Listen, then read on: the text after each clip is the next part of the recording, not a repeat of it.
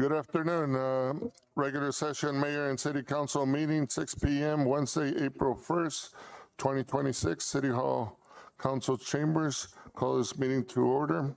Would you please rise for the Pledge of Allegiance? Mr. Steve, would you please do us the honors? I pledge allegiance to the flag of the United States of America and to the republic for which it stands, one nation, under God, indivisible, with liberty and justice for all. Thank you, sir. We go to call to public. First is Brenda Valenzuela, Los Padres Program. She's not here. Okay, we'll skip her. Then, no, it was a call to the public. Yes. Then we'll move on to Hilda Pintado. Could you please come up to the podium, state your name and address, please? 3 minutes. Thank you.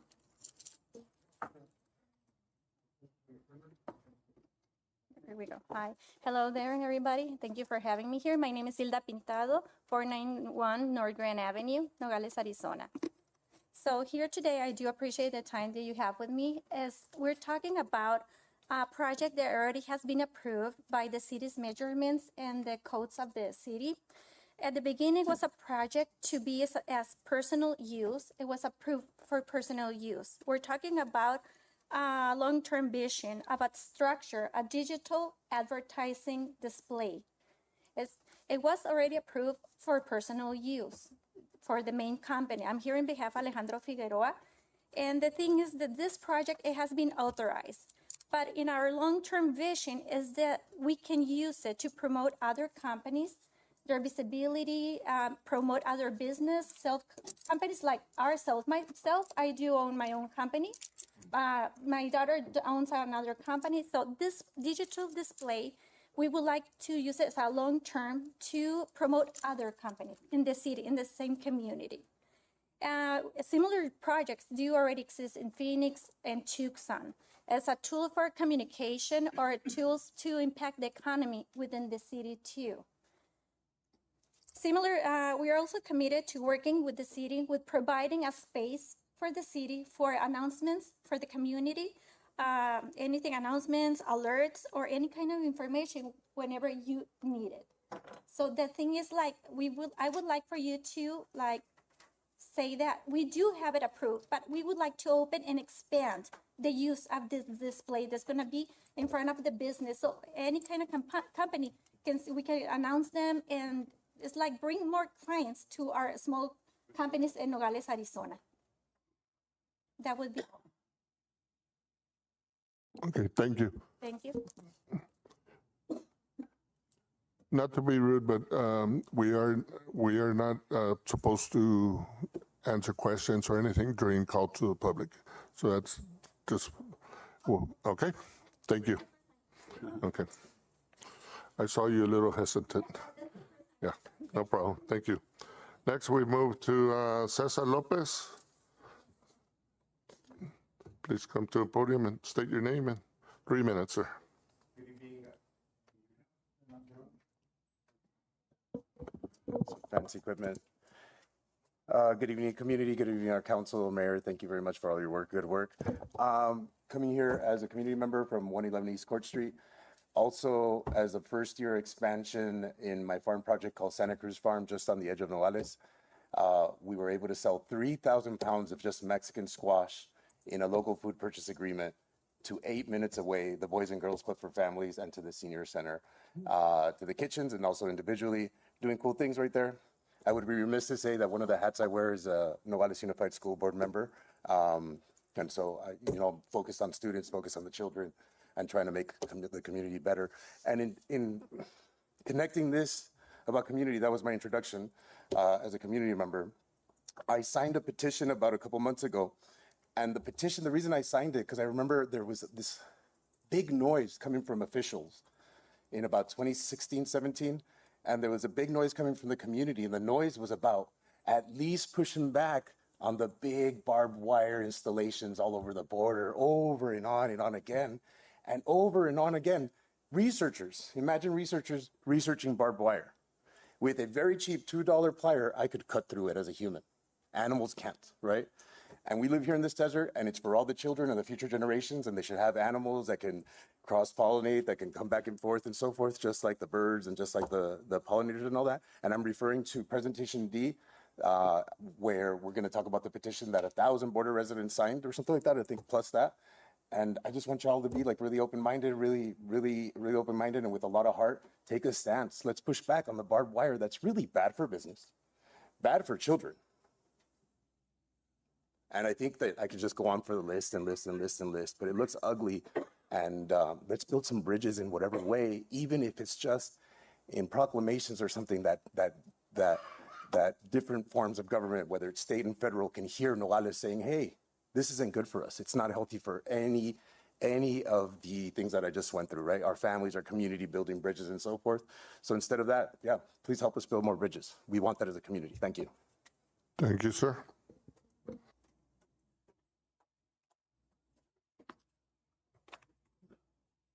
Next week.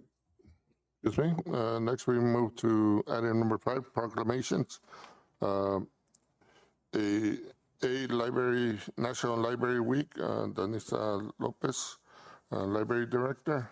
Okay, I will read the proclamation. Whereas library sparks creativity, fuel imagination, and inspiring lifelong learning, offering a space where individuals of all ages can find joy through exploration and discovery. Whereas libraries serve as vibrant community hubs, connecting people to knowledge, technology, and resources while fostering civil engagements, critical thinking, and cultural enrichment. Whereas libraries provide free and equitable access to books, digital tools, and innovation programming, ensuring that all individuals, regardless of background, have the support they need to learn, connect, and thrive. Whereas libraries partners with schools, businesses, and organizations to maximize resources, increase efficiency, and expand access to essential services, strengthening the entire community. Whereas library empower job seekers, entrepreneurs, and lifelong learners by providing access to resources, training, and opportunities that support career growth and economic success.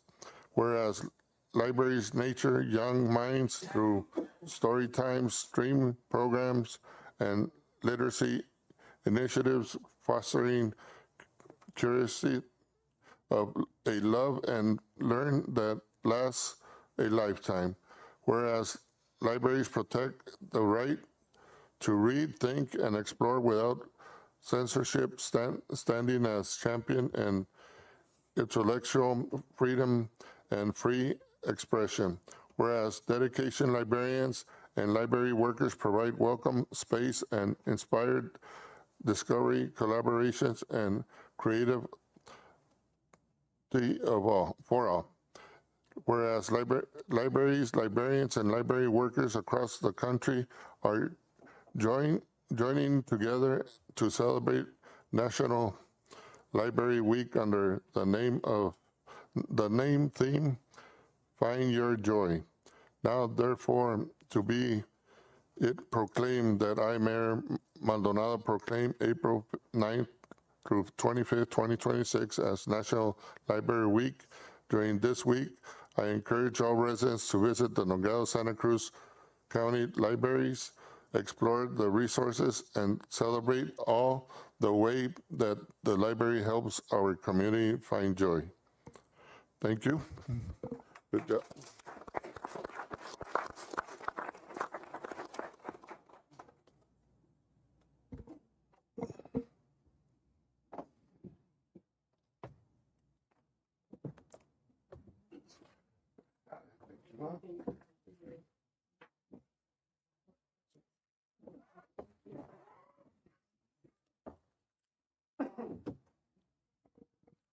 Thank you, Ms. Danisa. Mayor, if I could just say something. Go ahead. Yeah, Councilwoman? Danitza, is your staff here too? Yeah, I just want to, on behalf of the city council members and myself, I just want to say thank you. Thank you for the great job today and your Easter egg hunt that you held and everything you do for the kids and for the families to keep them active at the city libraries. Thank you. Thank you for the comment, Ms. Montiel. Thank you, all staff. Great job. Next, item B, mental health, neurodiversity, and autism. Michelle Ramirez. Mr. Bonilla, you going to read? I'll have Renee from Circles of Peace read it, if you don't mind. Thank you.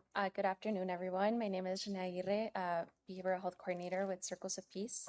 And so it says, Proclamation for Mental Health, Neurodiversity, and Autism. Whereas mental health is a fundamental aspect of overall well-being, and a healthy community is built upon the foundation of emotional and psychological wellness. And whereas neurodiversity, the natural variation in human brains and cognitive function, is a source of strength and creativity, and individuals with neurodivergent conditions such as autism, ADHD, and dyslexia bring unique perspectives and abilities to our communities. And whereas stigma and discrimination against individuals with mental health conditions and neurodivergent individuals are harmful and counterproductive, hindering their ability to thrive and contribute fully to society.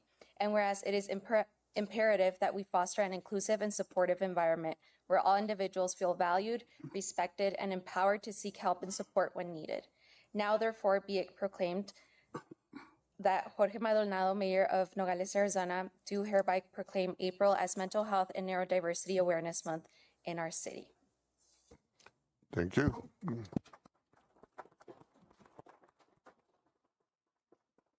Mayor, if I may, real quick. Yes. Tomorrow, just a reminder that tomorrow we have the neurodiversity event from 12 to 5. We've anticipated not that many booths because of weather and things and the holiday. However, we've surpassed the 30 mark for our agencies and booth. There's people coming from Maricopa, Pima County, Cochise County. We also have disability law rights coming in. So if you guys want to hang out with us tomorrow, it's a free event. There's no charge and no fees associated with this event. Thank you. Thank you. And it's from 12 to 5 p.m. Correct. at Teixeira Park in the back. Yeah. Thank you. Thank you.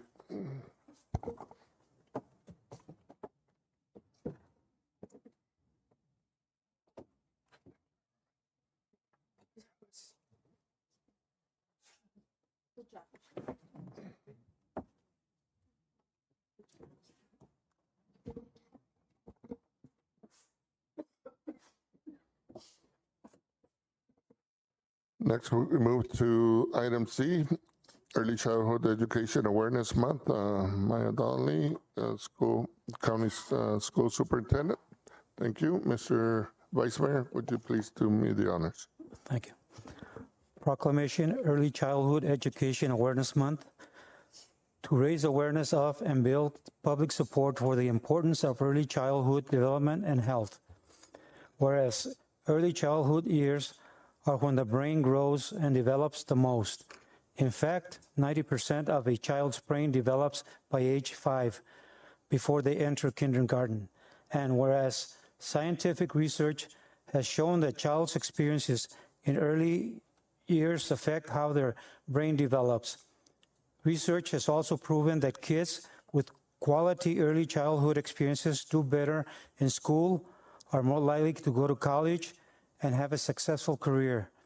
They also tend to be healthier, demand less from the public welfare system, and whereas the goal of Santa Cruz County Superintendent Maya M. Donnelly in 2026 is to raise community awareness about the support system Santa Cruz County has for families that have children from 0 to 5 years of age, and whereas Early Childhood Education Awareness Month is sponsored by the Santa Cruz County School Superintendent's Office, First Things First, Mariposa Community Health Center, University of Arizona Family Resource Centers, Nogales, Patagonia, and Rio Rico, Child and Family Resources Incorporated, Child Care Resources and Referral, Nogales Santa Cruz County Libraries, Department of Development, Disabilities, Santa Cruz County Nogales Unified School District Number 1, Santa Cruz Valley Unified School District 35,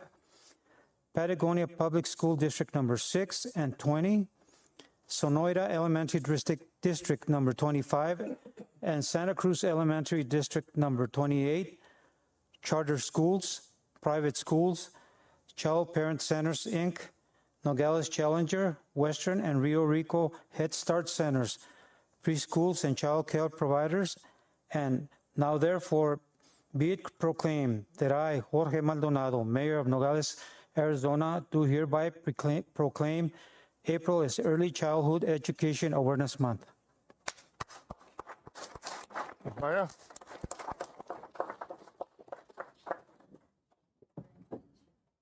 I'm going to share with you an April calendar of events. Thank you very much. Thank you.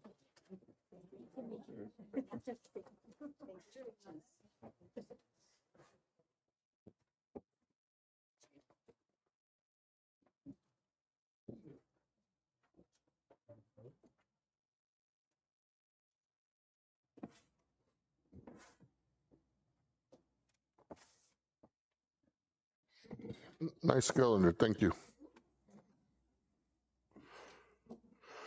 Next, we move to number 6, public hearing, a community development block grant, CDBG funding for fiscal year 2026.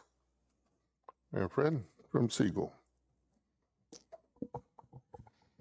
Good evening, Mr. Mayor, members of council, and members of the community here in Nogales. I am Will Osborne. I am the Community Development Program Manager for SEGO. We'll go into this presentation fairly directly, but I also want to introduce our community coordinator, Maria Valles. She's been with us for just a couple of weeks, and she's been a great help to us at SEGO, and we're hopeful that we can continue to work with the city of Nogales in pursuing CDBG grants. I'm getting this right here. The agenda for tonight is to describe what CDBG is about, and that is basically to help communities with housing infrastructure, the living environment, and economic opportunities, allocating limited tax dollars to community and economic development needs through programs that are either divided regionally or competed for statewide. CDBG's national criteria for funding eligibility of projects, that will also be covered, and past City of Nogales CDBG projects. The idea also for tonight is for you in the community and for you here on the dais to get involved, to get tax dollars back for the City of Nogales through CDBG projects. And your ideas for potential projects that the mayor and council can consider at the next CDBG public hearing, probably in a month from now.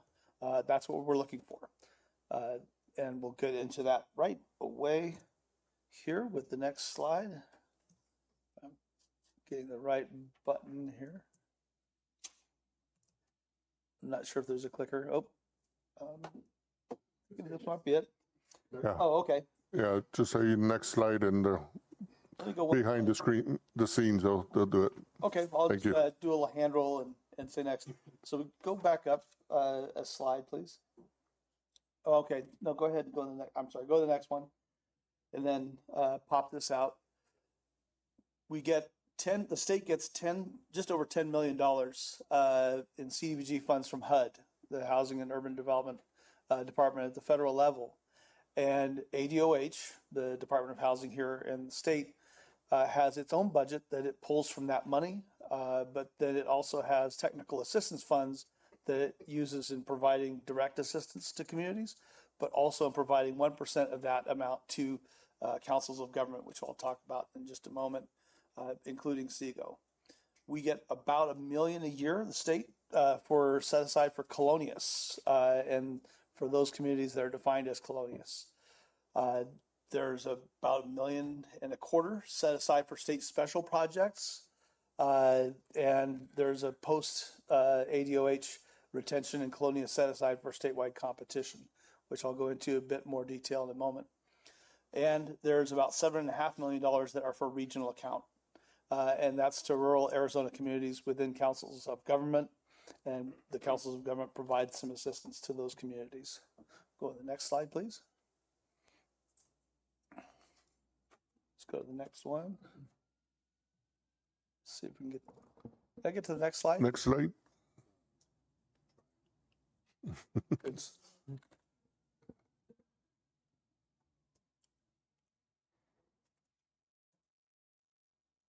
Okay. Is there any way I could, there we go. So councils of government in Arizona, and the regional account, CDBG, councils of government review the CDBG applications for ADOH. So even if the grant is a CDBG grant being allocated somewhere else that is not being handled by CEGA, we still would do the review on behalf of ADOH of those applications to make sure that they're ready. We provide technical assistance and guidance to locals on CDBG and also other sources of grant funding, but this is primarily for CDBG. We also help to prepare applications for you all.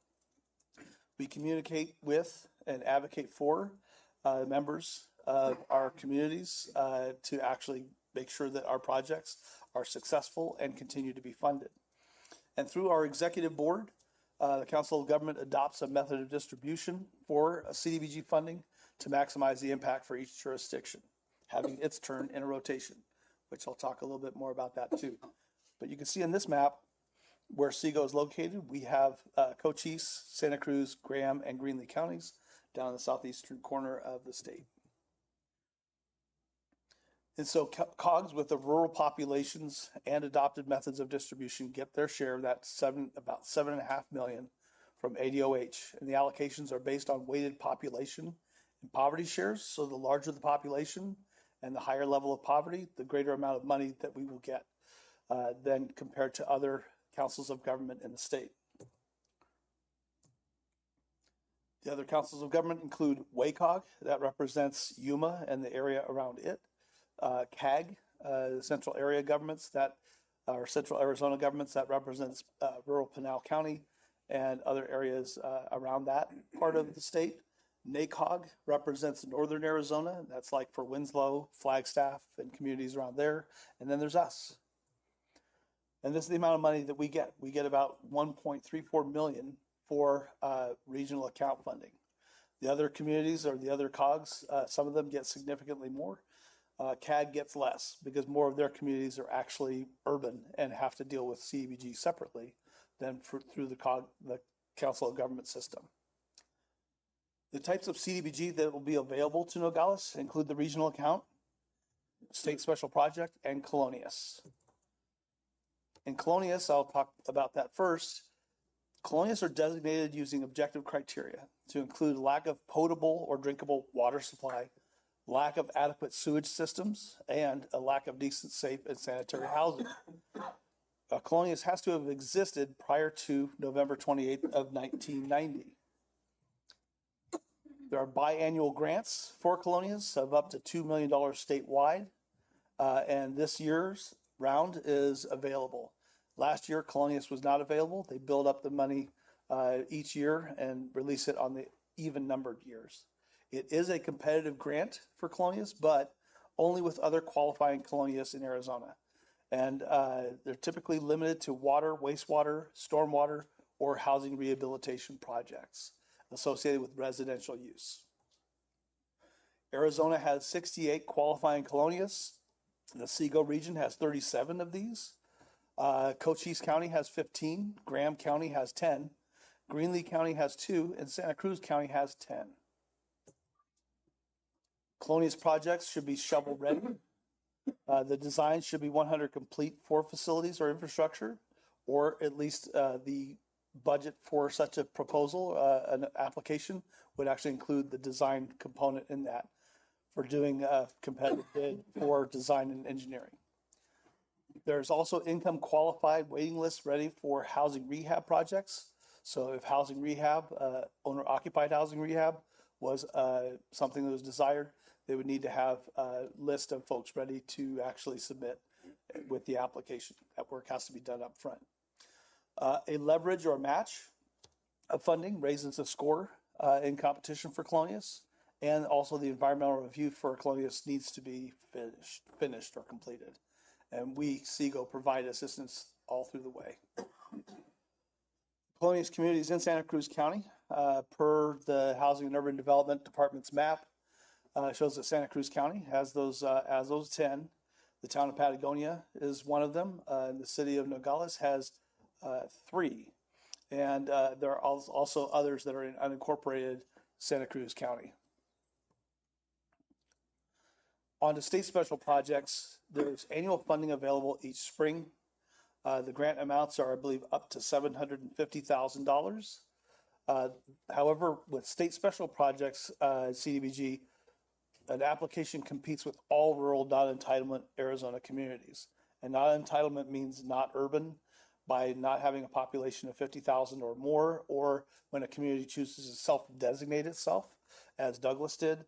The population amount doesn't matter. They have to deal directly with HUD in order to deal with their CDBG. ADOH ranks applications by scoring criteria. Again, shovel-ready projects is what they're looking for. Planning, design, and engineering activities can be tied to future phase CDBG construction. So part of a state special projects application may be to actually do the groundwork, the upfront work of design for another CDBG grant. There's funding for state special projects also is kind of like a kitty or a pot that catches in any lost funding from other past awarded projects that have gone dormant. So if a project fails to have any progress for at least a year, but usually ADOH is looking every 6 months to have construction activity started or implementation activity. And if they see that the project hasn't moved, they'll say, hey, we're looking to remove this funding and put it back into the state special projects fund. And that was actually something I was really happy to make sure that Nogales didn't lose its last project funding, but it was coming down to the wire. So we were able to get that reimbursement. Hopefully you guys got the check. Okay, now the next slide, please. With regional account, this is non-competitive funding, and the amounts are awarded in annual cycles.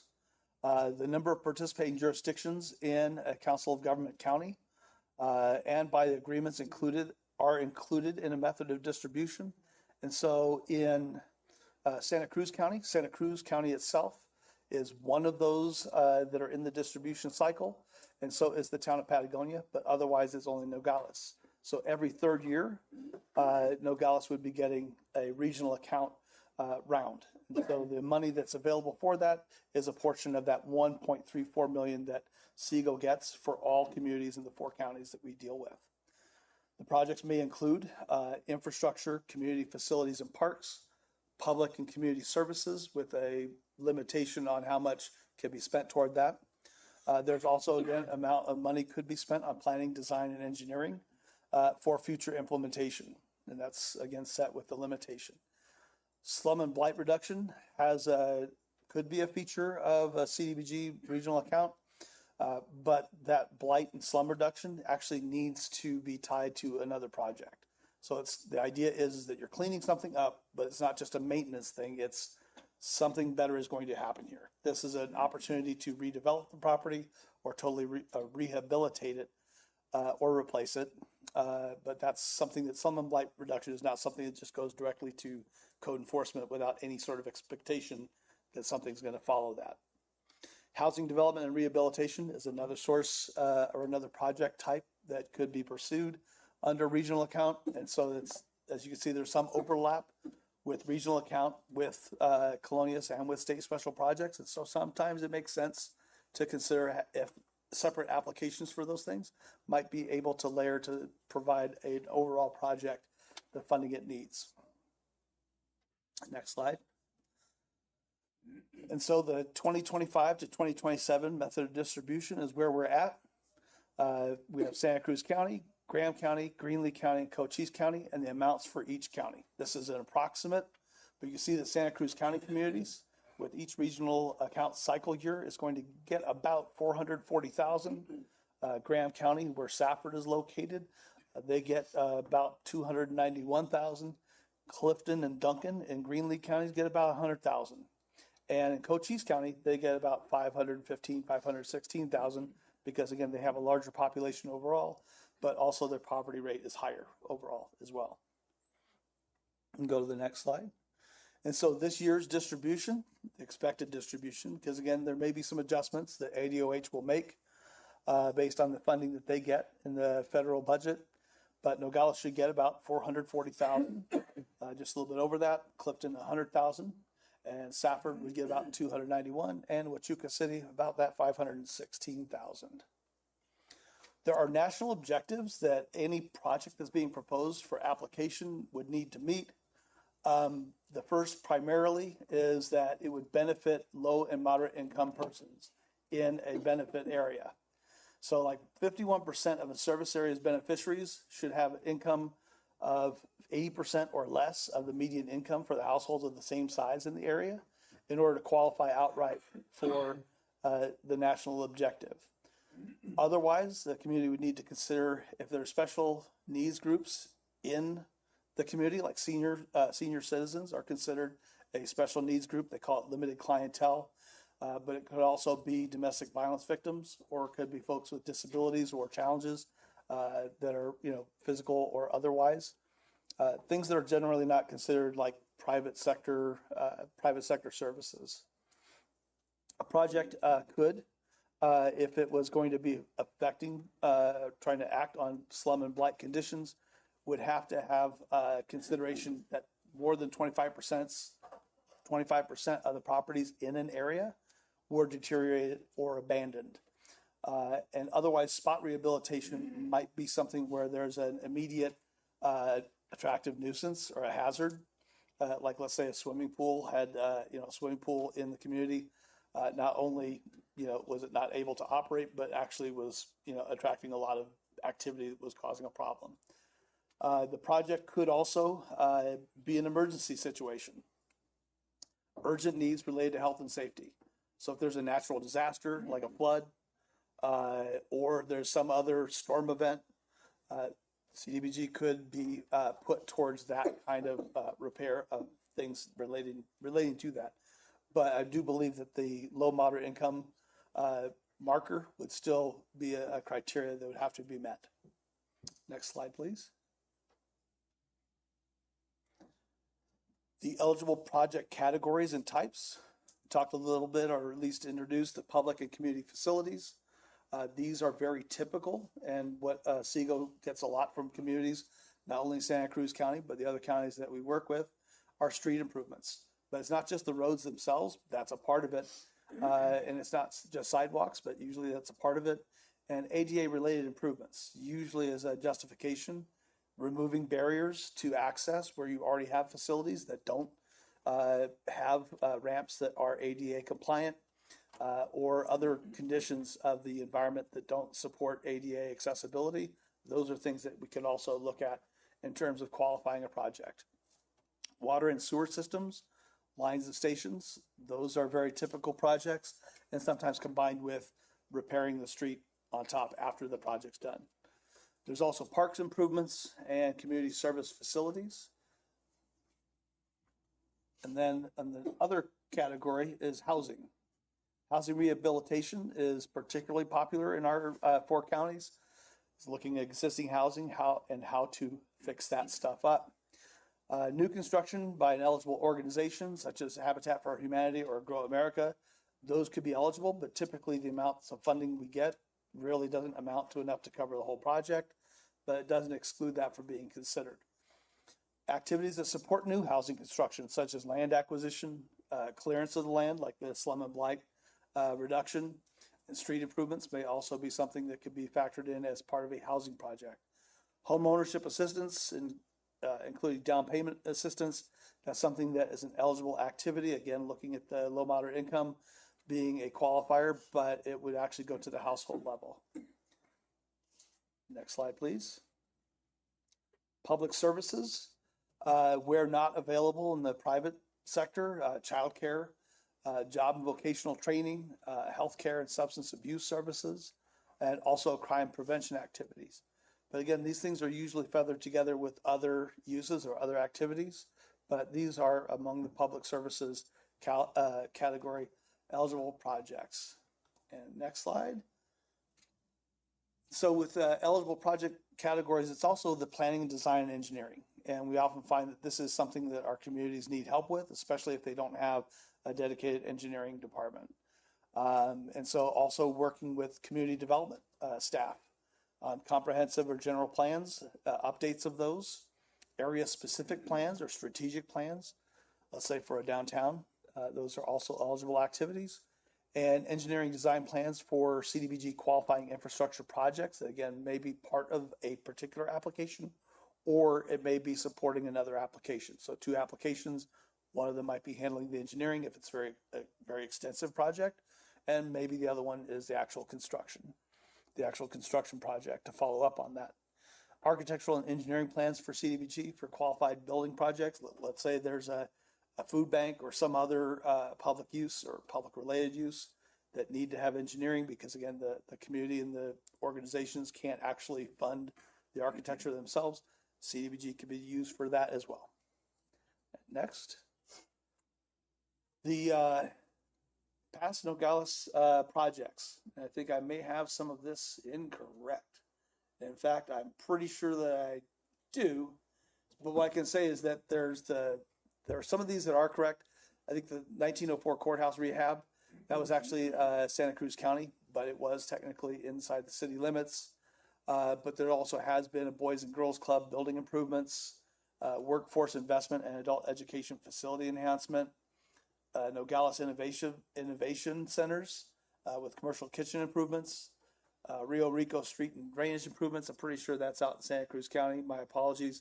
I know that there have been a number of projects here in Nogales that are associated with the colonias that are designated here that have made significant improvements for water and wastewater and stormwater, pretty close to the drainage that goes through the center of the city.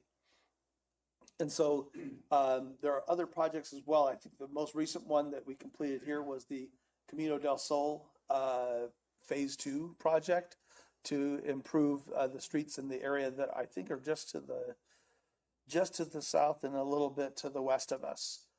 Going up the hill from a small intersection, the street improvements were considered also part of that, but the main things were to have water improvements under CDBG. That was actually folded together with what's called a WIFA, or a Water Infrastructure Finance Authority grant, to handle the wastewater portion. So both of those sources of funds came together on a project that had its initial stage at a meeting just like this. And that's what we're going to be asking you tonight, is to come up with the ideas that you have for projects that might qualify for CDBG funding, or maybe they might not, but that's okay. As long as the projects have been talked about and introduced in as much detail as possible, but maybe you don't know exactly where a project should be, but at least that we've discussed it tonight and it's on the record, that record would go forward to the next public hearing as something that, a list of projects that the mayor and the council could consider for a resolution of application. If it's not discussed or raised tonight in your testimony, then it's not going to be a project that they could pursue. So that's why I say it's like any project that you could think of, and again, somebody may not like the idea, but that's not really as important as simply getting that idea out and put into the record. Another thing I will mention, because I'm not sure that folks have noticed, there was a sign-in sheet on the way in, and we need to get that thing filled out. So if you're here, I may have Maria come around with, I don't know if we have a clipboard in the house somewhere, but to get that sign-in sheet filled out, please fill it out as completely as you can. And that will be part of the record that then goes to the Arizona Department of Housing for them to say you had sufficient public participation. But it also helps us to tie in to the project ideas, the things that come out. It's like if there needs to be further discussion about the detail, that can be done. But if the project hasn't been identified at all, then it's not really something we can consider at that next public hearing. And so with that, I think it's the final slide is, again, what project would you like to see in Nogales? And so I suggest that maybe it's open for public hearing, and it could include questions and input from the mayor and council, because this is your community too. Go ahead, Mr. Doyle. Mayor and Council, just to clarify a little bit, what are the total funds for the city of Nogales, not just the county, because Because when you talk about county, we are in competition with whatever building projects they have. Every year for regional account, it's non-competitive. It's Nogales' turn this year. Next year would be Town of Patagonia's turn, and the year after that would be Santa Cruz County's turn. And we only have 500,000 available? Or Just 400,000? it's like 440,000 for regional account. And all these projects that you spoke about are going to be covered by that? I mean, it's just in the past, and 10 years ago, when money is scarcer now and everything has gone up. 10 years ago, they would give us millions of dollars for a project. And now you're talking about less than $500,000. Yeah, and again, it's not me making that. Oh, I know that. But I don't disagree with you, because there are a lot of projects where, again, that there are some communities that have the same kinds of needs that you have here, and that, let's say the town of Patagonia has, but you take a community the same size as Patagonia. Well, may I ask, what dropped down the big pool of money that used to be available that's been cut down almost 100 times what it was? I'm not really going to be able to answer that question, but I think that's a great thing to have in the record. So just make sure that the minutes reflect that. But tonight, I think one of the other really important things for us is to identify the project ideas that the city would like to pursue, that the community of the city would like to pursue, and get that stuff in the record so that it could be discussed at the next public hearing, where you all will be making a decision as to this is a Okay, my last question. Who do we contact or get in communication with to see if our COGs in this southeastern part of the state, the counties, all that belong to this COG, how can we increase the funding that has drastically dropped so much? Well, in part, you do have representation on our executive board. I believe that that Mayor Maldonado is on the executive board. I believe even a vice chair. And so this is not a bad idea to have that discussion, and even to talk about how SEGO could approach the Arizona Department of Housing, though I'm going to tell you is that more than likely they're just kind of like, hey, we're not the ones who are choosing. It's really coming down from the federal level. And then there's a formula of, okay, this money comes to the state of Arizona for rural communities. Phoenix gets its own thing. Tucson gets its own thing. Sierra Vista gets its own thing. Cochise County gets its own thing. And so does City of Douglas, as an example. And I think, other cities around the state that have a population of greater than 50,000, or if they themselves choose to just deal directly with HUD, that they may be able to get more money, but they're also going to have enough staff to handle all of the processing of everything. And that's a great challenge that folks are finding in these communities, at least the ones that are rural that have chosen to be entitlement communities. They have greater access to money, but if they don't have the staff for it, it makes it harder for them to actually get applications. But you brought the reason to ask another one. So we belong to the easterly quadrant or cog of Southeastern Arizona. Southeastern Arizona, but yet we're the gateway into the United States from Mexico. We're right lined up with Sahuarita and Tucson. Why aren't we part, or how can we join that cog, which probably gets a lot more money than the rural area where we're in? It's actually, as I was showing, there's a slide that actually shows the other cogs. I believe that CAG would be I believe it would be CAG, but it might even be that Pima County has another separate cog, but it's not the same thing as us. It's not a rural community thing, and it's not something that we necessarily want to be part of, because their requirements would have to apply. It'd be like, hey, we want to make ourselves an entitlement community. If you have enough staff that are dedicated and paid well enough and have a deep bench to handle all of the facets of grant management, which I'm going to tell you is a lot. I've been traveling a lot the last couple of weeks. I'm going to be traveling a lot more. And I'm glad that Maria is here, because she's learning how to do this work too. But you have to have that bench, and a lot of rural communities don't have it. And again, it probably comes down to having a discussion through SEGO. It would be having a policy position to discuss with the state legislature, and also maybe with our federal representatives, because ultimately the money comes or doesn't come from HUD. it comes down and then it funnels down, as I showed in those earlier slides, that we get a share, but we can compete for a greater amount of funding, but the competition is set. State special projects, all rural communities in Arizona that are represented by COGS, or I believe maybe even not represented by COGS, could compete for that state special projects funding. That said, Colonias is where we have a greater advantage than any other area of Arizona, including Tucson. Tucson, I think they may have some that they say are designated, but they may not actually be in competition. They're not in competition with us. The only ones in competition with us are going to be in Yuma, the area around Yuma, and us. It's basically, we've got like 30, I think it said 37 or 38 of the, I think 37 of the 68 colonias are in our service area. And that's why this is a great opportunity to come up with all the ideas, including ones that maybe don't seem like the best idea for this particular fund here or that particular fund there, but we could get that sorted out at another time. Owner occupied housing rehab, maybe a difficult one, but at the same time, it has like the greatest impact, like to individual households who are low or low moderate income, usually seniors who need help with fixing homes. But it doesn't hurt our mayor to start inquiring with, say, the mayor of Tucson and Pima County about the possibilities of how would they consider if Nogales was in their cog. I mean, that doesn't hurt to start looking into it, right? Not sure about that. We'd have to probably talk to the executive board Through the state. at the May quarterly meeting of our executive board, but we'd hate to lose you if you wanted to go off and.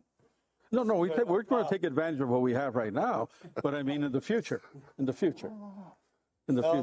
Just saying, then you would be in competition likely if you join, let's say, up with a more urbanized cog. You're probably looking at maybe Losing. 10 or 12 communities that you would be competing with for your regional account cycle. You'd have to wait 11 or 12 years. Okay.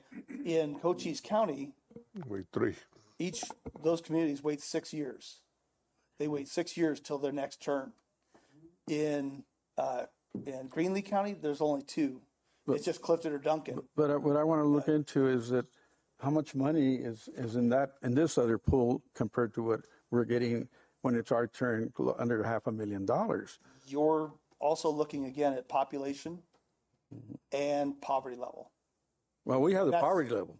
Oh, I know. Most all of our communities have that. But as I was saying, there are communities that are kind of comparable in terms of what you might think are the demographics, like Duncan, for instance, and Patagonia.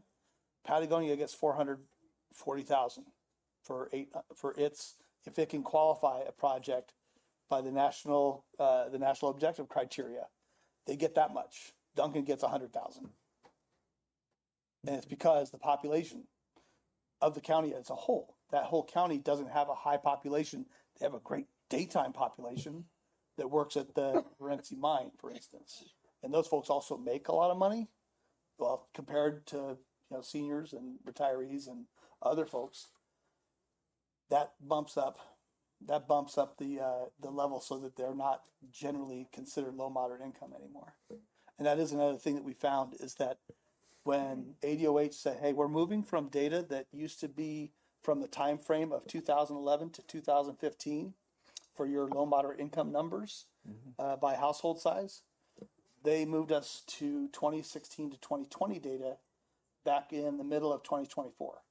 And what that meant is that the application that you all had filed back in, I think, 2023 for Camino del Sol Phase 2, that qualified. It may or may not qualify today because the new data shows almost all of our communities, with few exceptions, no longer qualify outright as having 51% or more of their community as a whole, or of their census block groups being 51% low moderate income. So it's like 510 or 511 households out of 1,000 would need to be making less than 80% of the area median income. That used to be true of almost all of our communities until 2024. Anything filed after that, any application filed after that, we're finding that, yep, it's time to do what's called a low moderate income special survey. where we provide the technical assistance to have a community provide its volunteer support or its city staff to go out and collect information about households in a beneficiary area to a specific project. Was this influenced by the new administration at the national level? Can't really, I really can't say. Because I don't know. I mean, it's like what budget numbers I've seen is that we've had slight increases, but it may have been that 20 years ago or 15 years ago even that it was a large amount of money back then in relative terms. But the numbers I've seen is that it's all been fairly static, and we keep it at the the method of distribution for a three-year period. We're going to probably go through an adoption in, I believe, next year to adopt a new method of distribution, and the numbers may change and it may go up, but it's probably not going to go up that much. And it is, as somebody who sees projects and wants to see communities helped, it is often like difficult to imagine that the projects are going to be completely funded by these things. And sometimes they are. Other times you need to have some leverage that the city's general fund might put in, or WIFA, as with the Camino del Sol project, took Water Infrastructure Finance Authority money to get another part of that project. Or it might be possibly USDA Rural Development Grant funding or loan funding. So there are all other possibilities too that I don't want people to be thinking about, well, I don't think this is just this is going to work with CDBG. Getting the project out there on this list also provides you as the city with a tool to say, hey, our communities come forward and they've said that they want to see projects like this. And so if there's other opportunities, other funding sources, they can look at that list and say, here we go. We got it done. We got this information from our community. They would like to see these projects. Okay. Thank you. Mr. Bonilla? We have some, you mentioned WIFA loans, and we have some projects that we've done with WIFA, and they were completed in the sense that WIFA will only cover 12 feet of paving. So the city has to come up with the rest in paving. So we have roads right now that the WIFA, they've done the infrastructure already, but our streets are not finished. Is there any way, I know the answer probably is going to be no, but is there any way that we can use the CDBG funds to finish off these WIFA projects that have not really been finished? You are correct. The answer is probably not. Though there are other funds that might be associated with transportation. And Christopher Trees, our executive director, also still handles the transportation program. There may be some sources there, again, depending on the classification of the street. There may be some ability to use transportation improvement money to finish a street, right? Because it's a direct thing for them. WIFA is about the water infrastructure. CDBG can be, but CDBG could also be about helping folks repair their homes. Could also be about revitalizing or refurbishing a school to maybe be a closed school could become a different use. And maybe funding could also be used to clean up the yards at the school because they've been overgrown or something. But again, it has to be part of an overall package. It can't just be, hey, here's some money that we can get to pay the code enforcement to go out and clean up some stuff. It's like, no, it doesn't quite work that way unless there's already a plan that this is what's going to happen. It's just cleaning up for the sake of cleaning up. No, that's maintenance. CDBG is generally not about that unless it's kind of clearing it out, getting it cleaned up, and getting it ready for reuse. And well, I started that conversation with Chris at our last meeting in Douglas, because those are shovel-ready projects. That's going to be a Christopher Trees question on transportation stuff. But again, don't kick those ideas out of this consideration. So, got to give it a try. Want to talk about improve this street? That's fine. It probably isn't going to be a CDBG funded project unless it's like, hey, fix the water and sewer infrastructure and or stormwater infrastructure underneath. And what do you got to do when you're done? Well, it really should be having some other funding maybe to cover it up, unless it's a very small project. Some communities have enough of a small. We got big ones and small ones. We got a little bit of everything. So then we next meeting, I'll bring them up and see what can be done on those. But the thing that's really important though, is if you're thinking about using it for CDBG, tonight is the night. You want to definitely get those projects in the record. Okay. And again, hopefully everybody's getting their signature or they're filling out the sign-in sheets, but you guys will also fill in the sign-in sheet too. And I think we've got a couple of sign-in sheet copies so that everybody here could sign in. But yeah, all project ideas tonight are good ideas until we get the decision next month or whenever it's going to be convenient for mayor and council to consider, hey, we've kind of scoped this project about how much it will cost, other sources of funding that might be available. This is the one, or these are the ones we want to consider for a resolution of application.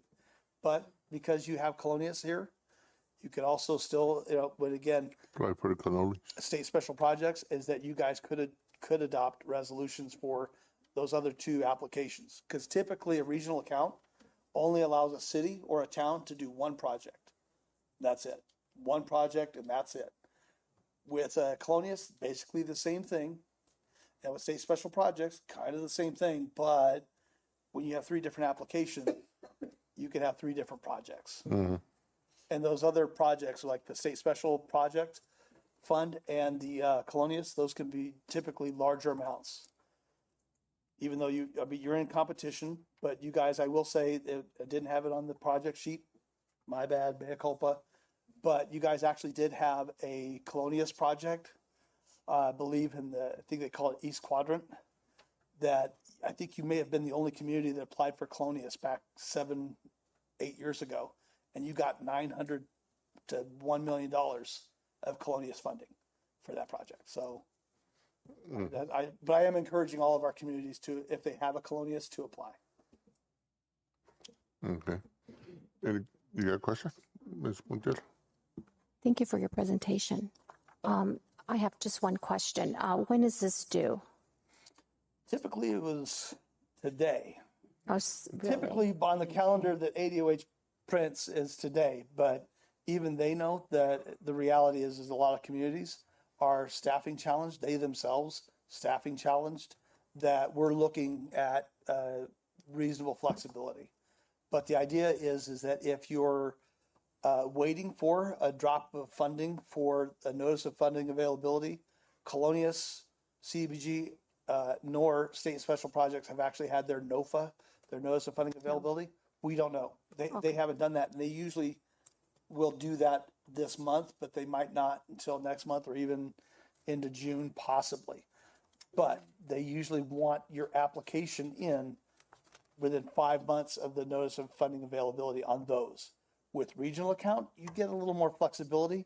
We prefer not to have as much flexibility as the city might have had in the past, where the project went on for about 3 years.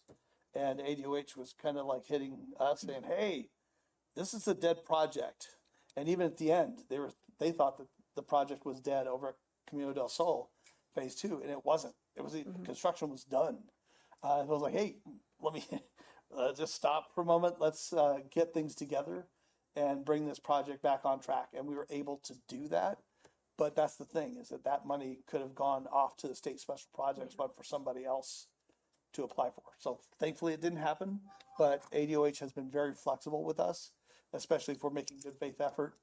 And also that her staff is working with us too, to make sure that if we need something that we get it, then that really helps a lot. On the projects that I just checked online, the projects that were part of this funding, are they completed, like McNabb Drive, Perkins, Vista del Cielo, and of course Camino del Sol? Are they all completed? To my understanding, they are. Okay. But I have cards available. I can provide my contact information to you also and follow up offline to let you know the status of those projects. So most of the funding was just infrastructure. Most of it, I checked online, it went to infrastructure, unfortunately, right? Well, yeah. Fortunately or Go unfortunately. to, Again, where your community has you needs. could be more flexible with it, but it all went to infrastructure projects, most of them. And again, it's like with some sources, you're going to be probably looking at, well, if it's a Colonias grant, it's going to have to be Infrastructure. water, wastewater, Water. or stormwater infrastructure Yeah, to prevent. those are the probably like requirements. Reason of, hey, we've got areas where there's a lot of problems, Mm-hmm. backups that come from the mains, Yeah. or water quality issues, or maybe complaints. But there's also owner-occupied housing rehabilitation, which Yeah. is directly to housing. Yeah, State special projects, there's a little more flexibility there, but again, you're competing with everybody. which very In the limited state. amount went to that, but okay, Yeah. thank you. Yeah, welcome. Mrs. Cesar, do you have a question? So the spaces for community members to propose ideas Yes. could be heard the next time. This is it. This is it. So this is the opportunity. And again, if you're just like brain salad, you've got like 5 project ideas, that's okay. And Well, I have one, No, but no, go after him. I'm gonna take a seat. Well, I'll I come just up. think it would be more interesting for the community to come in on this. So I talked about it a couple times with a couple other different sort of efforts and stuff, but it would be great to do a whole bunch of green infrastructure downtown, Grand Avenue, Morley, that is visible with maybe some fruit trees. Every fruit tree what do you want? Oh, one, Why are you? get your name and your Sorry about that. contact information. I think I already said it in the record. My name is Cesar. Thank you. I think we talked about it in a different space, and it's very interesting to hear your presentation. And so I just want to sort of open up a space about this. So there's a lot of redevelopment, right, in the future. There's a lot of visions for it. There's folks working hard. Some of them are here, right, in downtown and so forth. And I think that we're looking at like different things happening, right? We see the arts, we see different things. We could propose something that maybe has fruit trees where children are actually educated on when to pick the right fruit. Like we don't sell it. They can just take it and we educate them at the Boys and Girls Club, at the schools and so forth, right? And we could have maybe, 40 fruit trees, which if we did it right, and we did it, and we know some fruits actually grow here, we could actually harvest probably with those 40 fruit trees, 800,000 gallons of water a year, right? That's not going into the stores or to people's houses on Morley or to people's houses on Grand Avenue or businesses or something like that. And I think it would be a really nice thing in contrast to what I Charge you for that, Cesar. Yeah, no, please. Yeah. In contrast to what I've spoken about, right, I was speaking earlier just in the public about like the barbed wire and just being like really not a thing that's really doing it, right? Except holding, but I think maybe fruit trees might be a good thing, and I can just imagine 50 fruit trees on Morley, and that's not getting rid of the sidewalk, right? That's actually fruit tree after fruit tree after fruit tree. We might even do it with the youth corps, from Nogales that gets trained in water harvesting and passive water harvesting and so forth. We might be able to do several million gallons of water when we multiply the fruit tree times where it's set, right? The water coefficient, which is water harvesting, right? We might be able to do several million gallons of water just with 50 fruit trees, right? A year, and it would just really beautify. It would bring shade, right? To the bus stops everywhere else, and it would be really nice to walk downtown with some fruit trees. Yeah, thank you. Thank you. Mr. Lopez, Buenas tardes. hello? Just since we're gonna shoot our shots, I'm just gonna put it out there. A couple things that I just came into my mind is one, we have a clock tower downtown that is a beautiful building. The thing about the 1904 courthouse really sparked my imagination. Maybe something like that where we kind of rehab that building. I know that the American Legion owns the second floor, but wouldn't it be great if we could use some of those funds to kind of make that second floor accessible?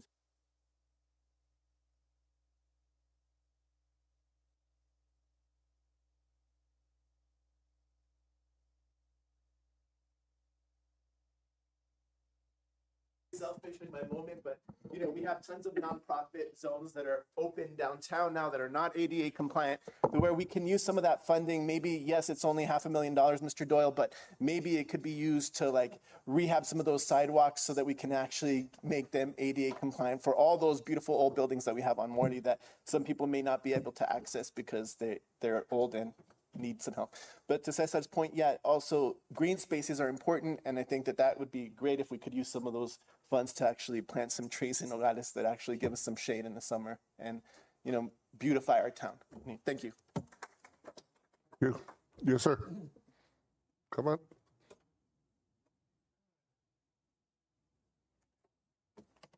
Dan Dellen, just as you know, I don't live in Nogales, but I really love this town. An opportunity's coming up. The Cassini project is going to do a lot of revitalization, but only up to a certain point in the town. And I know a lot of folks will be jealous when their sidewalks and road sections aren't built up in such a manner. It might be possible to use some of this money to extend that revitalization a degree, and that would include the ADA access, along those routes.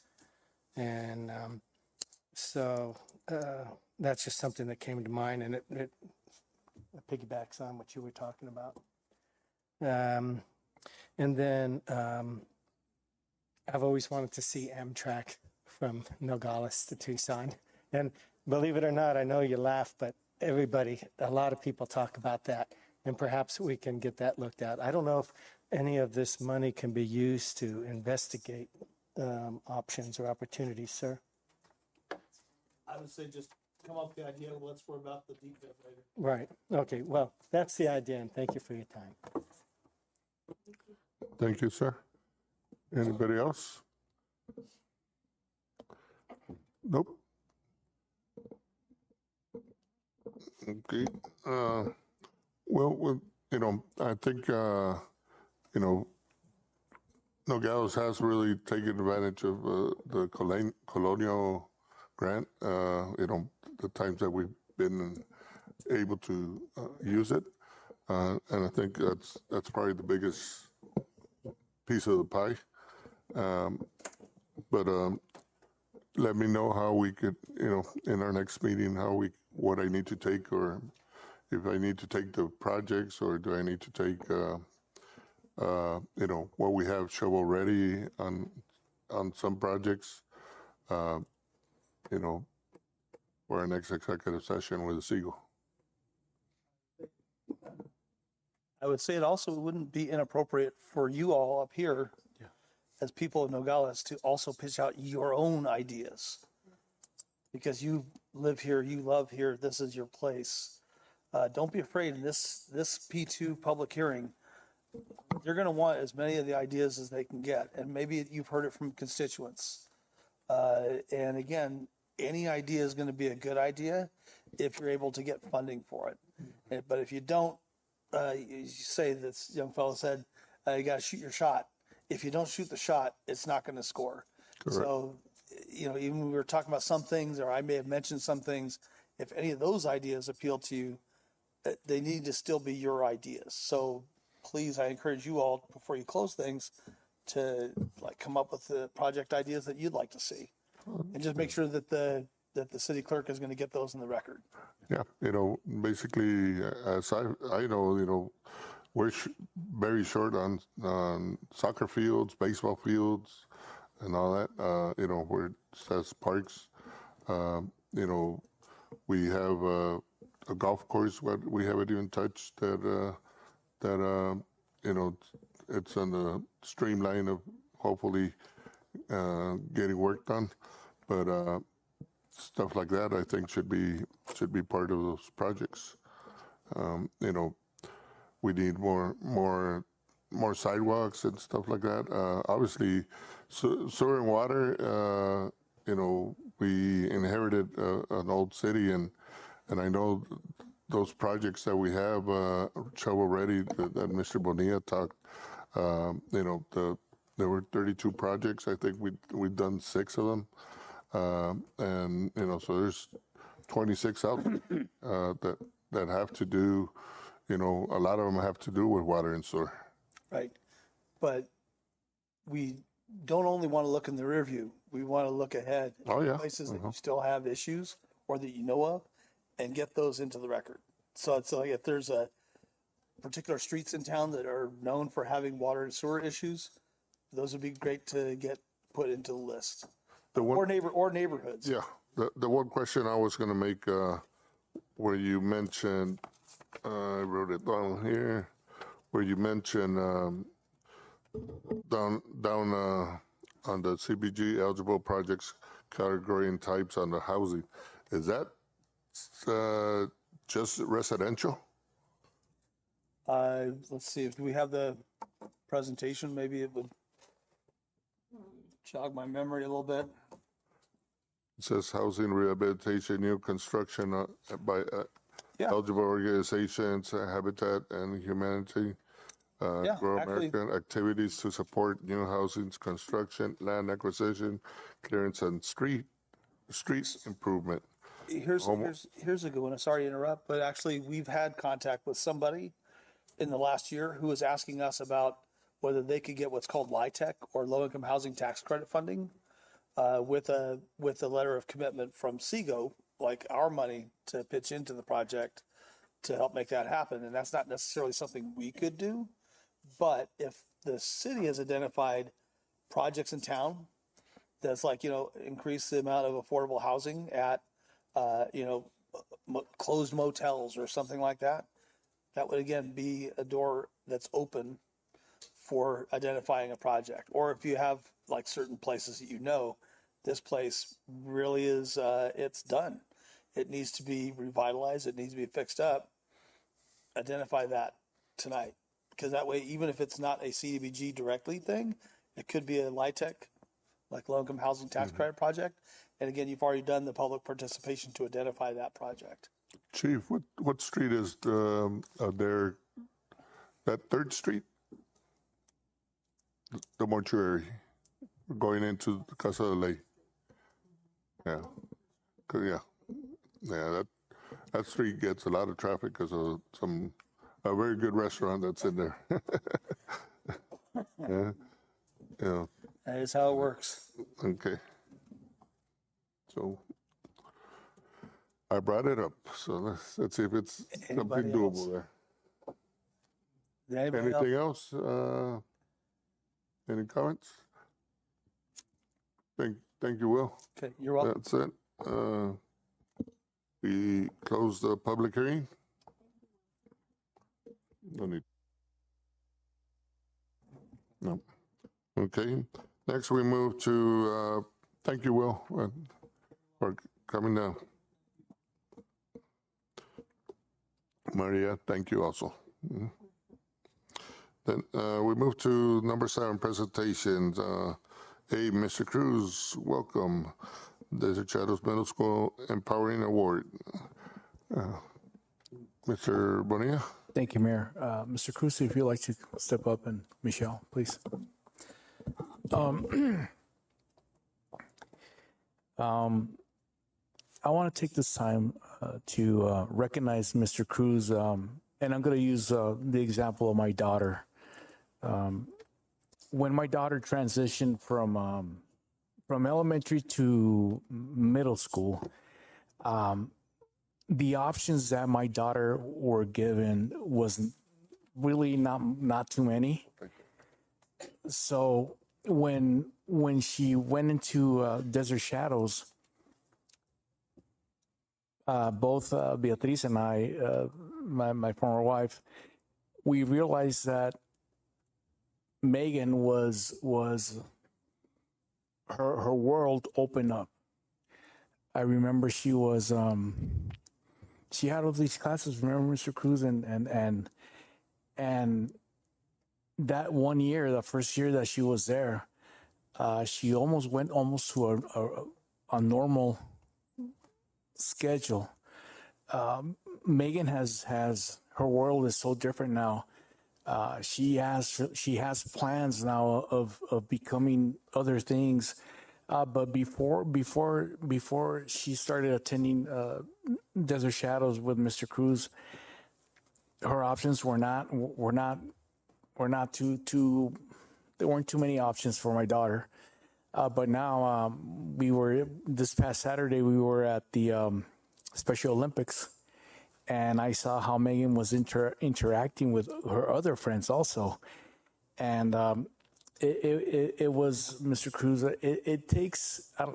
I like to say, there's people that have a lot of education for this, but it takes a special type of person to have this love for these children, because, like I said, my daughter is totally different now. So Michelle and I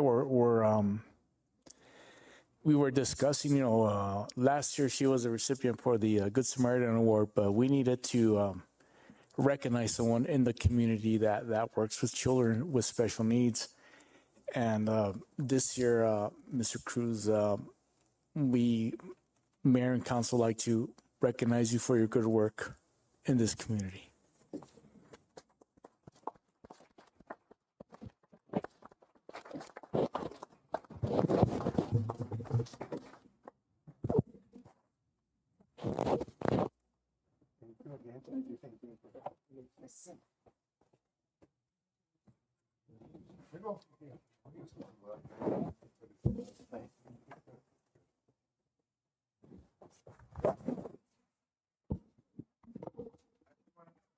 Something real quick, and you heard it earlier. Hello, it's literacy. It's not me. It's literacy. It's you gotta. Kids need to read, no matter what level it is. They need to read and understand. And dyslexia, dysgraphia, dyscalculia, and all these things are neurodivergent. That's the explanation. So the answer is in science and the application of science. It's very simple. So this is science applied to students and not giving up. They all need to read. Thank you. Thank you so much. Congratulations, Mr. Cruz. Mr. Cruz, we go back so many years when my kids went to Desert Shadows, and basically I joined you, teaching the kids what Nogales was or is on the fresh produce. I always would take some fresh fruits and vegetables so we could teach the kids what Nogales, produce and how, where it comes from and all that. And you have always been a great inspiration for the kids. So, you continue to do that, and I commend you for the great things you do for the kids. You always invited me. I'm still going if you want to invite me again. But what you do for the special kids is tremendous, and I thank you for that. Thank you.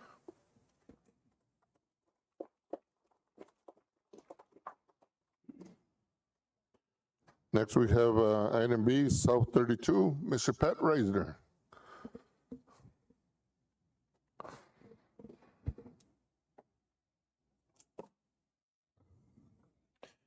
All right.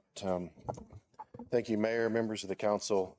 We appreciate the opportunity to come in and provide this update. We had committed a while back to start coming back more often.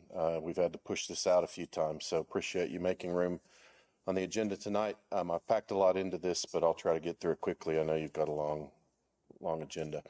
So I wanted to just, for those of you that aren't able to ever come out to see the site, and we do encourage you to do that, we're still giving public tours the first Friday of every month and can accommodate other groups as needed. Just wanted to give you some pictures of what's going on at the site. We are approaching the peak construction workforce. We have 900 people working in construction now, about 200 to 300 at any one time on site. This is what the site looks like.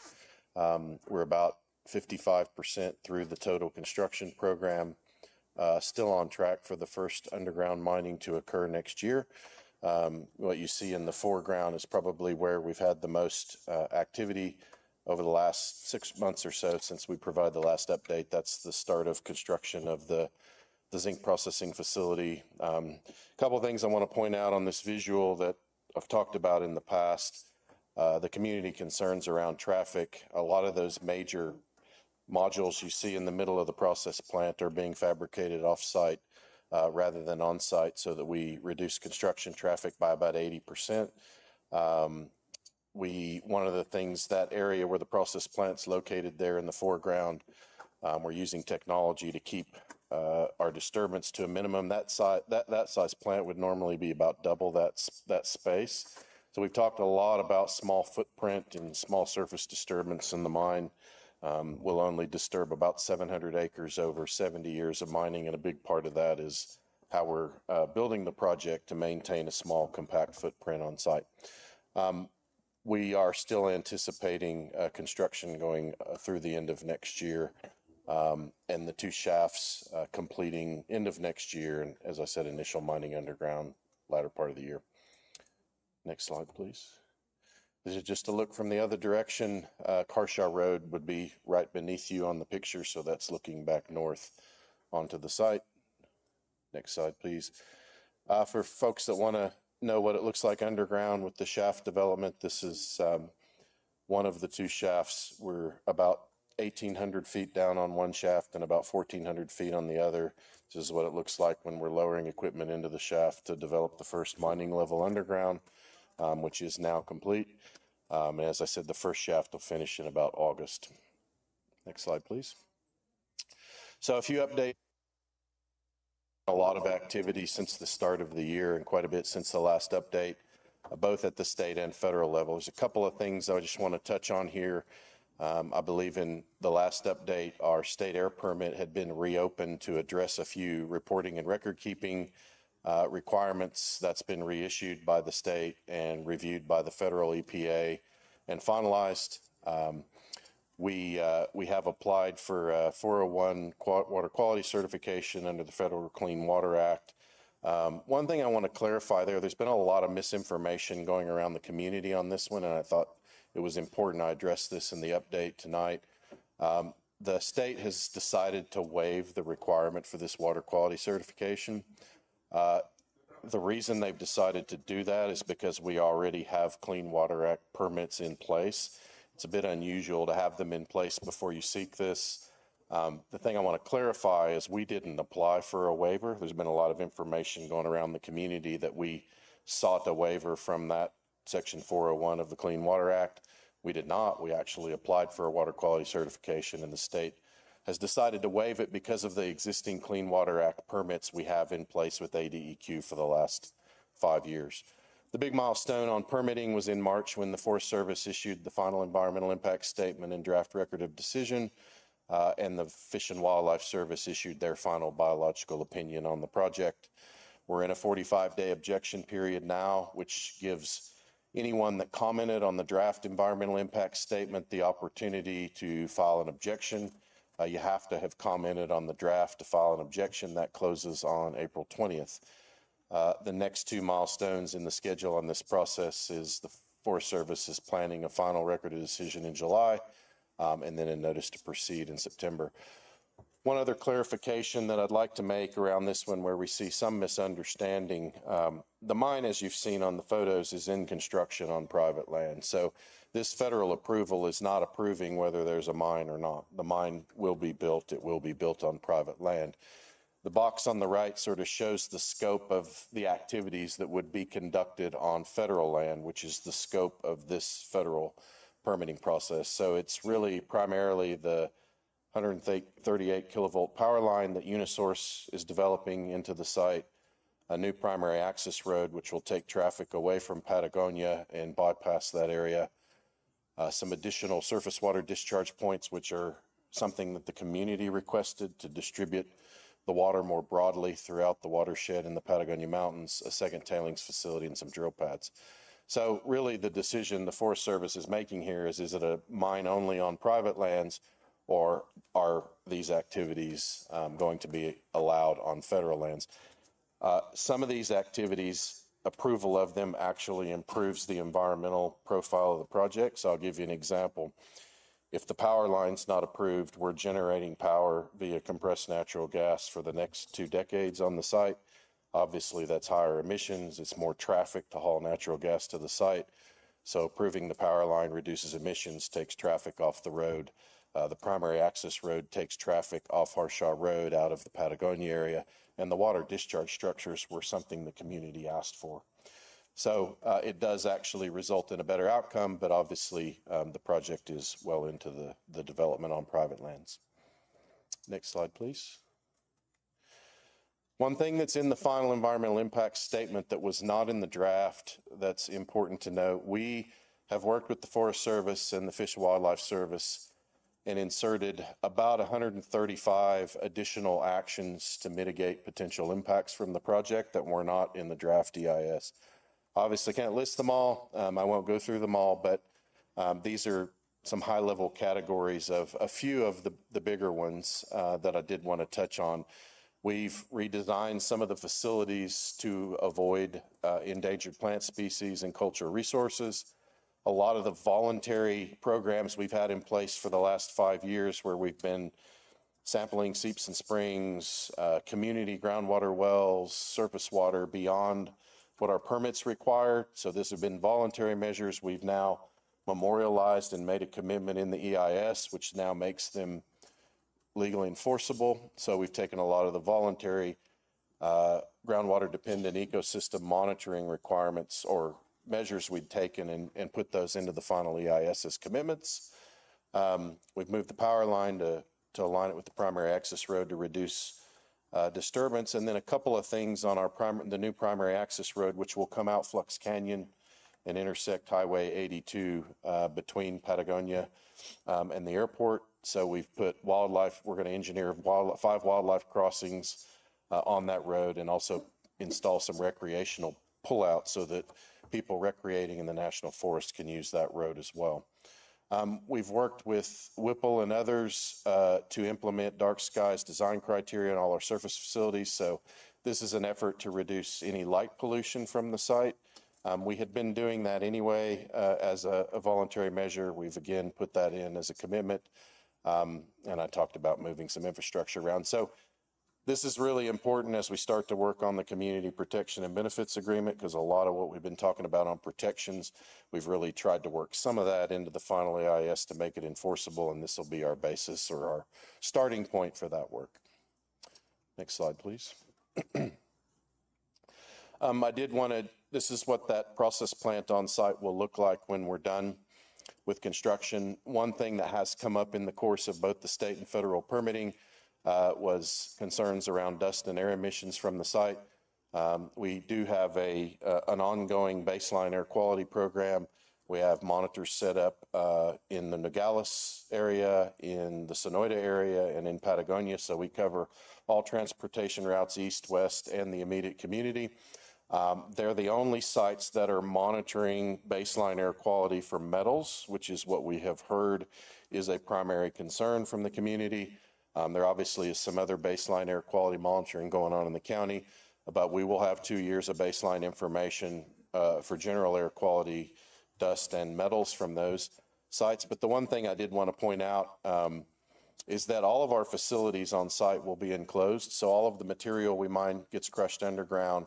It gets conveyed in enclosed conveyors to enclosed storage silos, processed in an enclosed environment, and the products loaded into sealed containers in an enclosed environment. And so essentially we've designed the project so the material we're mining is never exposed to the ambient air. And so I just wanted to give a little bit of a visual to reinforce that. But again, some of this has been committed as well in this process. Next slide, please. A lot of discussion in December, January around water quality and our water treatment plant and the work we've been doing with the groundwater management program to manage the groundwater in and around the shafts and the mining areas. I think it's probably well understood back in November, December, we have 7 wells on the site that are managing groundwater coming onto the site so that we maintain a safe work environment for individuals working underground. We had 2 of those wells. So this is treating naturally occurring groundwater that's coming onto our site, which is high in heavy metals and other constituents. The groundwater in and around our site, naturally occurring groundwater, does not meet any Arizona surface water quality standards. So we built this water treatment plant about 3 years ago to treat that water. We had a couple of the wells where the naturally occurring antimony levels, which is a metal, were extremely high, probably double what any of the baseline water quality had said. So we've spent about $500,000 upgrading this plant over the last 6 months. It already was capable of treating antimony and some of these other metals, but we've enhanced it to increase the treatment efficiency to another level. We've just switched this on in the last month, and it's working really well. We sampled the water every 2 hours coming into the plant and every 2 hours going out, and haven't had any issues. So a lot of the questions we had around this back in the December, January timeframe, we talked about this facility was built to be able to adapt. We're talking about Mother Nature. This is naturally occurring groundwater. The quality and the metal constituents in it are going to be variable over time. We've designed a facility that can adapt to meet that variability, and these upgrades are working, and we know it's something that's been discussed extensively in the community and wanted to just provide that update that these upgrades have been completed and it is working. So next slide, please. Getting a little bit closer to here, we have started construction on Centro, our remote operating center here in Nogales.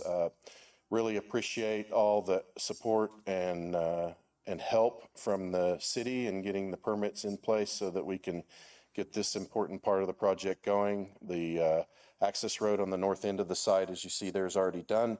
And with the permits we've received in the last month, we've actually started to break ground and do foundation work on the building.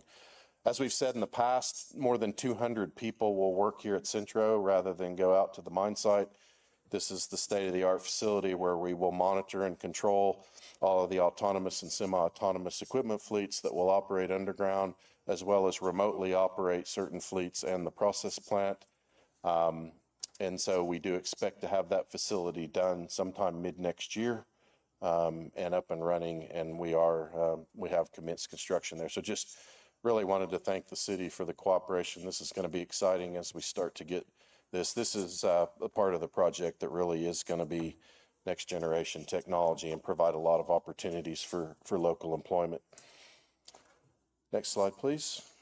I've shown this before, but I want to just reinforce it. On top of 900 construction employees who are all living in the county, we have ramped up to about 260 full-time employees directly working for South 32. We're starting to look to begin hiring for the operational workforce at the back end of this year. So our workforce locally will double over the next 18 months. So we'll hire another 300 to 350 people from the end of this year to the end of next year. So that inflection point that's coming real soon.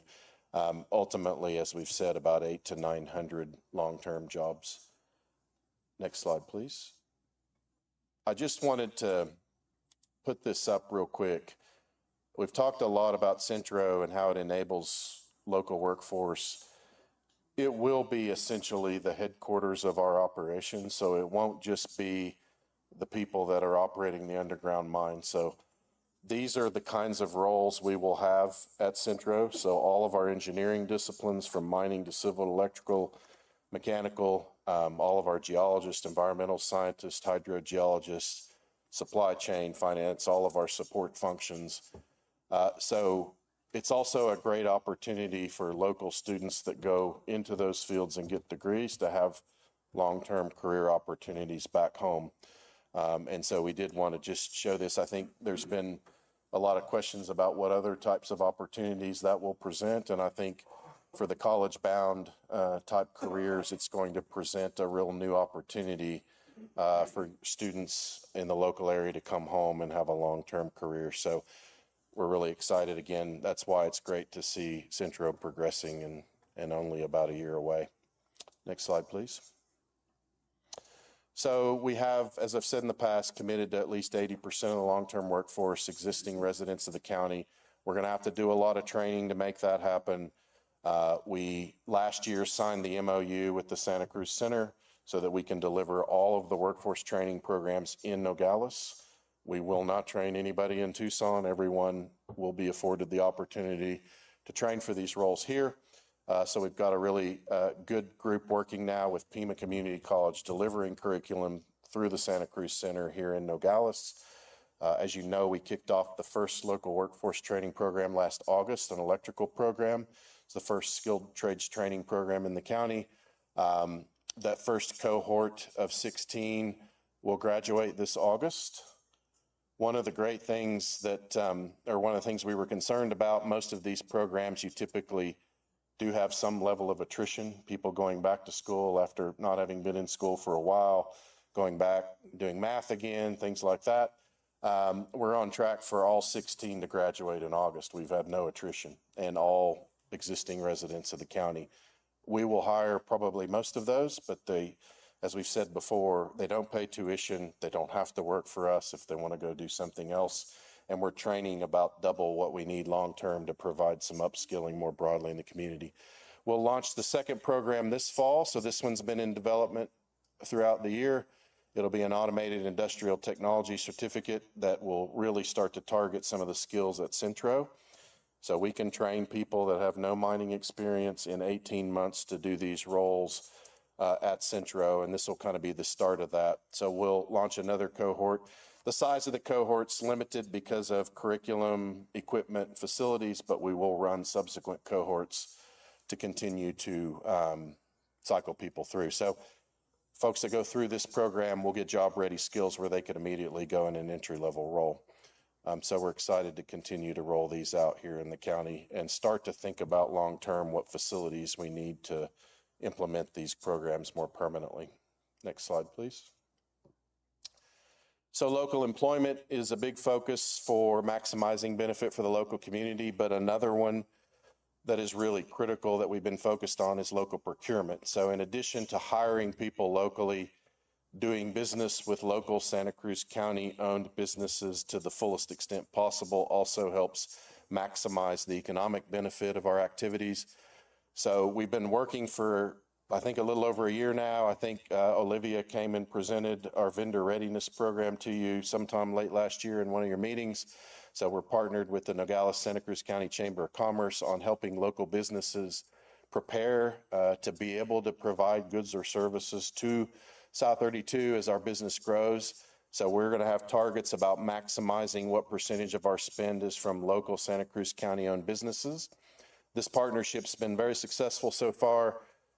In the last year or so, we've onboarded more than 115 local vendors and businesses, local Santa Cruz County owned businesses to do business with us. If you look at the chart there, the black bar is 2025 spend by month and then total for the first quarter. And the yellow is this year. So you can see we've doubled local spend in the local community over the last year with local businesses.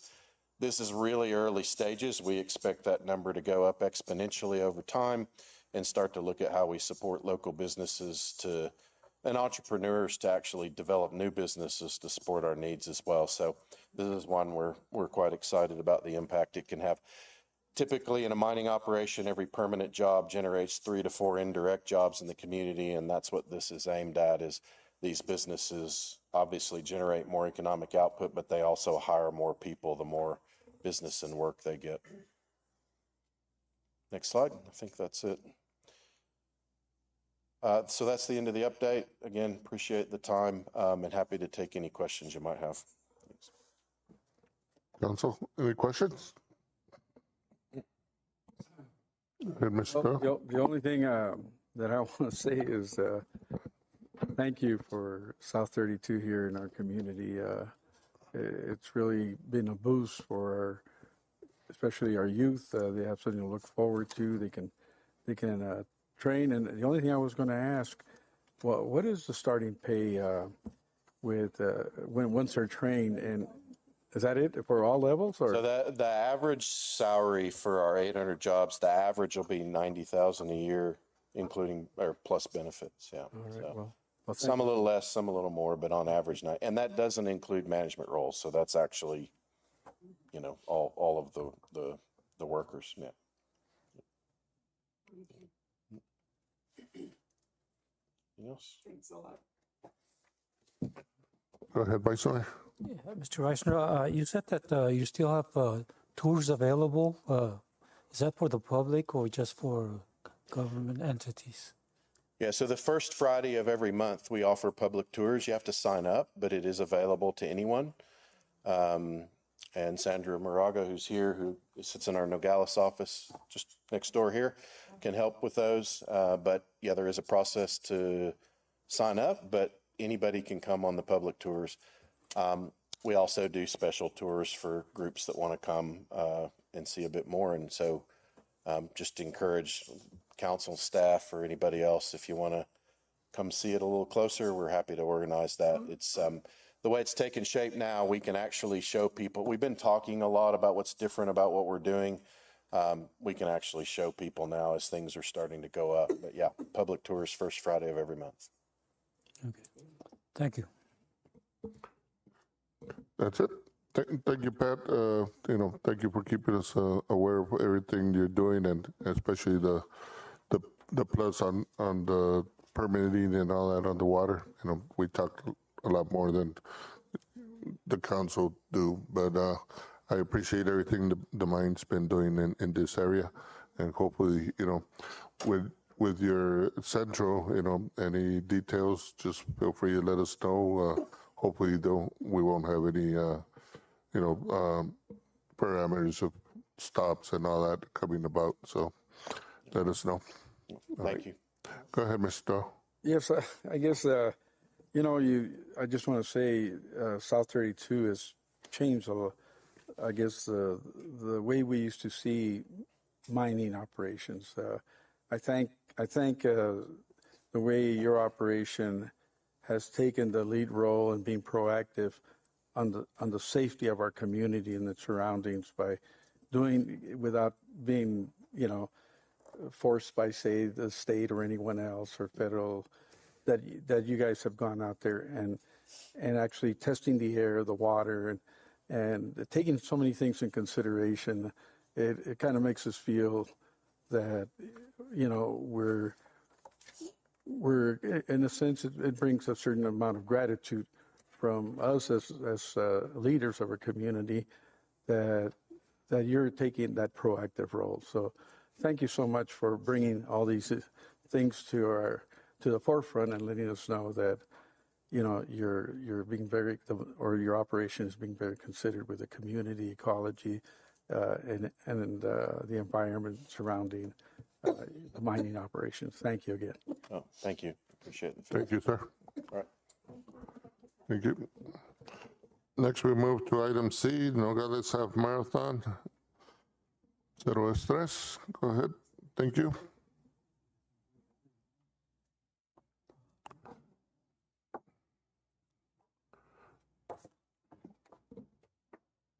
Thank you, Mayor and City Council members. My name is Edgardo Muñoz, presenting Cero Estrés Movement, and with me is Melissa Gallegos, Program Director.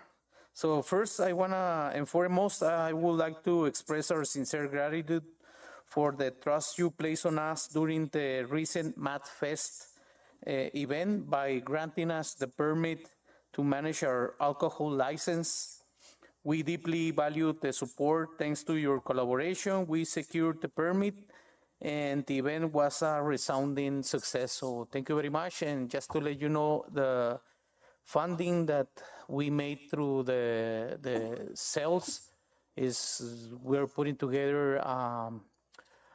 As you know, we've been exploring different opportunities and like art and music. So the funding will be provided. We will hopefully provide a program of 3 months. We're still working on it to do a Teatro del Pueblo y para el Pueblo. So hopefully that's coming pretty soon. So today we also like to take this opportunity to share the impact and relevance of the Nogales Half Marathon and Health Fair to be celebrated this coming April 25th. We are currently preparing to welcome approximately 1,200 participants with an estimated total flow. When estimated total flow, total flow of 2,000 to 3,000 people during the event, of which between 25% and 30% of these visitors travel mainly from cities like Tucson, Hermosillo, and other areas outside of our county. This makes the event not just a celebration of physical activity, but also an essential platform for promoting our city, Nogales, Arizona. In the most leading of the event, members of our organization actively participate in events and races outside of our city. We act as ambassadors promoting the wonderful Nogales Half Marathon and highlighting the best of what Nogales has to offer. We are proud to be organizing the 5th edition of this event, which has proven to be a true community festival, in addition to fostering health and social connection. It generates a positive economic impact by benefiting our local hotels, restaurants, and businesses. We know as cases where local lodging has reached full occupancy during the event weekend. It is important to emphasize that the resources generated are primarily directed towards our programs and services we offer free of charge to our community. These include our summer bike camp, where we have served about 100 kids and youth every year in the past 4 years, providing sometimes with safety education, bicycle helmets, and other resources. Zero Stress Youth Center, where we offer calisthenia, yoga, Zumba, and spinning classes through collaboration, and Zero Stress Initiative, which mostly are free of cost and open to the community. Our youth program, which is our point of great pride as it represents Nogales and Santa Cruz County at the state level, even achieving a state championship, and many more other programs that we offer. That said, we understand that new guidelines for city contribution have been established this year. However, we respectfully consider the currently assigned amount is sufficient for an event of this magnitude.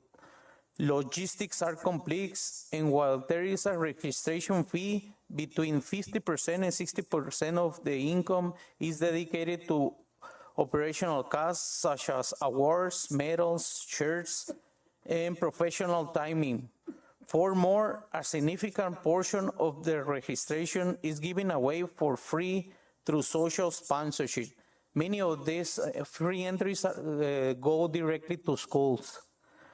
In addition of these costs, we must now cover essential services such as street closure and public safety, with an estimated expense of $3,000 to $5,000, which significantly impacts our operation capacity.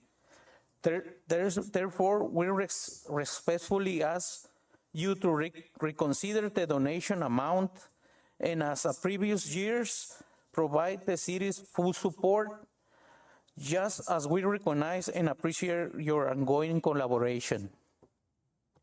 Señor Mayor, pedimos por favor, señor Mayor, City Manager y estimados miembros del concilio, pedimos adopten esta carrera anual.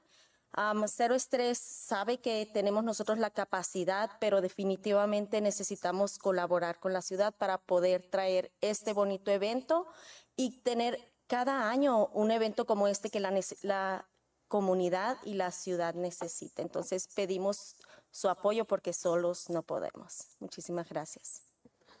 Steve, you understand that? Need help?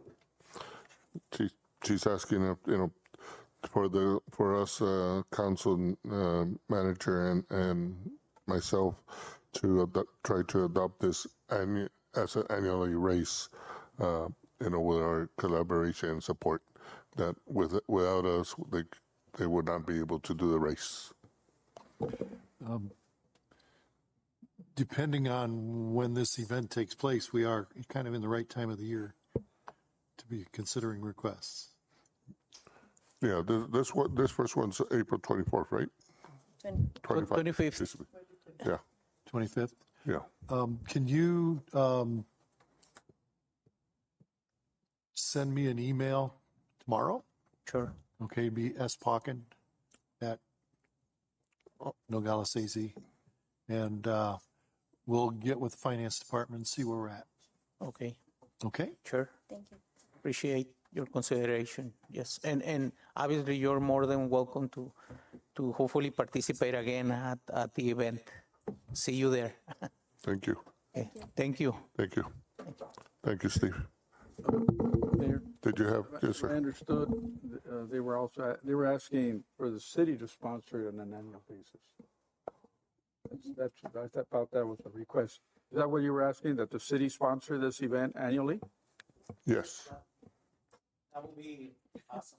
That's a, No, because, and the reason I ask, because this is an event that brings tourism and it brings people from outside to our community. And again, they come and spend their money here on our hotels, our restaurants, our gas stations. And and other things that they might have need of. They might even go shopping and whatnot. But it's a good event to have, that it kind of puts Nogales always a little more on the maps, statewide and internationally. So I don't see anything wrong with that request. Okay, but como se hizo una como presentación nomás, no lleva acción. O sea, entonces tenemos. Podemos tomar decisiones. No, Mayor, but I want to make a recommendation. We're having another meeting this week, which is going to be Friday. And I think there's still time to put it on the agenda to okay it. So it'll be covered for this month's activity, which is in April 25th. So if we vote on it Friday and we accept it, then it'll be covered starting this year, this April 25th. So I'd like our city Manager. no, the manager, but mostly I'd like to place that on the agenda with our city clerk, and that way we can have an opportunity to discuss it this Friday morning and vote on it. Yes, and the meeting has not been announced. There's a liquor license that was asked for earlier, and so we'll talk about it later. I was just aware, just like you guys today. Okay. Thank you. Yes, sir. Vice Mayor. I saw a morning meeting, because I understand that the city's going to be closing at. Yeah, 10 a.m. That's what we. Mayor, Council, we could have a remote session on Friday at 10 a.m. Okay. That is the plan. Yeah, but I think it behooves the city manager that maybe sign Edgardo, write the email so that you can figure out logistically and we could be ready for Friday. So we won't ask so many questions because they've done this every year. They know exactly what their needs are to make this happen. And so I think that the email should go through as soon as possible. Yes, and if you could write it, make that email that you're going to send me tomorrow clear on what you're specifically requesting from the city. That way it can go on the Friday agenda. Yeah. Muchas gracias. Y definitivamente sí es algo que lo que Cero Estrés puede trabajar año tras año con la ciudad para poder traer salud mental, deporte y unión en nuestra comunidad. Muchas gracias. Thank you. Definitely, it's something that Cerro Tres can work with the city and the community to bring, sports and everything. Okay. Thank you. Thank you, Melissa and Edgardo. Thank you. Next, we move to item D, Sierra Club Borderland presentation. Is Montiel, or is it? This is Eric, and Eric is asked me to put this on the agenda so he can talk a little bit about what the Sierra Club Borderlands does for the community. Thank you for being here, Eric. Thank you so much for your time, Mayor and City Council.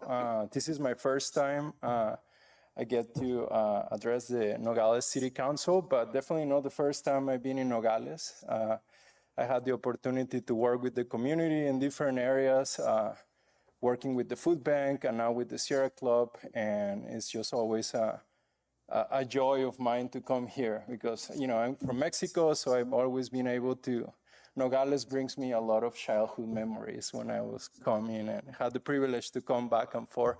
As mentioned, my name is Eric Mesa, and I coordinate the Borderlands program for the Sierra Club. We are an environmental organization that is national. We are not only in Arizona, we're across the country, and we have over 1 million members across the nation. So today, what I kind of wanted to show you is a little bit about the work that we do in the border. I also want to share with you a concern on a particular topic that we're working on right now, raising awareness through a campaign. And I also have a few ideas that I would like to share, to bring to the City Council. So next slide, please. So I don't have to tell you about the border because you're border residents and you're very familiar with how it looks out there and what kind of has brought us here to, be out there in the border. I spent a lot of time near the border wall documenting environmental impacts that border wall does to wildlife, to the communities themselves.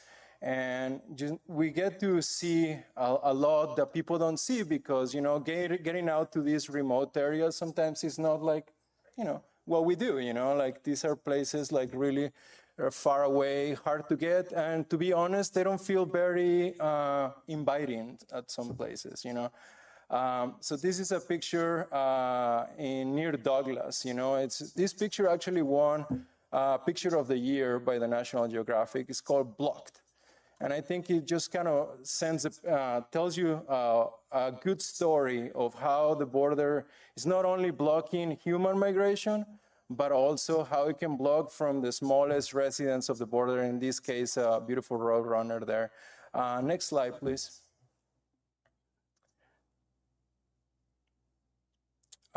Just kind of to provide you some context about our work, we started working on we created the Borderlands program for the Sierra Club after 2008, you know, before the first Trump administration, but we definitely seen the increase of border wall construction during the first Trump administration, as some of you are aware.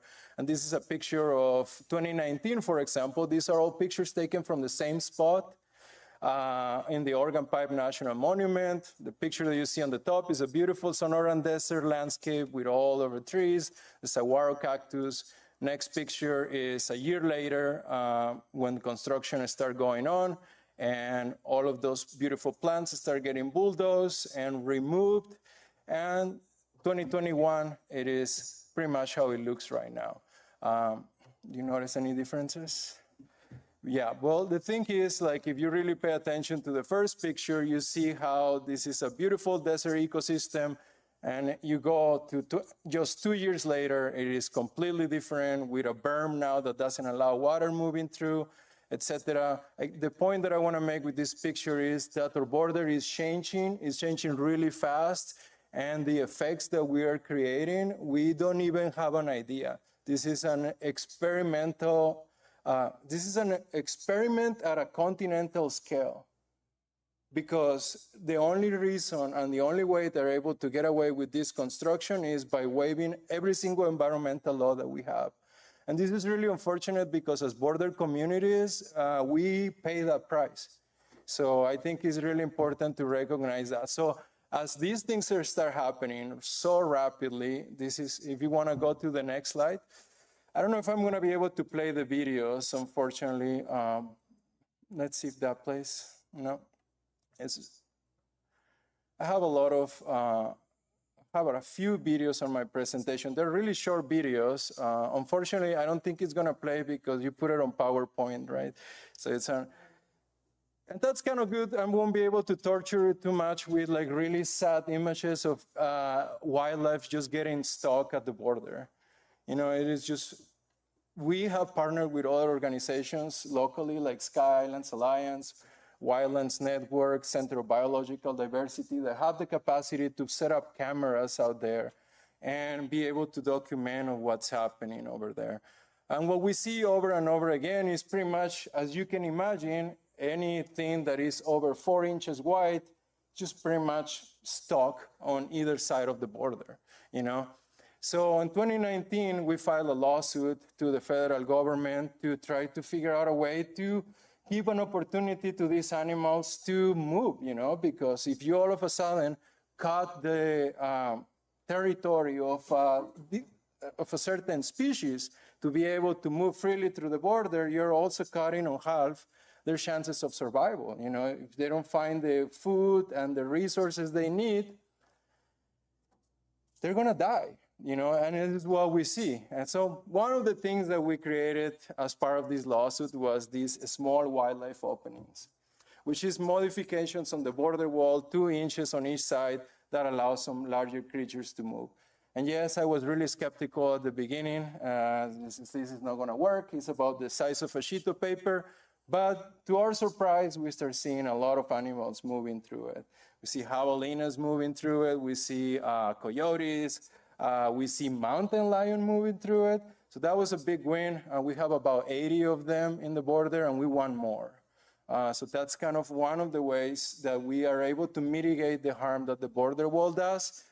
Unfortunately, it doesn't work for all animals. So you might know here near Nogales, we have black bear, we have jaguars, we have other species that are super important for the ecosystem, and some of them actually in danger, we might lose them forever.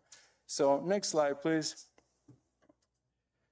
Obviously, what we need is some larger wildlife passages. Here it is, one of the javelinas using it. Isn't that handsome? So next one, please. And that is a video of a mountain lion. Unfortunately, we won't be able to see it, but if you look, there is a different type of opening in the border wall, and that's what that mountain lion is using. Nature, it is very amazing if we only give it a chance. That is another video of a mountain lion using one of these wildlife crossings. I would love to share a little bit more of these videos with you if you're interested to see them. But one of the things that I kind of wanted to share with you today is that now we're just not facing border walls. Border walls, as you know, the Department of Homeland Security, through the Big Beautiful Bill, received $46.5 billion. And that's enough money to wall the entire US-Mexico border, and in some places, twice. And there are plans already to do secondary border walls. So we are going, the Pajarito Mountains, some of you are familiar with it. It's on their plans to have secondary border wall. It doesn't even have a wall right now because it's so remote and it is so rough to get through there that it doesn't even really need it. But now they're planning to do two. We can talk a little bit more why, but this is the San Rafael Valley here.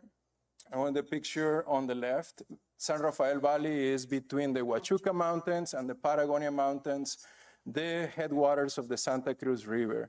And talking about the Santa Cruz River, that picture was taken yesterday, the one on the right. That is the Santa Cruz River crossing coming into the United States just east of Nogales. Now let me ask you a question. What is going to happen with that concertina wire when we have the monsoon season coming? Do you think that's going to hold? No, some of you that know that how this river runs, they know that it comes full strength. This is a ticking bomb. This is an accident waiting to happen. When that river runs on the monsoon season, and when we're seeing right now these events that are just creating, we have El Nino coming this year, and it's apparently and hopefully will bring more water, but all this concertina wire is going to flow down the river, and probably a lot of it is going to end up half buried into the sand, creating a potential and for sure harm to pretty much any creature that steps on it, including humans. So next picture, please. And one thing is definitely very easy to recognize is that concertina wire, if a 30-foot wall with rolls on the top is not stopping a human, do you think one sitting on the ground is going to do it? No. The answer is no, and we all know it, So I think it is important to know that what we're seeing right now started in December of this last year.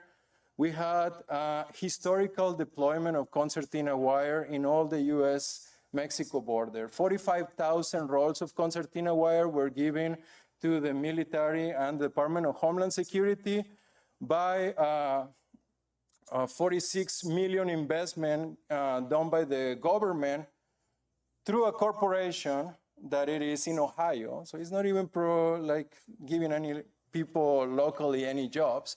And if you start following the money, which is always what I recommend, this corporation that is international is publicly traded and owned. 98% of those shares are owned by BlackRock.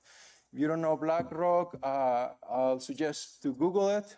It's going to give you some answers. So right now what we have is hundreds of miles of concertina wire that is just being given to the Department of Homeland Security. And recently I talked to Border Patrol Station here in Nogales. It's like, hey, what can we do? We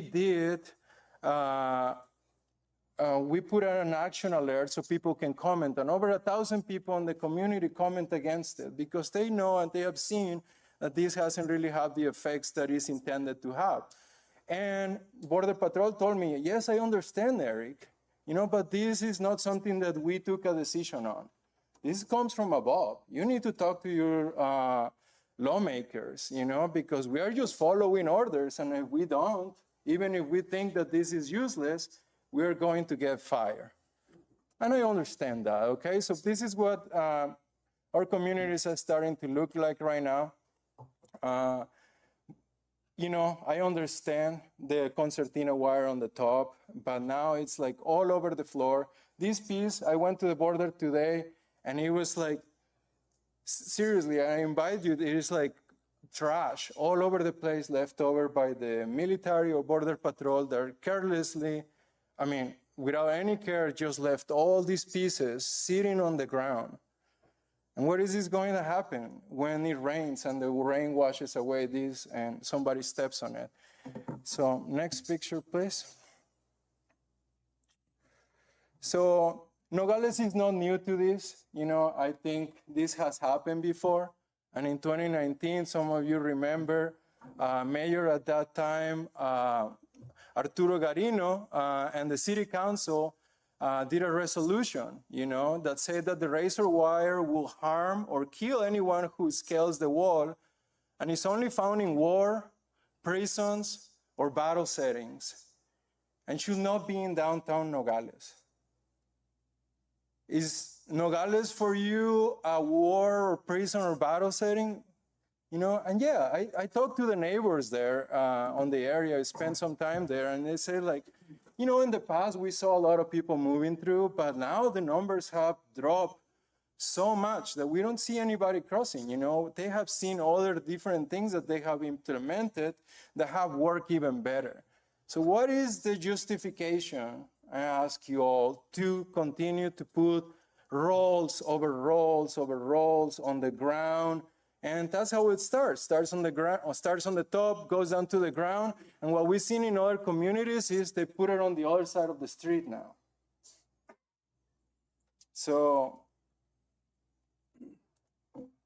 picture there shows is a really sad picture. It's just a kid going through it in Texas. It's a person that fell also in California. This is, like I said, even for the people that try to go over, it is a ticking bomb. People will get hurt, and we need to do something about it, I feel like, So, next picture. So,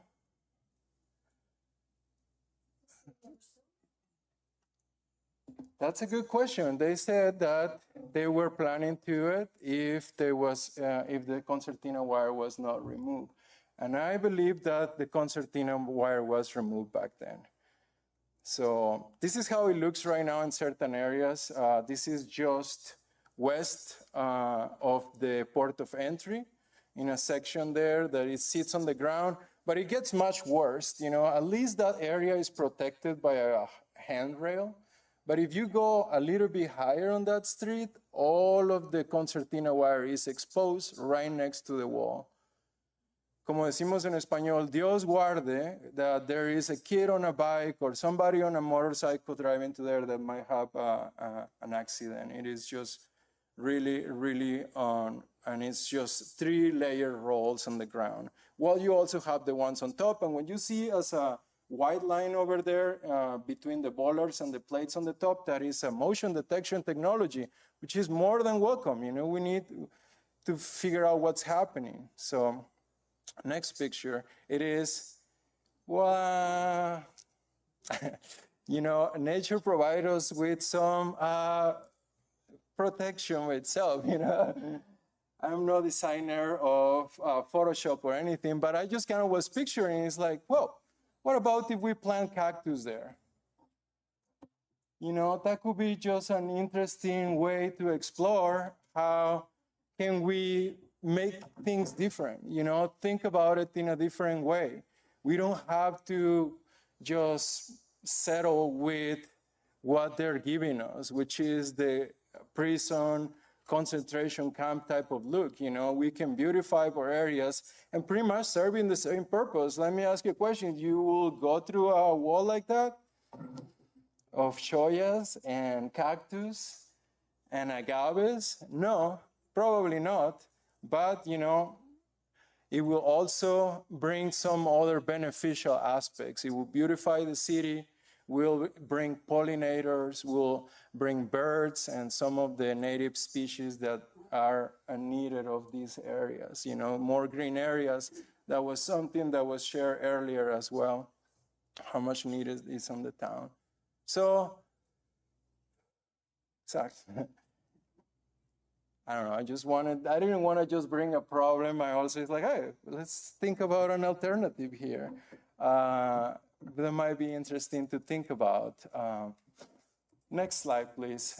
So I think for me personally and the thousands of people that helped me sign these comments and the community in general that I represent on the environmental community, you know, I'm asking the city council if they can consider, you know, bringing again another resolution to remove the concertina wire that is at least at the ground level in the city limits. I am going to be talking to the Board of Supervisors about the ones outside of the city limits. I've been talking to other lawmakers. Adelita Grijalva is on board and she's been really supportive and wants to see this gone as well. So next week, we're also meeting with Senator Mark Kelly's staff to present this issue. And this is one of the things that we would love to see from the City Council. We would love to have your support to remove whatever is on the ground of this concertina wire. And another idea is like, what can we do also to continue to beautify our space? One of the things that we have done in other areas, and we would love Nogales to spearhead the movement of binational pollinator gardens that help us bring beauty to the border and shift that narrative. Pollinator gardens includes native plants that they're very low cost and low maintenance and help brings butterflies, bees, and birds, and all help us beautify in general our public spaces. So just wanted to throw an idea out there of how can we also as a city, you know, designate a small space. We don't need much, you know, 10 by 10, but that signal of unity and hope, you know, it's helped us start shifting the narrative of our borders. That there is so much negative right now. And in our commitment, you know, we're not only asking, but we're also willing to support in any step of the process. We've been working with different groups here in the community, designing gardens and doing this type of work for many years. And we also have a grant available of $1,000 that we're happy to bring into the community to create a small pollinator garden. So I just want to say thank you again for your time, and let me present on this issue. Thank you, Eric. You have a comment, Ms. Montero? I just want to thank you, Eric. Thank you very much for asking me to put this on the agenda. I really appreciate it. And I saw you when Congresswoman Adelita was here, and you also presented this idea. And hopefully you get their support, because that's really important. Of course, the money follows. Just a minute, John. The money follows, and that's what we need, right? Does the government, are they okay with us doing, or you implementing that idea of the cactuses and so forth along the border? I know they're very delicate about, you know, their space.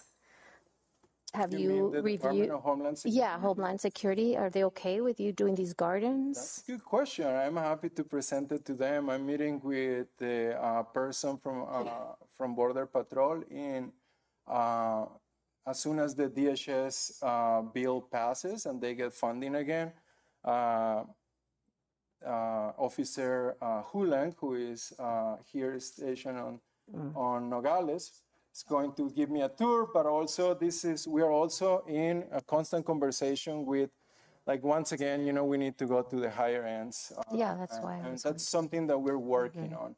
I think my idea of presenting this, kind of like a alternative, it's just it's a good idea. yeah, and it can be done not necessarily on the roots of a reservation, but in some other areas, because what we're seeing here, it is just, unfortunately, the border, it's being used as a sacrificial zone for these new technologies or new border security implementations. Now we see it with the national defense areas, how it starts at the border and later gets used in other different parts of the country, like DC, LA, and all these things. So I think it's important as border communities that we oppose these issues, all these things that they try to force on us, because, we are like we are right here seeing it firsthand, and I think it can only get worse if we let them. Yeah. Well, thank you. Thank you, Cesar, too. I know you've been very helpful. Cesar, you're not asleep yet, right? No, you never sleep, Cesar. You're always awake and going. But thank you for the collaboration that you've provided, Cesar. Thank you, too. Thank you. Mr. Doe? Have you done some research on the numbers from the past administration to this administration on illegal border crossings? And because I've just by looking, I've seen that there's not that, it's dropped considerably over the years, and I think this is kind of overkill, and I don't think this is what has deterred. It's a change of policies and whatnot. So maybe just with stronger policies and enforcement that was kind of lax for a while, it probably discouraged the new policy has discouraged people from coming over. And so do we really need this kind of wiring or when really what really discourages border crossing? Because it's kind of hard on one's conscience to think that somebody fell into that type of wiring trying to climb over the fence or whatever, when they can pick them up right away. Even, that's if we were having a real influx of immigrants trying to, scale the walls and come over. But they put so much money into Homeland Security that the enforcement is there. I mean, and things have changed. And it's really, I think this is just overkill. I don't think there's no way, unless it's an aggression of war or something from an invading country or something trying to come into our country, which we would annihilate right away. And so this is kind of maddening. It just doesn't go along with a border area that's more for sustained environment, ecology, and everything. The normal flow of, like you say, jaguars are close to extinction, and so not only that, like you said, in the flooding areas, that can really be lethal for our own citizens, way down the river. Not just right there. And it might even, I don't know how strong those things are, how much, but the river, Santa Cruz River, when it's flooding, I mean, it'll knock down bridges or anything that's in its way. And if a dam builds up along that line, it doesn't take a lot of time before that pressure just knocks everything down, and now you have all kinds of problems. But I think those are points that you need to bring out also, that possibly things that can happen. But anyway, those, I'm glad you're working on it, and you ought to do a little research on the numbers and then, bring those other points of things that can happen. There's no sense for overkill when we have things under control. And I saw mostly it's the policies that came into play that have turned the tide on people wanting to come over. Nobody wants to, people are happy. A lot of people are happy. Well, at least here in Mexico, I don't know further down, but they're starting to find out that it's not so easy now to come and enjoy life here in the United States when you're hounded within the country. I think that's probably the biggest problem in the country is picking up people that don't belong here and sending them back. So, those are two different issues, really. So check that out. Definitely. Thank you so much, Councilman Doyle. Councilor Bonilla? Where do you get your numbers? As far as how many people have died? What is the environmental impact that you're talking about? Where do you get these numbers? Is this your opinion, or where are you getting these numbers as far as all these environmental impacts that the border wall is causing? I didn't give any numbers in regards to how many people is dying. The numbers I gave is how much is costing us taxpayers. There has been documented cases of people getting entangled and cutting themselves severely in the total amount that we have been able to document doesn't necessarily reflect of the amount of people that actually got cut, because some of people was maybe got away. But, you know, I think for what I have seen on my research, there has been at least 5 incidents in the entire U.S.-Mexico border, people entangled on the top of the border wall. And for wildlife, this is very also recent.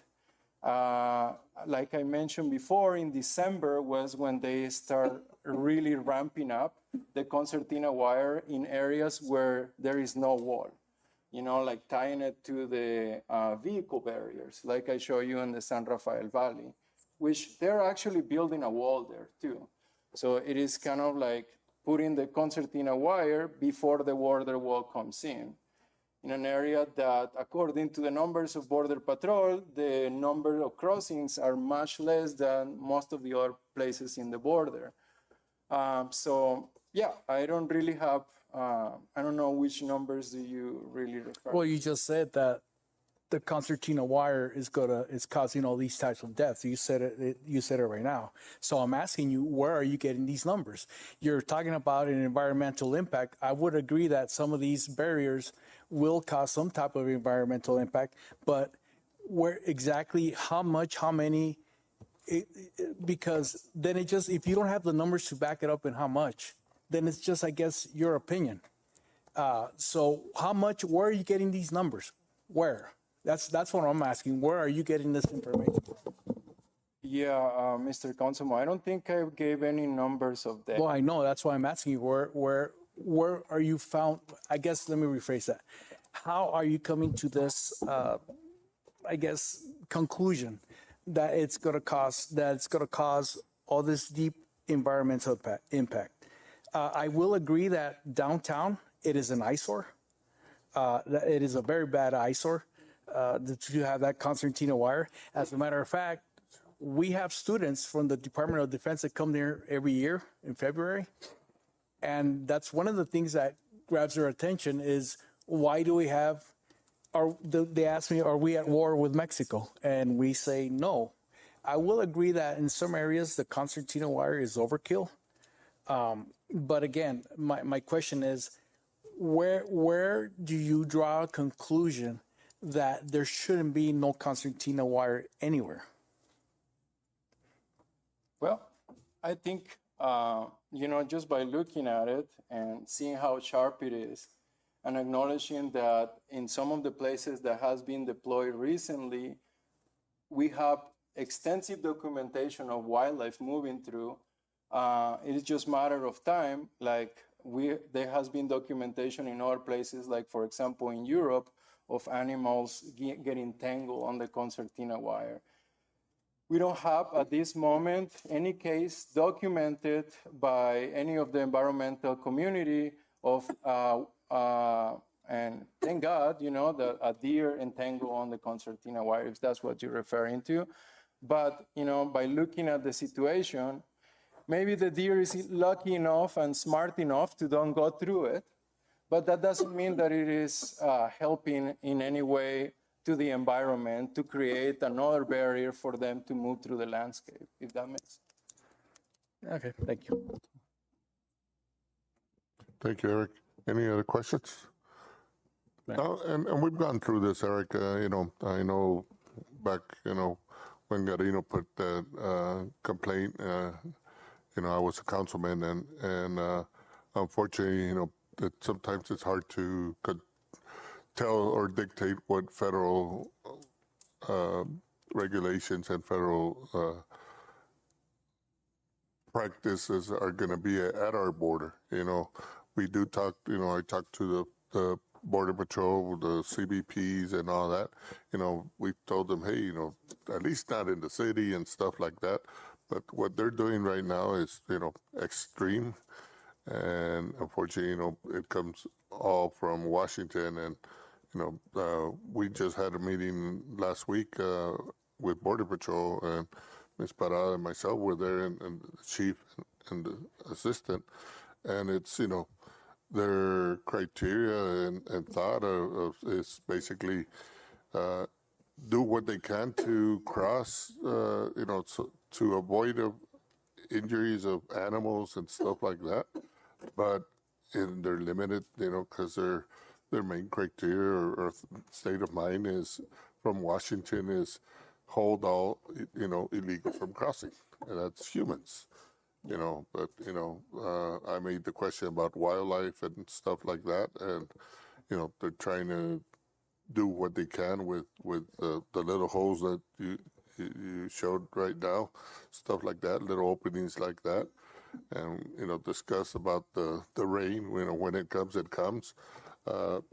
There's areas where they might have to manpower, part of the wall and lift it while the rain goes by and stuff like that. But, sometimes it's very hard, for us to tell federal to what to do, So we're trying.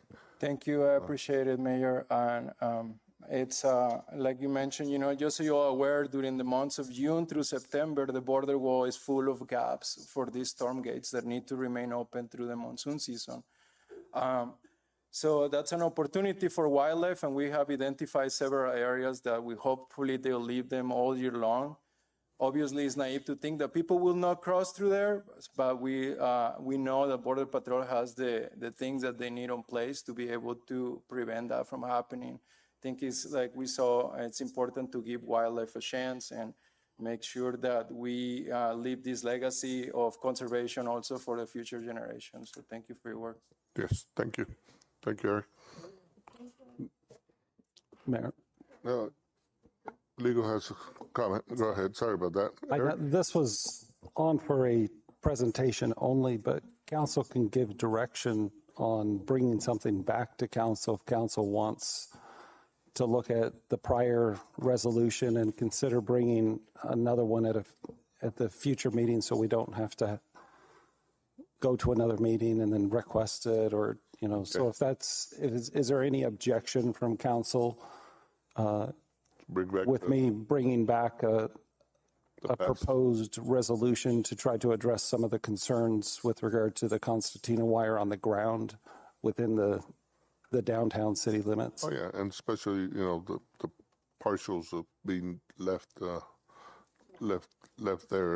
to not getting picked up and stuff like that. So, thank you. Okay, good with that. Appreciate it. I'll get working on it. I won't be able to have it done by the special meeting on Friday, but that'll kind of speed things along if there's no objection. Yes. Okay. Thank you.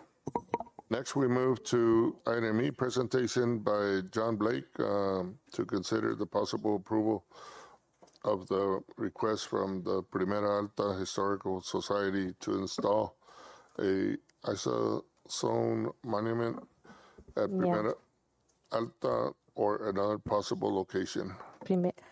Thank you, Mayor. I also placed this on the agenda. Mr. John Blake from Primera Alta reached out to me. And here's Judge Lopez and Ramon Garcia, my neighbor, to give a presentation. Thank you for being here, gentlemen. Thank you, Mayor, Council, City Manager, for allowing us to come and give you some good news for a change. We are here. Well, first of all, I'm pinch hitting for John Blake, who was unable to come today, but we wanted to let the City Council and Mayor know that the Jewish American Society for Historic Preservation has identified Nogales as one of the historic sites across the entire United States that they would like to highlight.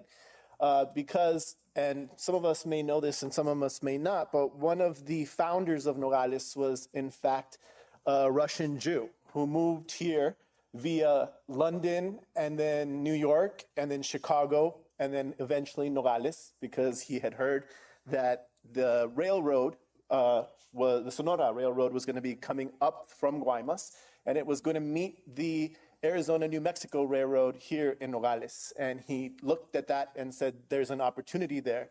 And so two brothers ended up moving to Nogales, Jacob Isaacson and his brother.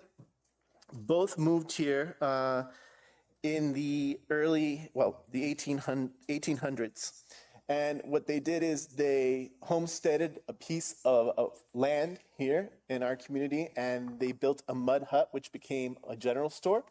And that general store was the basic starting block for Nogales. Now, it was originally called Isaacson, which a lot of Mexicans had a lot of problems pronouncing. So a lot of it came out as Isaacson. But there was, I believe, about 150 people living here and about 10 saloons. Eventually, he became the postmaster in Nogales. And eventually then the populace of Nogales voted to change the name to Nogales, which is walnut tree, which was what the valley was known for. And he, I believe, must have been really upset by that, if you can imagine the citizens changing from Isaacson to Nogales, and he ended up moving. So he packed it up and moved to San Francisco, to Los Angeles, and then San Francisco. Anyway, this piece of history, of Jewish history, has become something of interest, and this society has decided to gift us a plaque, something like around the size of the one that says no cell phone use in the meetings. It's a plaque that can be placed anywhere we would like to place it. It's completely free. They're constructing it. It takes about 12 months to construct. It will have enough room for 164 words for us to tell this story. We get to tell it as long as we confirm or at least mention that this is a Jewish American who came here and who founded the town. It will be bilingual, so it'll be double-sided and have an English side and a Spanish side. And we can basically decide where to put it. So we kindly wanted to ask the city to help, because we are going to have to likely put it in a place where the public can see it, or we'd like to put it where the public can see it, which means we'll need the city to let us put it up somewhere. And that can be really open to public comment. It can be really anywhere. For us as the Historical Society, it's important for us, our mission is to tell the story, to keep our history of the Pimeria Alta, which goes from Tucson all the way to Magdalena. It's this Santa Cruz River corridor, and this we feel is an important part of our history, and we would like to commemorate it, accept the gift from this association who's willing to gift it to us, and we would like to be able to place it somewhere, either where the public can see it. I will say that we do have a small plaque already that mentions this in the Karen Park, but it's very small. It only mentions the name and the year that Nogales was settled. This would be more encompassing of the whole story. And so is there anything that you wanted to add about the story? Just more detail about Isaacson, when it was called Isaacson. It was called Nogales, 1880. So the two brothers, the Isaacsons, were Jacob and Isaacson.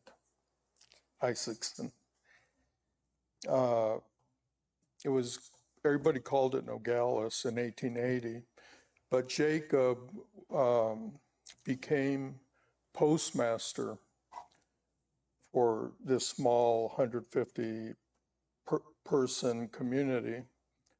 And so the US government decided to call Nogales Isaacson. That was 1880.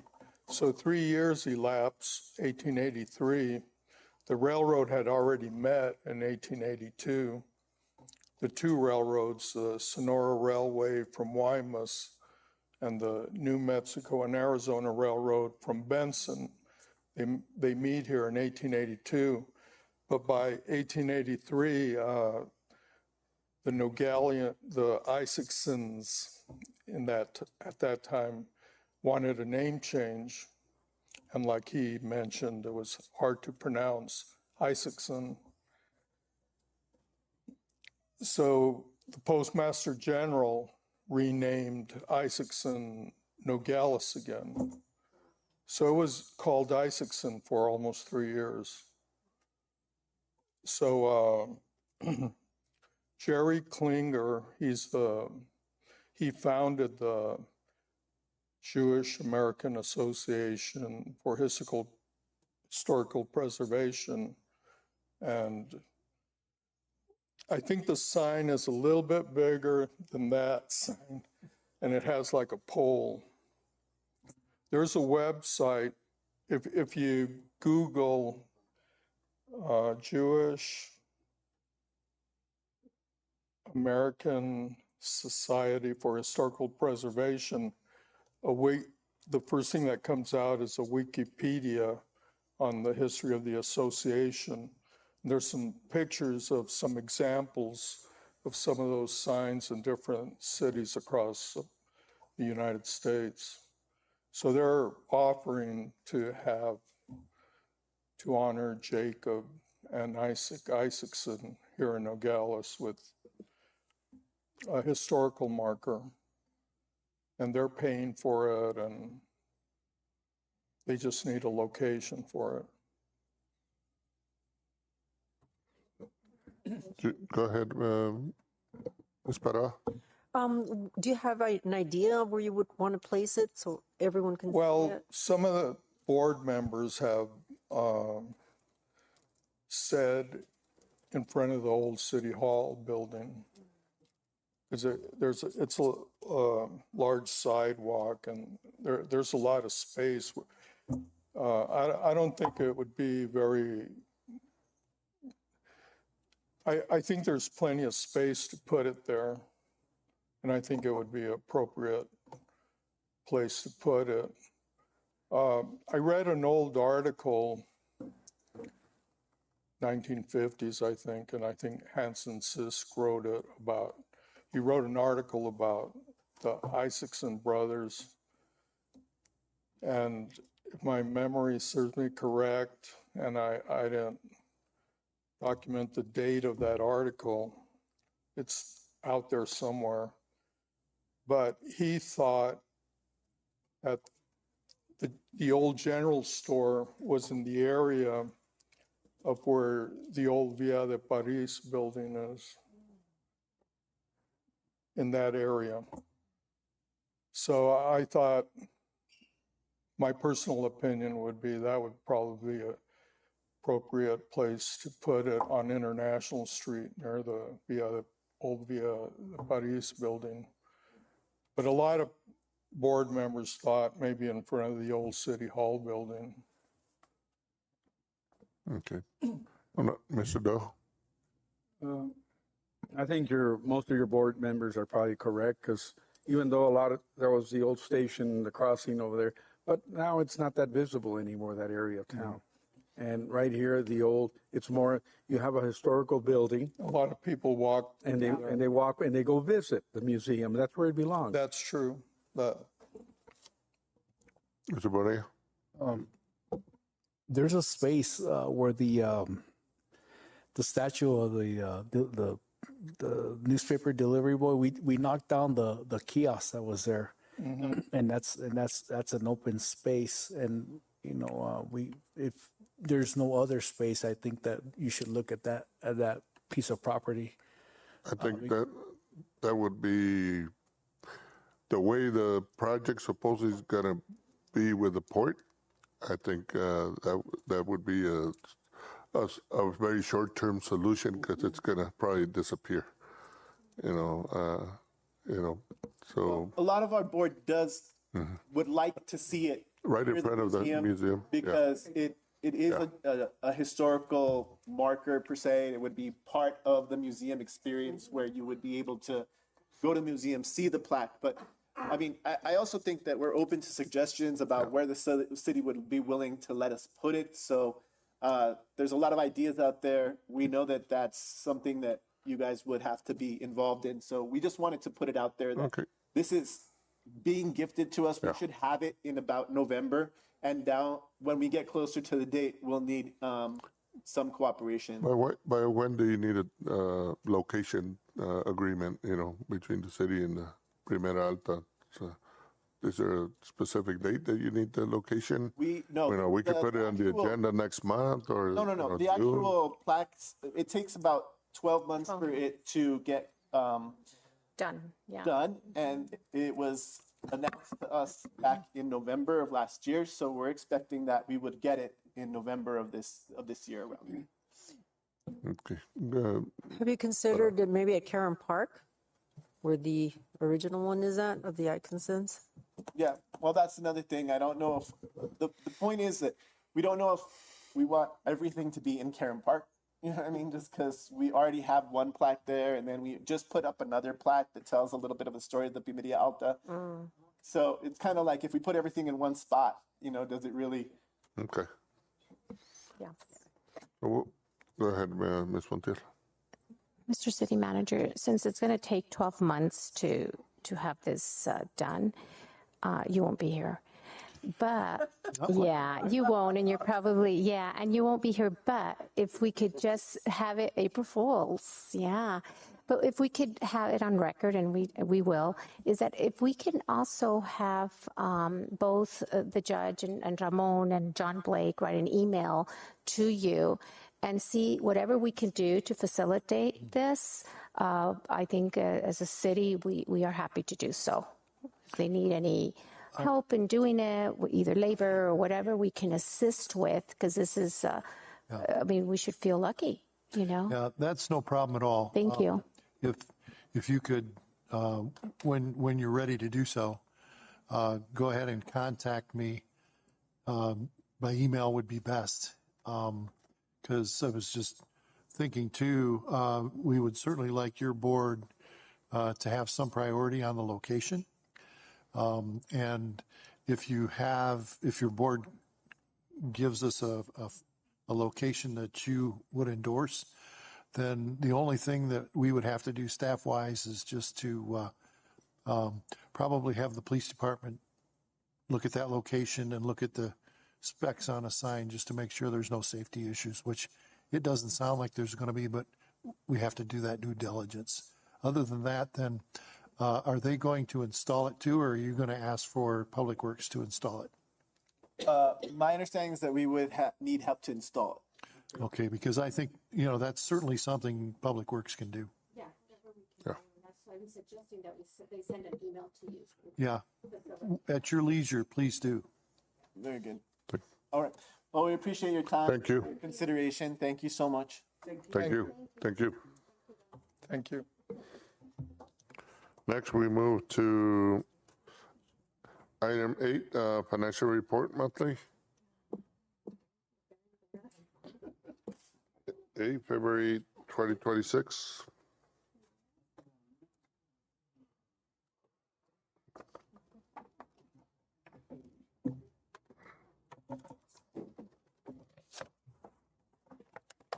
Good evening, Mayor and Council. Today I'm bringing the 2026 February financial report. This time I'm doing a little bit different. I'm not including any of the encumbrances. That way I can give you an exact expenses that were done for that up to February. As you're aware, the financial report, it focuses on the general fund, HERF, overweight fees, sewer, water, and sanitation funds.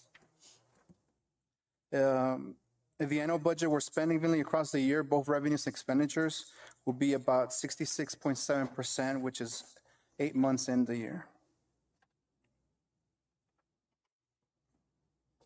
The city's overall financial position is positive through February. General fund revenues are above the year-to-date budget. and the expenditures are below the target budget. Almost every fund shows revenues at or above expectations and expenditures below expectations, with the water fund being the primary area to watch, as revenues are not coming in as based on the expenditures. Excuse me, is that due also to all the hiccups we have had in the water billing and all that? Yes, we've actually been collecting more revenues, so we're kind of bridging, closing that gap that we have between revenues and expenditures, and that's something I'll bring it up right now once we get to that department. So on Table A, as you can see, is general fund. The general fund revenues total $20,245,245, which is 70.7% above the budgeted. Expenditures total are $19,768,300, which is 46.5%, which is below the budgeted amount. General fund revenues exceed expenditures by $476,945 year to date. One of the key variances on Table A is that revenues are $1.1 million above the year-to-date budget, which is a good thing for the city. And the expenditures are a little bit over $8.5 million below the year-to-date expenditure budget amount. Next slide, please. Local sales tax on Table B, we have February of this year, deposits were $915,183, which is $112,736 higher than last year. Year to date, we're $445,141 below the same last fiscal year. Next, please. On Table C, the expenditures for the general fund. Spending is at 46.5% of the budget, which is below the 66.7% straight line benchmark. Most departments are below the 66.7%, as you can see on the table. These higher early year expenditures are expected to level off over the remaining months, and all the departments with notable variances are being monitored closely. Mayor, if I could point out on this slide, I think the big difference between this slide this month and last month, as Sergio mentioned, was the encumbrances. Because, it got my attention last month that it was showing that the attorney's office had some 80% of encumbrances. And so I looked into that, and what it was they were showing encumbrances as all the billings that the firm may charge throughout the end of the year as an encumbrance, even though those charges hadn't been earned or charged out yet. And so that's why the encumbrances were removed, because the way I looked at it was an encumbrance would be something that has been billed to the city but hasn't been paid yet, not future billings that haven't even been billed to the city yet. So that's why, and you'll see, and the other thing is for the short period of time I was the acting city manager, I wanted to look into why was the city manager's budget so far off from the other departments as well. And a big portion of that was because last year when there was a interim HR solutions consultant who was brought in for a number of months, there wasn't budget capacity in the HR department. So Joel had put those costs under the city manager's budget, which also kind of artificially inflates the expenditures for that, as opposed to what probably should have been done was a budget transfer, a budget adjustment showing those expenses for the appropriate department that they were being incurred for. So just wanted to clarify some of that. Thank you. All right, next slide, please. Go ahead. Under those, is that being worked on to correct it, so that we won't have the, in other words, overinflated numbers? Oh, no, that is the reason that I'm not including the encumbrances from now on. That way you guys are aware of just the exact expenditures that we have through the month. Correct. I suspect, Mr. Doyle, that there'll be some adjustments made to the financial statements prior to the end of the fiscal year. Yeah, the goal is that the actual expenditures for a department are associated with that department and not put under a different department just because of budgetary things. The proper way for that would be to do a budget transfer, an adjustment to make sure that those numbers are applicable to that department. Yeah, that is something that we were gonna do, the budget transfer, but it was a call from the city manager that he requested he pay it off his budget. But see, what it creates is a certain haziness or kind of a blurred look, I guess, so that does need to be corrected. Oh, yeah, no. But if at the time it was requested by the city manager that since he had that extra budget, that he was gonna pay for that under his department, and to not put the burden in HR that didn't have the funds. Continue. Next, please. All right. And now to the HERF. HERF revenues total $2,204,446, which is 75.7% of the budget. Expenditures total $1,512,109, which is 45% of the budget. Revenues exceed expenditures by $607,765 year to date. Revenues are $263,000 above the year-to-date budget, and expenditures are $730,482 below year-to-date budget. Going for overweight fee revenues, total is $231,056, which is 77% of the budget. Expenditures total only $4,639, which is 0.5%. Revenues exceed expenditures by $226,418 year to date. The override revenues are $30,956 above the year-to-date budget, and the expenditures are $692,337 below the year-to-date budget. Next, please. Going to the sewer fund, revenues total $2,433,130, which is 74.4%. Expenditures total $1,466,560, which is 41.5%. For the sewer, the revenues exceed expenditures by $966,570 year to date. Revenues are at $251,907 above the year-to-date budget, and the expenditures are $1,061,368 below year-to-date budget. Next, please.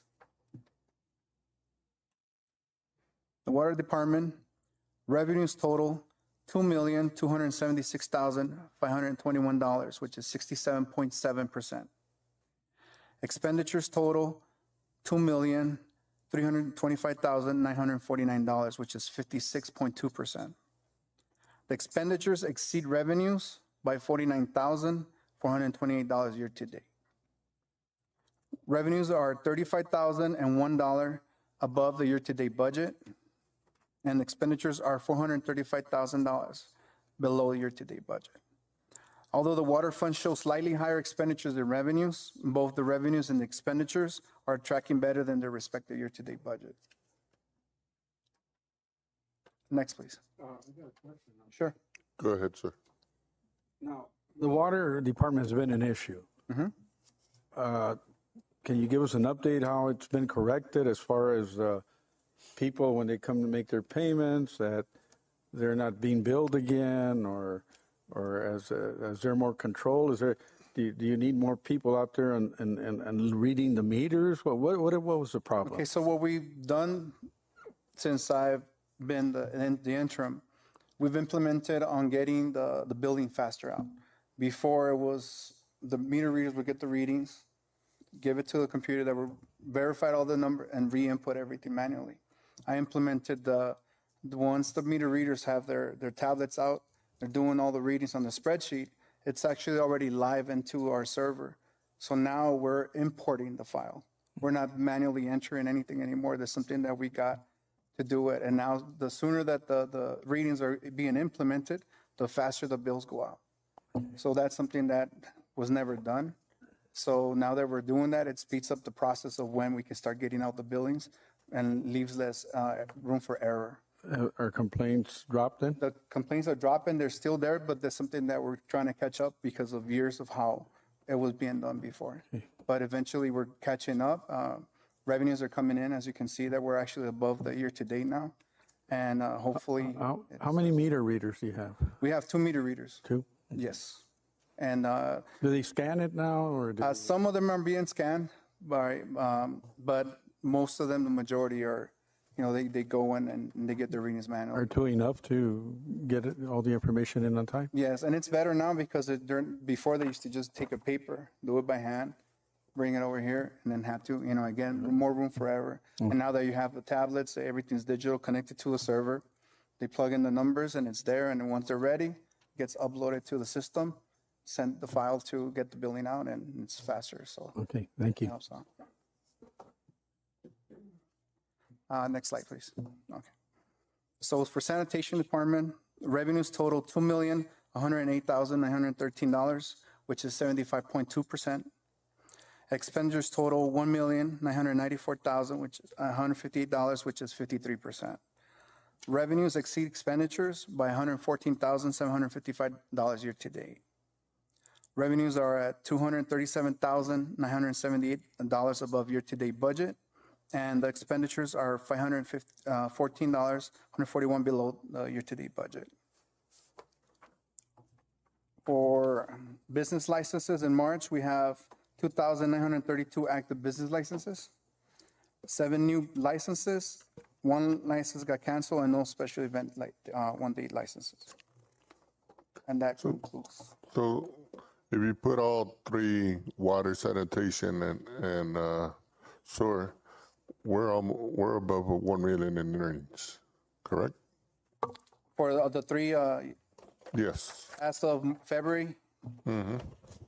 let's see, You're adding basically 114,755 plus the 966,570 and deducting the 49, correct? correct. And that gives you over a million, slightly over a million.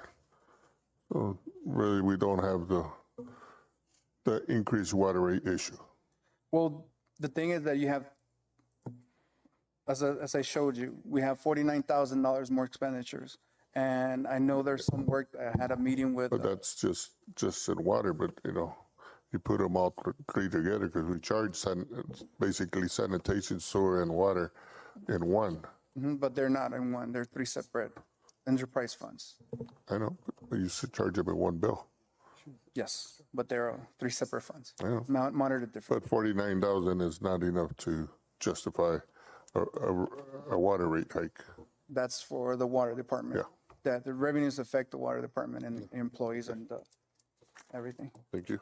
I have a question, Mr. Gradette. Currently, we are spending in the water department or the water enterprise fund. We went through studies and how we should raise the rates.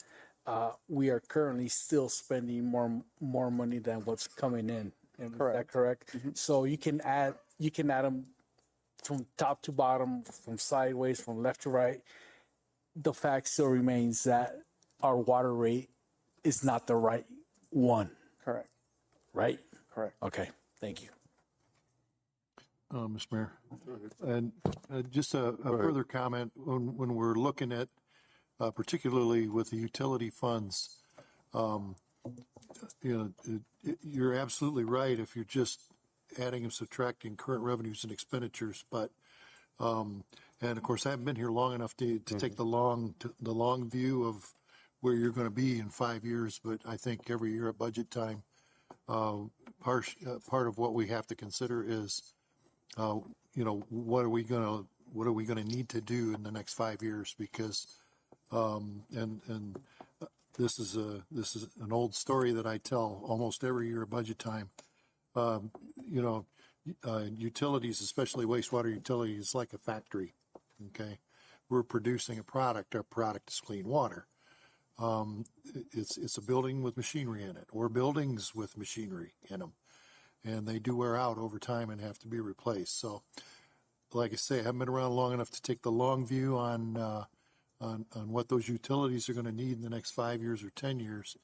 But given that an average wastewater treatment plant has about a 20-year life cycle before equipment starts to need to be replaced or repaired,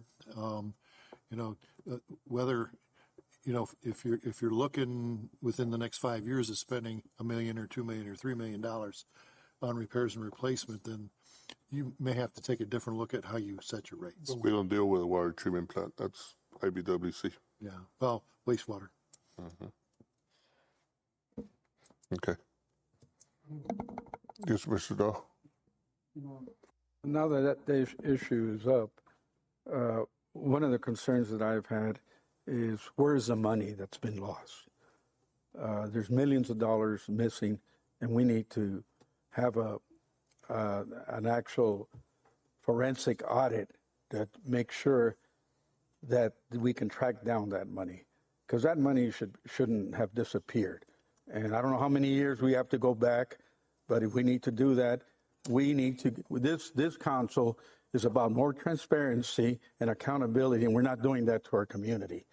It's time we put things, the spotlight or whatever you want to call it, magnifying glass, and bring out the facts.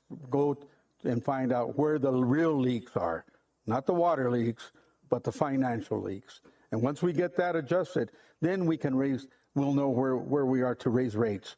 So let's put that, as a matter of fact, address that on this coming, to start the process. We already talked about I think you already have the basis for that, Counselor. We asked for some companies, and I think now we need to address. The last time you mentioned that we're having a new system coming in, but that's going on forward. We need to look back. We need to look now and back for so many years to find out where the problem was, where it lies, what happened. We need to find out those things before we can start just saying, let's forget that and go forward. Thank you. Thank you. Mr. Bonilla? I believe that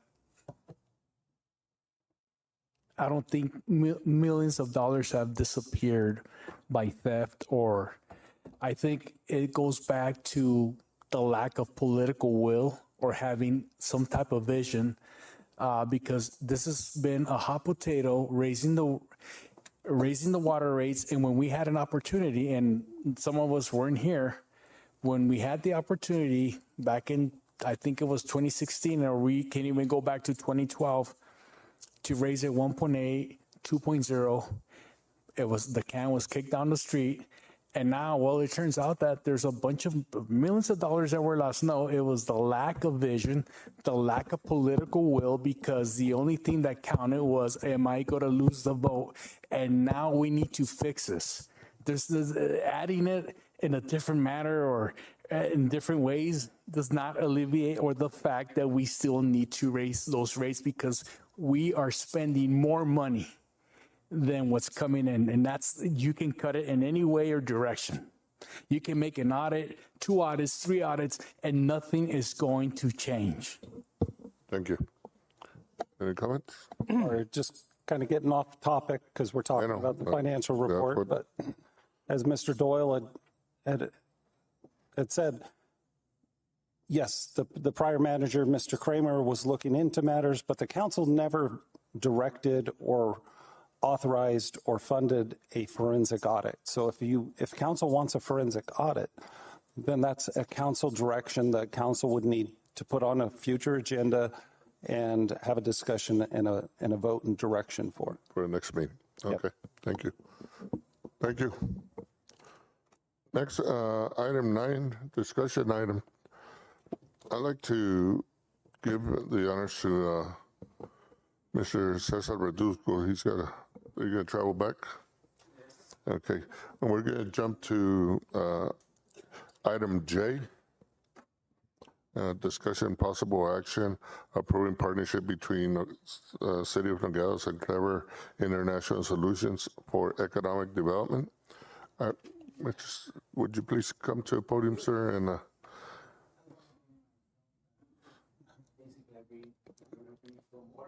Okay, thank you.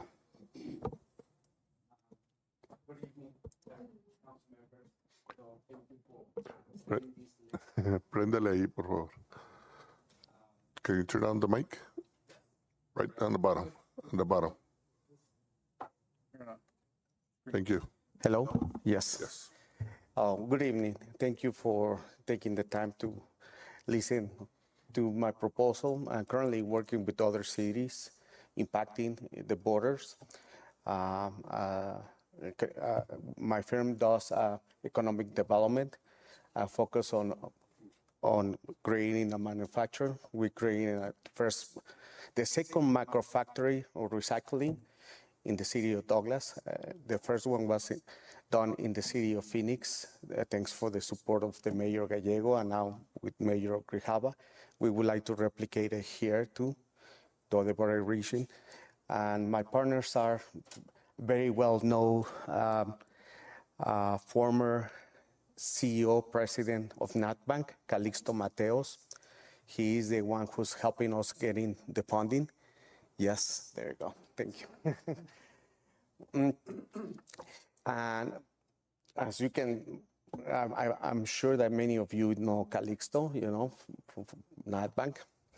And he is the one who's helped us procuring the grants and money through NatBank too.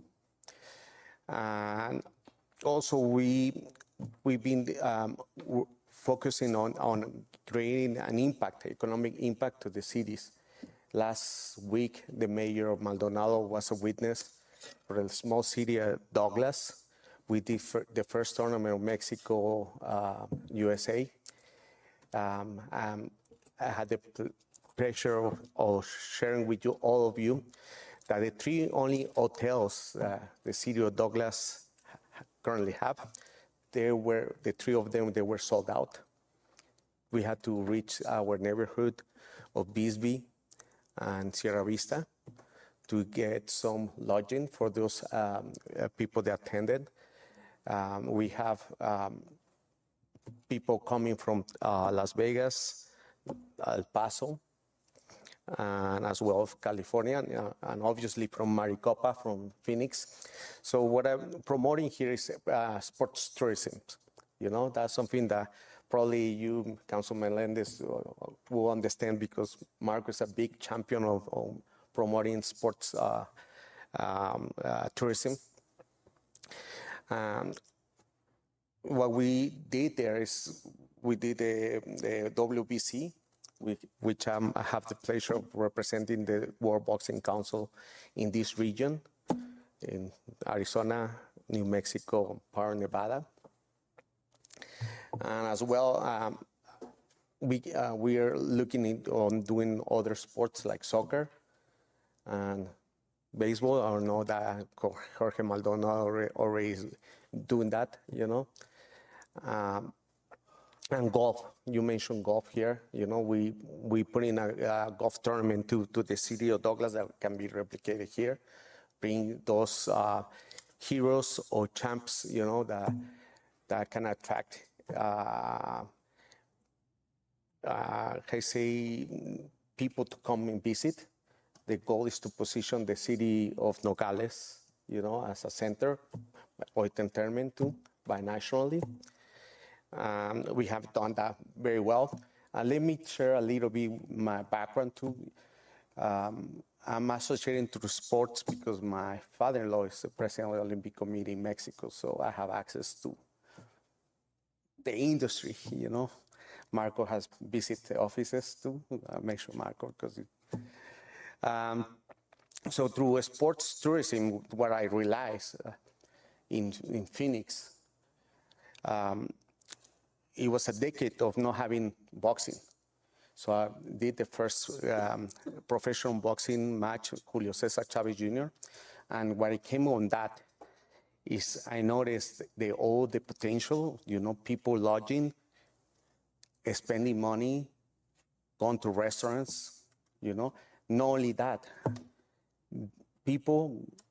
there was a good opportunity for people to discover the city of Phoenix. People from Mexico that never visit Phoenix they say this is a good opportunity to move some of my businesses here.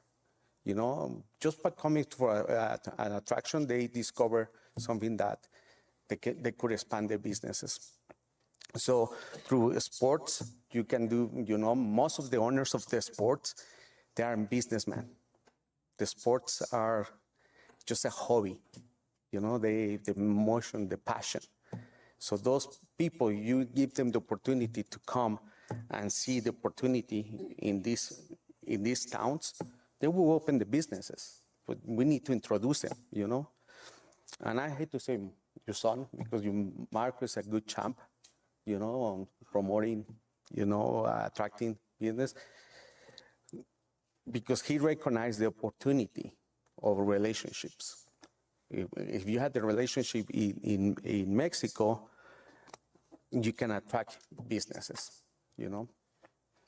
So that's another one of the things we focus to.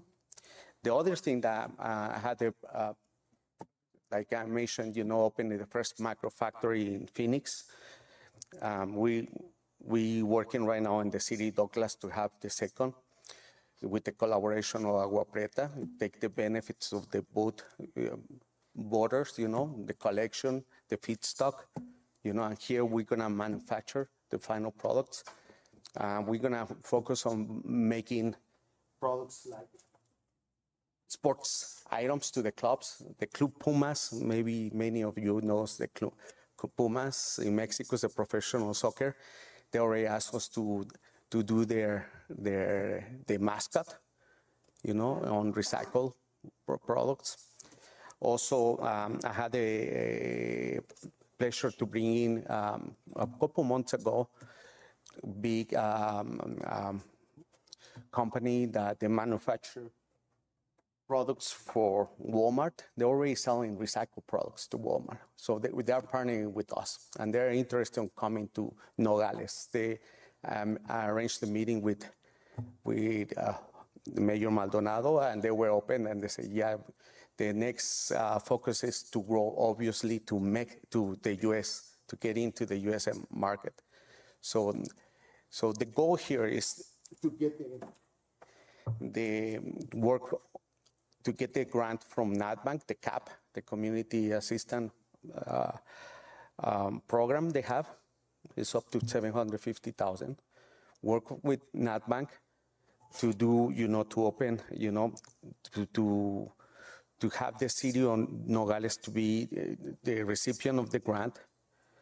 And we're gonna create the city of Nogales. They're gonna process all the recycling and convert it to pellets. And this Mexican company is gonna be your client. They're gonna be buying you the pellets to manufacture the buckets, all these things they do. They sell to Walmart. They sell with the brand of Walmart with value.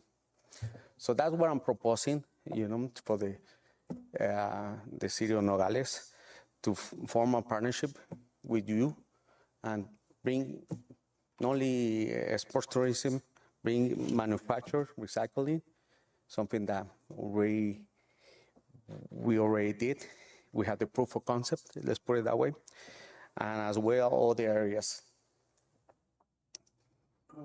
Go ahead, Mr. Doe.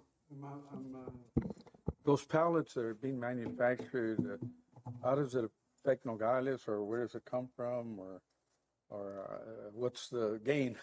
No, we're gonna process the pellets here, because you know the administration we currently have has to be made in America, and the grant that we're seeking is federal money, is from NatBank.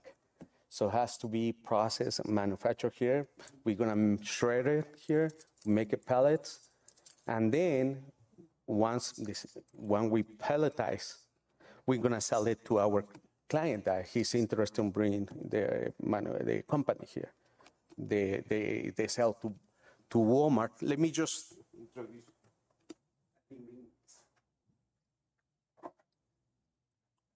This is the brand they sell to the manufacturer for Walmart. Great value, great value. So these gentlemen, they already were in the office of Mayor Maldonado, and they say, yes, we're still on to start our company here, to have a footprint. Mayor Maldonado's give us a tour where we can get potential feedstock to, but we're gonna need more from the neighbor of Nogales. So we're gonna collect that PET from Nogales, get it from Nogales, Sonora, pack, send it here, and here we're gonna manufacture the final product.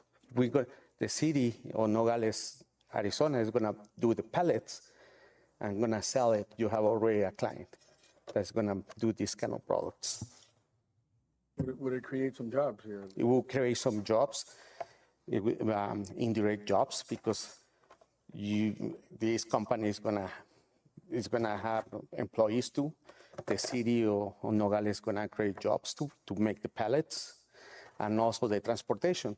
The goal is to sell locally here, Tucson, all the Walmarts, their products. Do they have a contact already with Walmart? Yes, they're already selling to Walmart. So we'd be supplying Yeah. the plastic. Yeah, you will be supplying the products from here, manufactured here. Made in Nogales, let's put it that way. Okay. But we're going to be funded by NetBank.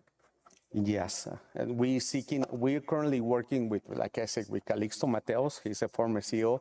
He created the program, so he's our conduit to NetBank to get. City of Nogales is not spending any money. Yeah. We're not investing. City of Nogales is. And at the end, no, because you're getting some ground money. Do we get something in return? Yeah, a bonus. No. Okay. So that's the proposal, and that's something that it worked beautifully in the city of Phoenix. I got the trust of Mayor Kay Gallego to do this. She funded, actually, she put the money because she really believed in sustainability. So after that happened, I created a success story. So Mayor Douglas, he said, I want that. So we're working on that right now as we speak. In other words, if I recollect, NetBank needs an entity like Nogales to be able to. They only apply the fund, funding. they only fund government. They don't fund a nonprofit. They don't. I would love them to fund me, Yeah, well, that's good. That's what NetBank's for, to help international trade and also sustainability. It's a green bank. Infrastructure that goes along that helps both countries. And the beauty is that we have their former CEO who used to run NetBank. So you know him personally? He's my partner. Oh, he's part of the team. Okay. Yeah, Clever is Calixto, Mateos, myself, and Roberto. Oh. And also we were looking on the. That's very clever. Mod, yeah. The mod to create. The other project that they have is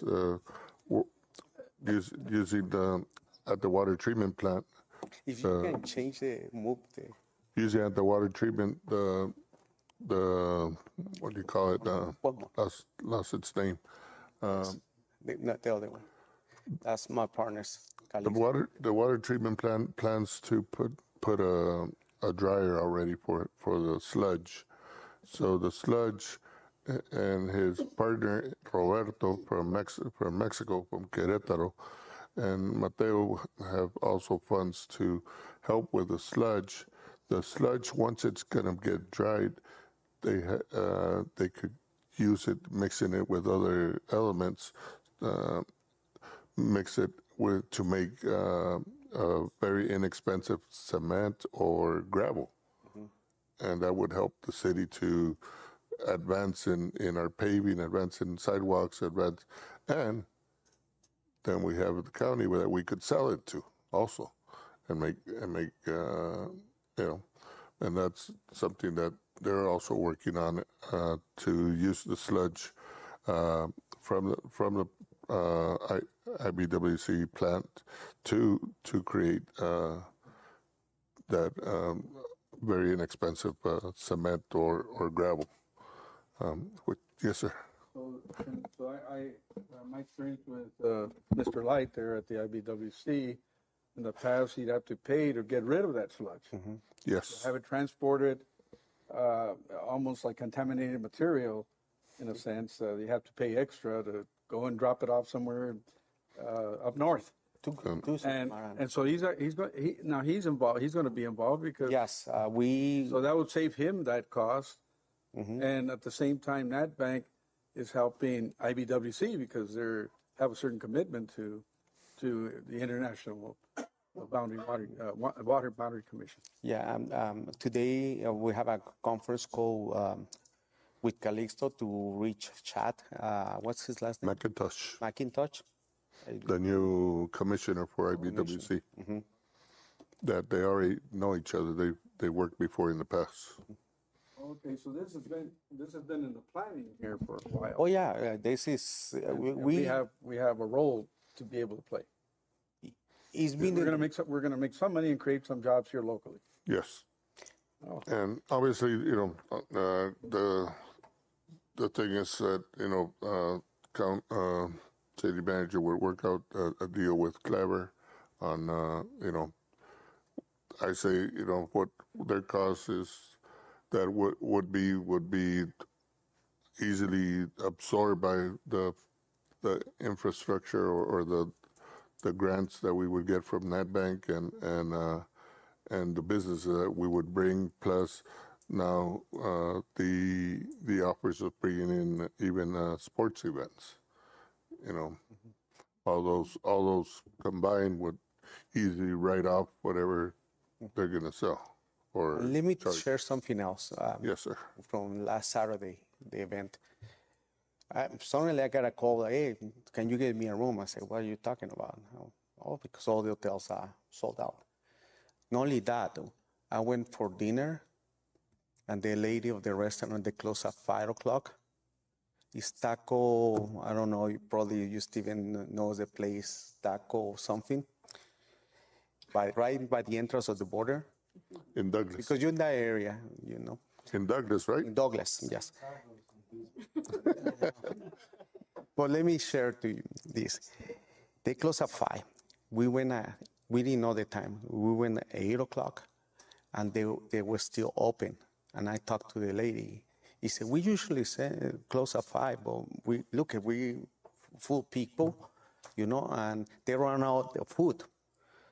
People that were walking in say, we only had tacos dorados and this. You can come and say, they had to extend the hours because they say we never seen this before, so that's the economic impact. When you create these kind of events, you're not only introducing your city, you have a impact in the businesses, in the community. Mayor Grijalva told me, you're like a hero now. Everybody can stop talking about your event. Everybody, the population is happy, because the impact we create. I have a question. I noticed you went to Douglas with this, and you're coming here. And now it's making, like you said, the news. Now, are we going to be considered if we join or your offer? Will that come here first before a mayor that I know that has always tried to take away things from Nogales is the other border mayor out there close to Yuma, Mr. Nichols? This is what I'm offering. It can impact any place, No, that's why I'm asking. Yeah. Are we getting first crack at it before anybody else from here? What I would like to do is to. Okay, well, I guess I'm sorry. I shouldn't. No. Because you might need more suppliers. I don't know. Yeah. But I'm just saying. I was talking more, not so much about that. I think all the suppliers you can get are good. Even if you can get more. But I was thinking more along the sporting events. That's what I don't want to lose because or at least if there's enough sporting events to go around, I just want to make sure that Nogales gets its fair share. No, thank you, for your concern.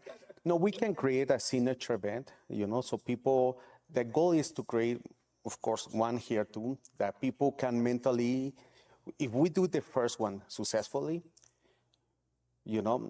which is going to be successful because these belts brings a lot of people. They see the heroes, Canelo, everybody. So when you give this, so we can create one here. So for next year, people will start preparing. We'll say, oh, in October, we need to select a date that people, you can program them. They are waiting for the event. They're signing up. We want to get sponsors. We want to get people book their hotels in advance. And people wait for it, It doesn't fight with the Douglas and all that. Exactly. Yeah. No. It doesn't. I mean, people goes. Believe me, people goes where it's a good, tournament. Mm-hmm. Does anybody have any more questions? Go ahead, Ms. Pera. That's a good presentation, thank you. But my question is, I thought we had an agreement with the county to do the economic development together. Or is that separate? This is separate. Okay. Go ahead, Ms. Montiel. Mr. Estes, you knew I was going to ask. So there is an agreement that's been done with them, with you already, with Douglas. And I went online to get it. And it's a little bit interesting and detailed. Have you seen this? No? Okay. So I recommend that the attorney look at this contract. Well, it's not a contract yet, this proposal, if you will. I know that there's one that's been done already. Yeah, it's going to be a year. Downloaded it. Yeah, so if I'll pass it down to the attorney, because he hasn't looked at it, and it's important that they look at all these documents first before we even jump into anything. I understand. Okay, And so I'll pass it to the attorney here. Okay. And the way I work, I put deliverables, because I don't want to take the taxpayer's money. Yeah. I put, if you notice, on that proposal, I put some deliverables. You what? I can't. Deliverables. Deliverables. Oh, yeah, you did. Yeah. Yes. Yeah. So I'm also subject to give, to respond to those deliverables, because I don't want to just be a salesman, without being accountable. Go through the bidding process. It doesn't even have a cost or any of that stuff. So we really need to have the attorneys look at all that. Yeah. But thank you for your presentation. Yeah, thanks. Go ahead, Mr. Dow. Could this be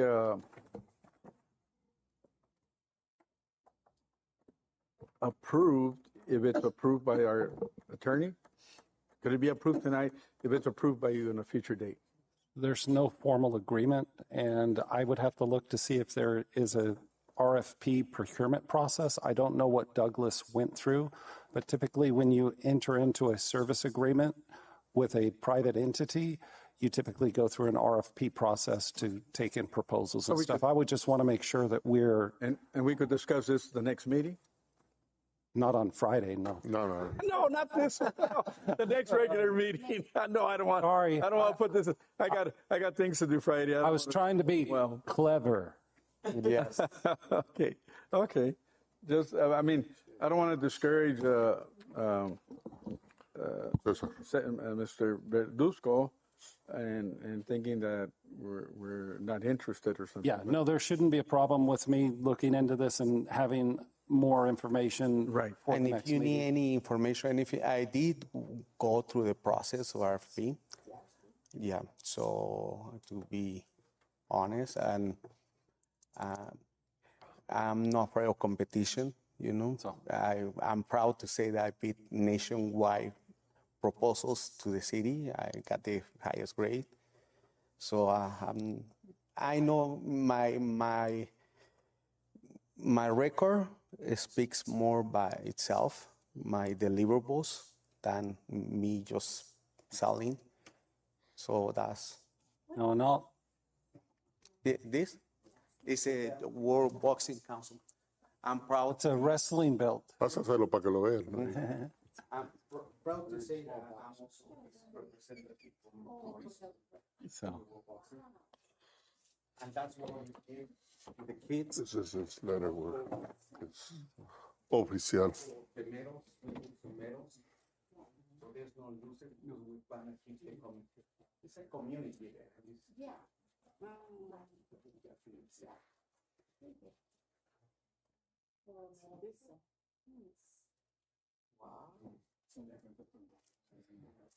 I could tell you that at the event I went to in Douglas, Cesar walked up to the ring 98% of the time if he wasn't busy, but it was a great event. I think everybody, all the boxers were very happy. They all got, belts. They all got medals. The winners got belts. They all got medals, winners and losers. And I think it was a great event that The goal is to encourage the kids to continue with the discipline and the sport. And there's no losing.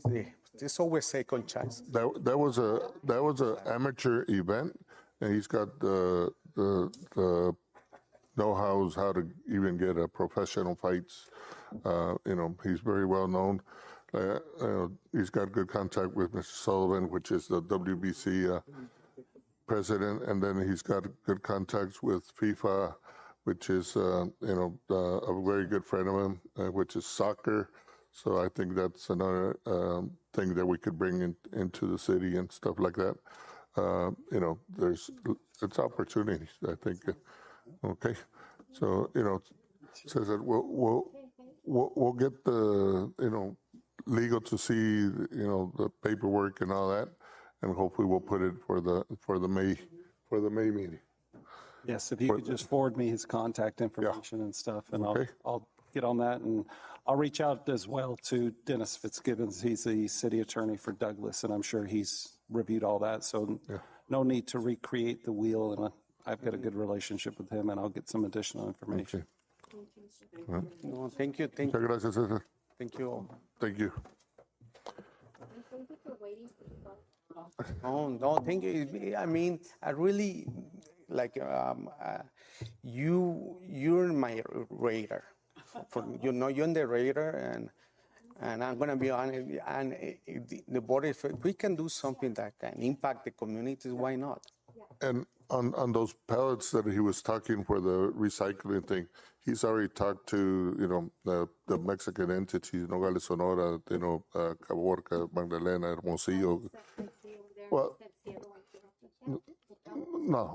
no, he means little pellets like BB ensembles. The little pellets are like BB rice. What happens is and when I took him on the tour, we went to some repacking places where they have those plastic bins that they don't know how to dispose them. So this is a great way to dispose them. And, with all the produce industry here, there's plastic crates that they don't know how to get rid of. The RPCs and all that. And then, but the same thing with Nogales, Sonora, and even Hermosillo and everything. So.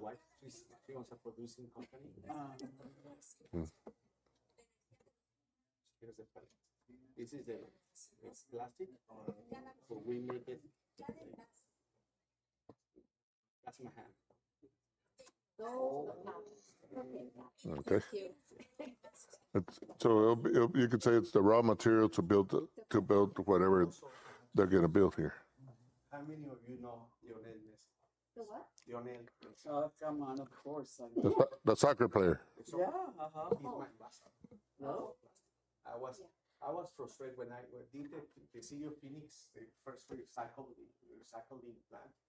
I'm gonna be honest, I was frustrated contacting Adidas, Nike, and Wilson. They take my call because they did me a favor for my family. But they didn't believe in my part. So I was so frustrated. Suddenly I got a call from my nephew, big soccer fan. He said, Uncle, can you give me the new sneakers of Messi and the shirt? I said, Nike Messi? I need Messi. So I called my father, who's the president of the community, said, hey, do you know Messi? I said, no, but I know somebody. You know how it is in Mexico. So he calls the foundation, he knows them. So suddenly I was talking with Messi. So I didn't want, I said, well, I'm not gonna sell Messi, let's do business together. Because he would say, I don't need you to do that. So I did, touching with the costs. Part of something bigger, big something on environment, everything. And Messi said, yes, I'm in. So we did his book. He's my ambassador. So Bring him over someday. I'd like to meet Messi. Yeah. And that's the commercial model. This is what we saw here. Okay. And this is just a message. Be part of the cost. Help them buy it. So that's his message now.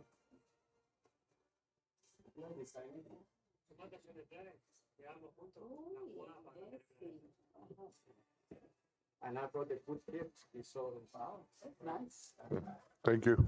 Kind of getting off topic, but Okay. it's messy. That's- Gracias. Entonces, I'll give him your contact and we'll finish hopefully doing the contract or something. Okay? Gracias, Cesar. Thank you. Thank you. Thank you. And you should feel privileged that they want to get you in so you can get back out and back up to Phoenix in a reasonable time because they don't care about me and what time I leave for Phoenix.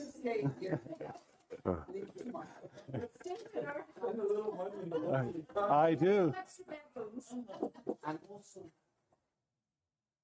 And we did order breakfast as well with dinner.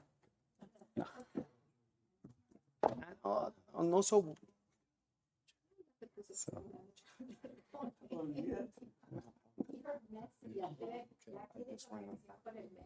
All right. Go to the next item? Okay. Next item, A, discussion and possible action, update on Round 30 soccer field improvements. Councilwoman, I think we tabled. Thank you. you table that? Mayor, I think we can, Table or take it up? we tabled it for the next meeting because okay, I make a motion to table it for the May meeting. Okay. All in favor? Aye. Oppose? Motion to table item A.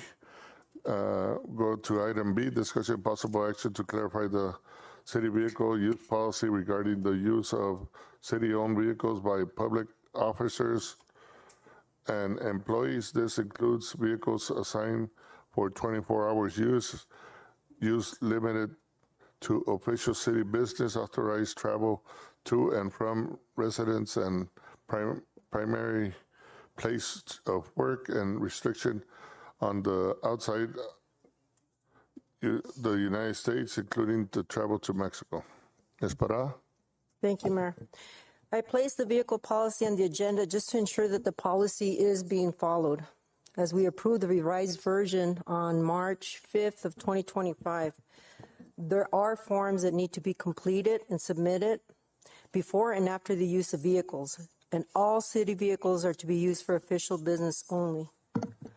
Part of our vehicle use policy on garaging of vehicles states all city vehicles except those authorized for 24-hour use shall be parked at the end of each day in assigned city locations.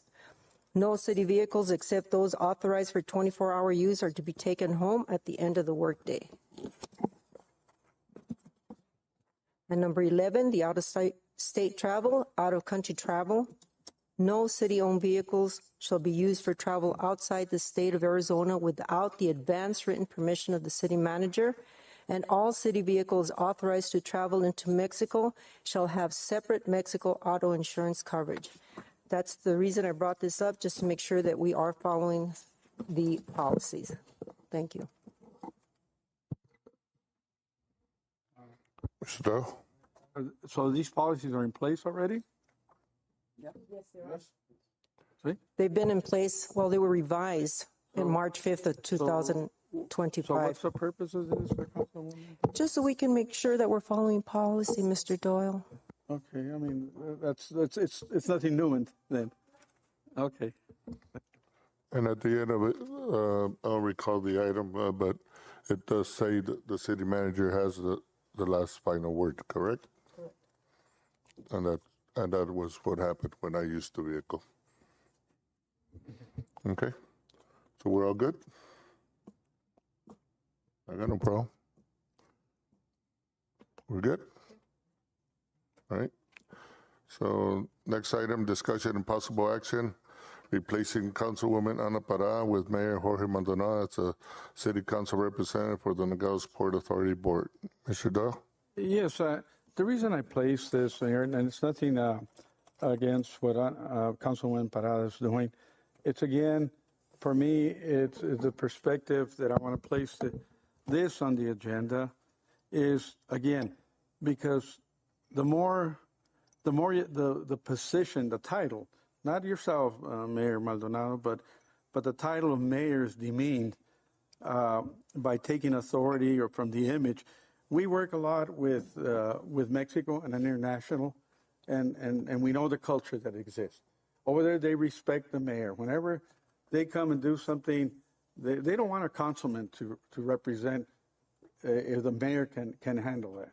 And that's the reason. We live in a bicultural community. We depend a lot on Mexican trade. They depend on us. And I just want to keep those standards. And even the people here locally, when they hear the mayor, they figure he's the person we elected into position to lead the city and to be the face of the city. So I placed it here so that you could have the voting authority and representing this council on the board of the Port Authority. And that's why I placed it, because I think you should resume that. It's always been that way. You should resume that position, and it'll bring more respect to our council, to the city of Nogales, and to the whole community. And that's why I placed it. Thank you.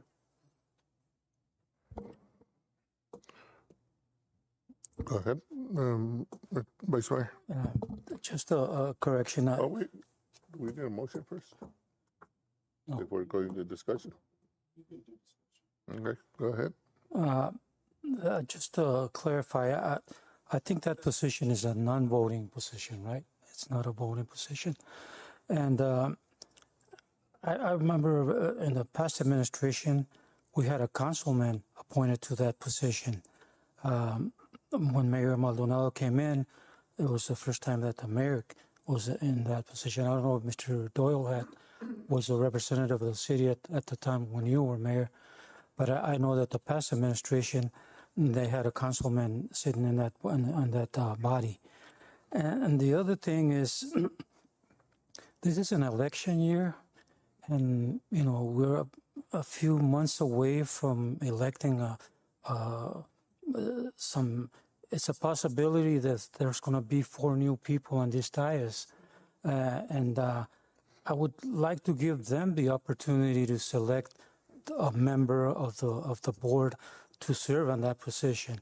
That's my opinion, but as for I haven't heard anything bad about Ms. Parada sitting on that board, and the mayor is always welcome to attend the Port Authority meetings. And I know for a fact that if some emergency came up, the mayor would be the first person that they would contact. So that's my opinion. Mr. Bonilla? I have just a question. Councilmember Parada, you still go to the meetings, right? You are attending? I've attended all except one that I had an emergency. Okay, thank you. Go ahead. Well, it is interesting, this item on the agenda, but I was never contacted by the Port Authority asking me to step down as a board member. And if Councilman Doyle has an issue with me as a council member and being a woman on the board, there's nothing I can do.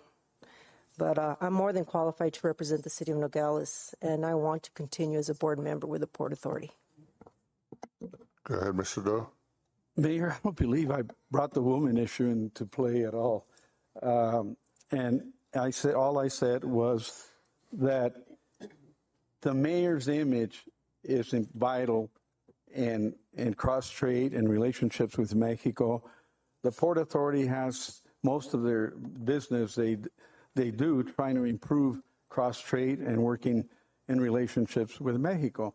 And I think that you should have the people elected you, Mayor, not us, and you are the face of the city, and I think that the mayor should be sitting as the leading person on that board for the city.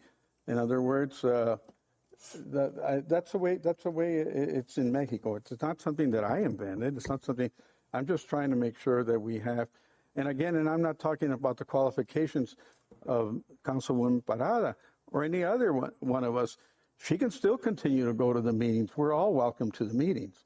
But what I'm saying is that you should be the one that has the authority and is the one that has the voting right on that board. And that's why I place it on.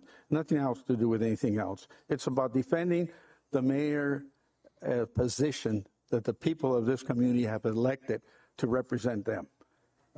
And I think you do a good job representing us with your counterparts and everybody and other officials there in Mexico. You've had a good relationship, and I believe that if you continue to do that, you know, you're gonna bring Nogales and keep the people happy that you're being a good representative that they put in this office.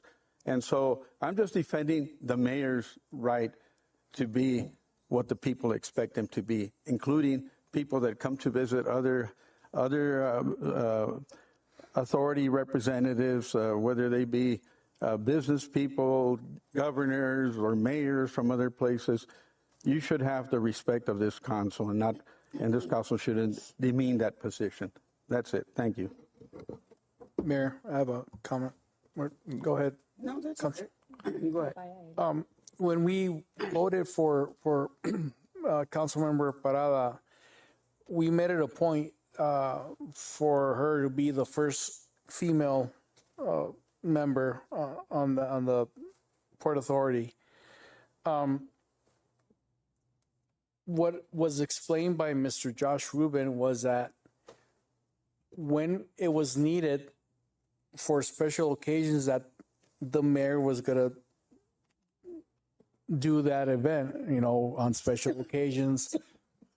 So I don't think Councilmember Parada's membership there is stealing the thunder from the mayor.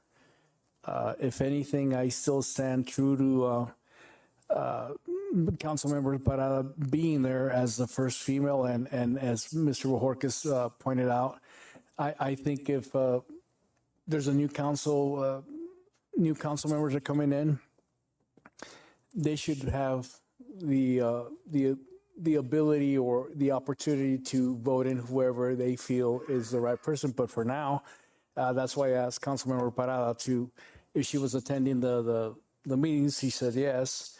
I haven't heard anything negative to that respect. So I think, Councilman Doyle, we should rethink on how we make this decision tonight, because I don't think we're gonna be sending the right message, especially in this election cycle. So there's Mayor Maldonado. When there's a big event, he's the one that's going to be in the lead, regardless if she's there or not. That was discussed with Mr. Josh Rubin, and I believe Councilmember Parada agreed to that. So, I don't see an issue to remove her at this point. Ms. Melendez? Mr. Mayor, do you have an objection? I'm sorry, I can hardly talk. Do you have? Are you reading my mind? Yeah. Do you have an objection having? This was brought up by Mr. Doyle. No, but I'm asking you. Do you have any objection of her being there representing us? My only thing is, it's as far as I saw, and when the 10 years that I've been here, supposedly it was always the mayor. And, when this decision was made, I was not present in that June 2025 meeting. I was in Kansas City when council voted to do that. When Ms. Parra put this in the agenda, I got no objection. I got basically, I try to support the city and be the face of the city, and everywhere I go, I could tell you she's wrong. She's missed more than one meeting, but I'm not gonna. That's not what I'm here for. I know the last one she missed was for emergency on the family, but that has nothing to do, But Mayor, go ahead. I'm interested. Has she missed more than one meeting? Has she missed more than one meeting? Besides the emergency that she had last Tuesday, I know she's missed another meeting. Been to the meetings, Mr. Doyle. I am honest. I am being honest. Why? What's so hard about being honest? So no, my question was, you have no objection, so that's it. Okay. Yeah. Any other questions?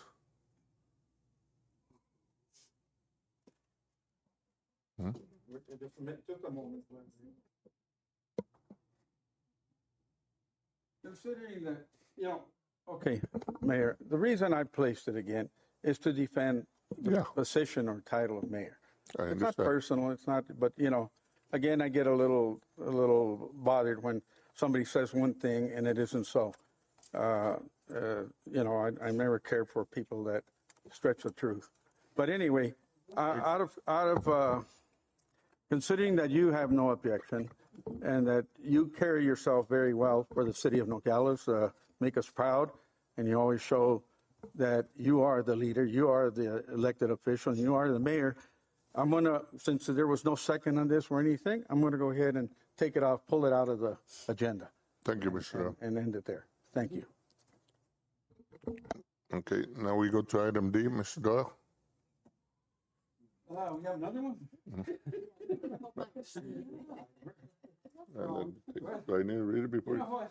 Yeah, you could read. Well, he needs to read the item because it's on the agenda. Okay, it's a D discussion and request for a complete daily report from Councilwoman Lisa Montiel and Ana Parada, trip to the National League of Cities and Towns annual conference held in Washington, D.C. from March 13, 2026 and March 19, 2026. Mayor, when I placed this item, I didn't think we were going to have such a long agenda. And you know what? I'll pull out this also from the agenda. Just pull it out. Thank you, Mr. Doyle. So a motion to table? Motion to table. Not table, remove it. Okay, motion to remove it permanently? Unless somebody else wants to bring it up, but I'm not going to bring it up. Okay. So table, motion to remove. We got a second. All in favor? Aye. Opposed? Thank you, Mr. Doyle. E, discussion and possible action placing 10,000 spending limit on the city manager or department directors. Any amount higher will need council approval. Mr. Doyle. Yes, Mayor, I guess I might have left something else out of this. And placing a 10,000 spending limit on the city manager or department directors and any amount higher will need council approval, except for emergencies, Mayor. Except for emergency. If there's an emergency, they need to spend. Let them bring the expenses at the next meeting back where we can approve it, or declare it if it was an emergency. If it's a proven emergency, well, then it's then that's fine. You need to spend to fix something, whatever it takes. But I'm just talking about normal expenses that need to. And again, if you need to. I'll leave that up to the city manager, not only emergency, but if it needs to be spent, just bring it back to us so that we can approve the expense. That's all. Saying that was a needed expense. Is that okay? The motion is to change the wording from except for emergencies and needed expenses to be approved to be approved at the following meeting. Actually, Mayor, if I could, Go ahead. the spending limitation is in the city code. You cannot change the city code by way of motion. It would have to be done by way of Well, ordinance. okay, so what do we need to change the city code? An ordinance. An ordinance? Okay, so we'll draw one up then next time and see. if So council will what would support be that. appropriate would be is The thing is, again, $100,000 is, we need to compare with other communities, even in these times. That's a lot of money. And I've seen city managers go beyond thinking that they can do anything they want up to $100,000, and then they start misspending. And we don't need that. We need more accountability.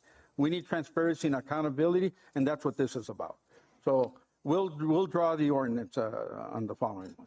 It would be a motion to bring an ordinance back to council. I would need Yes, direction. I'd like to make a motion to bring an ordinance back to council, changing the present code on expenditure. Does that cover it? Or do I have to word it differently? No, that's your motion.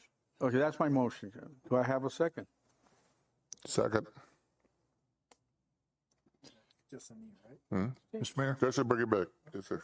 Yeah. Oh, Mayor, okay. My understanding, and if I'm wrong, please correct me, it wasn't all that long ago that the limit was set at just a tick under $100,000. Is that more or less accurate? Yeah. Okay, thank you. And it wasn't too long ago that it was abused also. Okay. It was January. Okay, so it's been in effect now for roughly 3 months. We're in maybe the fourth month. Just a little benefit of my experience. I don't think I ever, $100,000 is the same spending limit I had when I was the city manager in Winslow. Okay, never an issue. Okay. That might be more a function of the mayor and council and the city manager than the limit, but it also is an indication of the level of trust, number one, integrity, number two.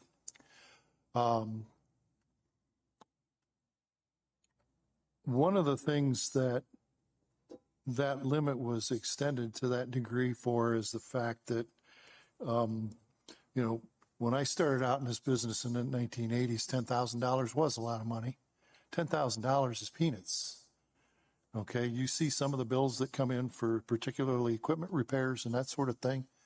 A lot of that. And Serge and I talked about that yesterday because he came in to talk to me about this agenda item, and there's a lot of bills that are normal maintenance, normal expenditures that now exceed $10,000. It's where we live. It's where we live in history. Okay. Now, what Sergio and I did discuss was if transparency is the issue, and I think it is, the transparency can be delivered to you at any time you want. Okay. Two examples. On my last job, every 2 weeks, the mayor and council were supplied with a list of the accounts payable. Okay. The accounts payable lists every expenditure that's not payroll related that is spent in that 2 week interval. Okay. That's total transparency. Okay. You spend a dime at the hardware store, it's on the AP. When I was in Winslow, we had a little bit different take on that.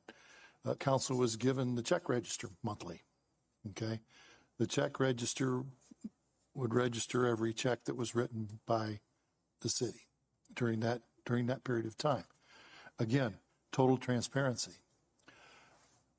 You're kind of tying your people's hands by putting low spending limits on ordinary expenditures that need to be made in order to run the city from day to day, especially when you only meet once a month. Okay. Remember, you're the exception. You're not the rule. Most city councils meet twice a month. This one meets once. Okay. Well, we meet here whenever we need it. So That's true, but that requires calling a special meeting, and that's extra red tape. So what I would suggest is that the better option would be, and I guess Serge probably, I don't know whether he prefers probably the accounts payable because that's easier to generate a report. Well, here's the report. There's nothing here. There's nothing detailed. Okay. It's all in general. No, We can have Yeah. fails. Yeah. Check runs are Tuesdays and Thursdays. Every time we cut checks, we can send you a report by email, which easily can be converted into a PDF. And you'll be able to see everything that gets spent every dime, except payroll. We used to include it. Yeah.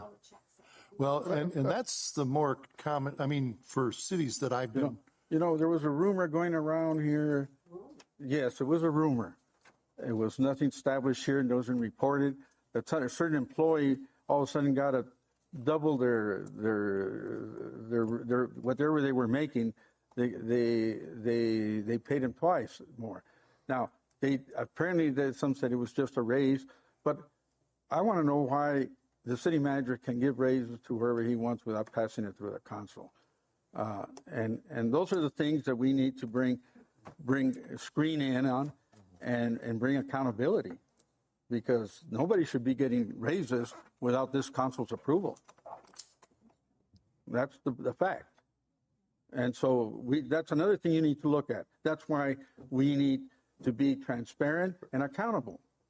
We have to give account to the people in the community. They ask us things, and we can't tell them what's going on. Well, Mr. Doyle is a 16-year elected official before I became a city manager. I get it. Okay, thank you. I understand it completely. And you're also in the process of recruiting a new city manager. Take that into consideration when you're hiring that person. And I'm here to tell you that, there's 92 cities and towns in the state of Arizona, and like 90 of them have city or town managers. Have you heard of any town manager or any city manager being bounced because of finances? Just doesn't happen. We have a code of ethics, and that includes. But you're not elected. We are. I think we are just as responsible to our constituents as you are as elected officials. Well, we had trouble with the last. In fact, I believe we are. So that's. So anyway, that's all I have. Okay, and I'm saying I'll talk. It's not a not personal. It's just no, and I'm not. And that's my take on it. Just like I said, so that we can be accountable, we can give a response to the people that elect us. That's our responsibility. And that's why we're offering you an opportunity. You don't have to take it personal. Why would you take it personal? No, I'm not saying. I said, please don't you take it personal. What I'm saying is we're offering you transparency. If you want it, we'll start doing it with the next check run. Thank you. Okay. Mr. Doyle, you remove your. Well, until further, we'll see how this works out, and then we can always put it back again. Sure. I guess we wanted to touch base on that. And but I mean, I appreciate your concern. I really do. And it's transparency, like you said. Think it. And again, for that reason, I'll even take out the next one because it goes along the lines pretty much until we figure out what the right amount is that we need to be concerned with, or that we're not getting the right information that we need to get. You already said you're going to provide that information. Now I'll rest my case. I'll wait for that and see how that works out. So, Mayor, I'd like to. Hold on. Let me read it first. Okay, read it. Okay. So let's table or remove E. So you remove your motion, Mr. Doe? Yes, I removed the motion. And then let's have a motion to remove. Let's get through this agenda. So now we motion to remove item E, correct? Yes. All in favor? Aye. All opposed? Item E is removed. Now F, discussion, direction, possible action any amount from 3,000 to 9,999 spent by city manager or department directors during each month will be reported to the city council on the first council meeting of the following month. Mr. Doyle? Considering what they told us that we'll be getting a report from finance on expenses, that would cover this one also. So I make a motion to pull it out now. Okay, second. All in favor? Aye. All opposed? Item is removed. Next is G, discussion, direction, and possible action, evaluation, and performance of Attorney Joe Estes and the Pierce Coleman Law Firm. Mr. Doyle? Just that, I think it's been over a year you've been here, Counselor? I've been serving as the city attorney for over a year. The firm has been serving for over 2 years. Yeah, and so I think in the past, we've wanted to kind of evaluate the attorney's office. So I think an evaluation form should be proper in the next month or two, whenever what I'll do is, or unless I can open it up right now, just to start to get a form of evaluation that would be fair to your department. I don't know if you want to have any input in that. So if you want, I can provide counsel, I can send you emails, I can provide you with samples of evaluations that have been done in other municipalities that I've served in, other municipalities that have done evaluations for their legal counsel, and then we can come back and try to establish a process for that evaluation. But absolutely, we would welcome an evaluation. We'll do that. Mayor, it's more like the evaluation performance to be done, to work something, a form or something at a future date. That would be my, not recommendation, but I guess the new motion. Mr. Mayor, I don't recall having an evaluation for attorneys for many years. I don't recall. So is this going to be the first time we're going to start doing this? No, when I was mayor, we had it done. I don't recall. But I don't know what you've done the last few years. So you're requesting to do, come out with a form to do an evaluation. That's your motion, Mr. Doyle? Yes, to look at and when our attorney gets, he has past experiences in different so you're giving communities where you served. So you're giving direction to receive a evaluation form, so we look at it for the future time. Yes. No discussion, no directions. Just direction to get the forms. Just so that we can look at it, and then we'll take it from there. Go ahead, Mr. Vice Mayor. All right, a question for Mr. Estes. Do you get evaluated by your firm? Besides the city trying to evaluate you, do they do a yearly or quarterly evaluation of your work? Of the different partners within the firm? Yes. Yeah, we meet on a regular basis and we discuss, and we have annual evaluations at the end of the year with regard to performance, with regard to, assignments and different things like that. So. Okay, so my question would be, would we be evaluating you personally or the whole firm as a? Well, I guess that would be the question and what would need to be figured out, because although I'm here personally and I'm the one who is the figurehead of the firm, not the mayor, but the figurehead of the firm. I'm not the mayor of the firm. The firm is the attorney for the city. I don't do all the work myself. I have 10 municipal partners. So although, the city retains, and I'm here for the meetings for the vast majority of the time, as you recall in past meetings, I've had other partners show up and we handle that workload together. So it's not just me, but I am the one who's here, the one who responds to questions and things like that. So trying to figure out, Yes. Well, how do you guys want to do? Let's take another look. You just threw a monkey wrench into this deal. To be in all fairness, If you've got an issue with me, Mr. Doyle, then absolutely, let's bring it up. Let's be fair. That you do represent a firm. You represent a firm that apparently has many faces of attorneys at hand to serve the community. It's kind of hard to make an evaluation based on that. Yeah. And so, Mayor, Well, do you want to evaluate it based off of budget numbers? Because we can go.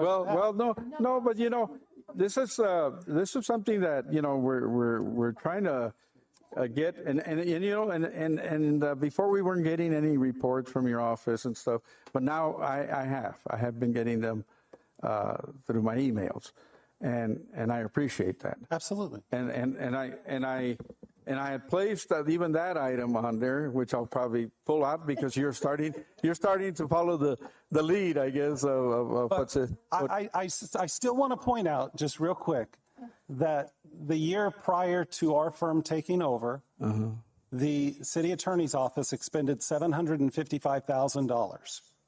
And that's why he's not here no more. The first year that our firm took over, we expended $434,000. Okay. This year, we're under budget, and we're going to probably expend less than $500,000.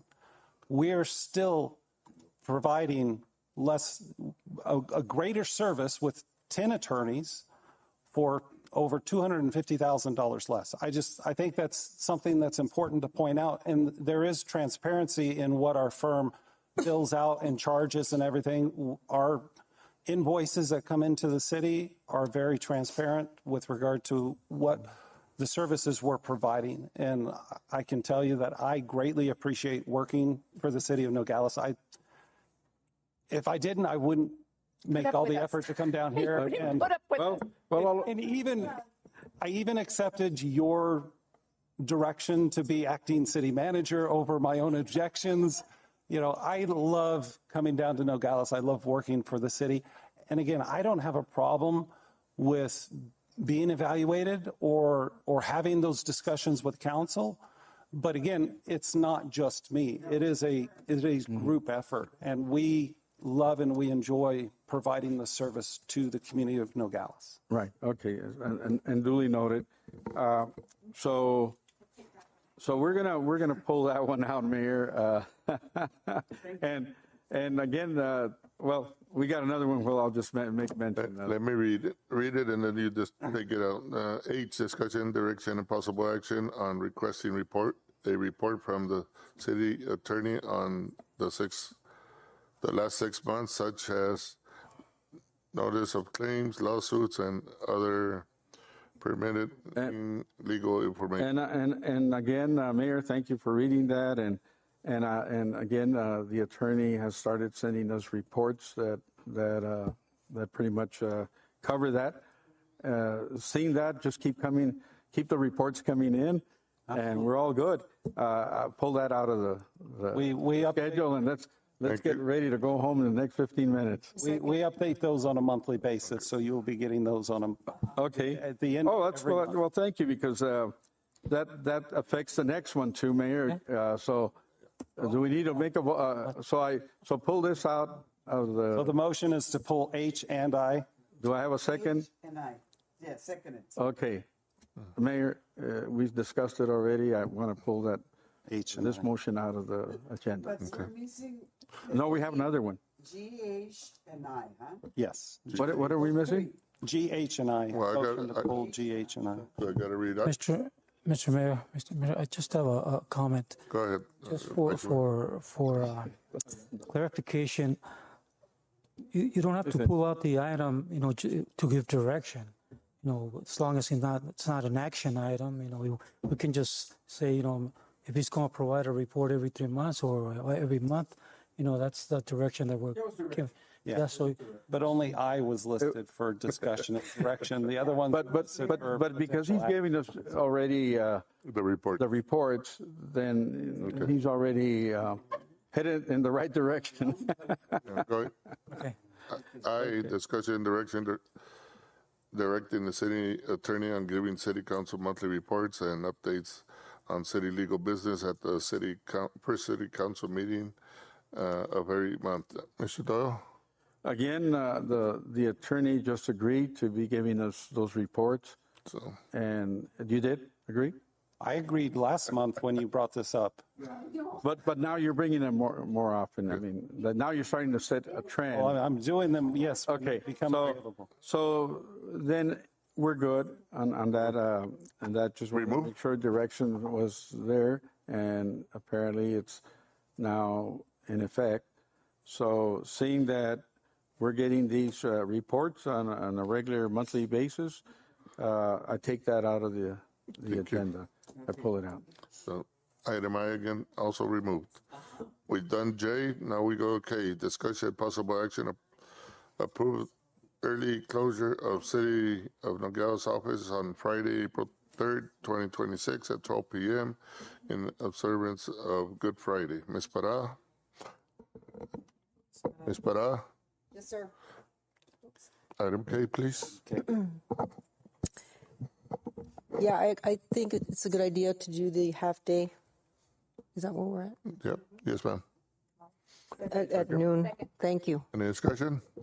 All in favor? Aye. All opposed? Ayes have it. Very good. Item 10, liquor license. A, consideration possible action on liquor license number 2026-4, consideration of a recommendation to approve the insurance of a special event liquor license submitted by Jose Vasquez on behalf of the Cultura Artes Committee of Nogales, Arizona, for the Fiesta de Mayo event scheduled for May 2nd, 2026, from 5 p.m. to 10 p.m. Any discussion? All in favor? Aye. All opposed? Motion passes. B, consideration possible actions of liquor license number 2026-5, consideration of the recommendation to approve the insurance of a special event liquor license submitted by David Reese on behalf of VFW number 2066 for the VFW car show event scheduled on May 16, 2026 and July 3rd, 2026 from 10 a.m. to 10 p.m. Any discussion? All in favor? Aye. All opposed? Motion passes. 11, orders.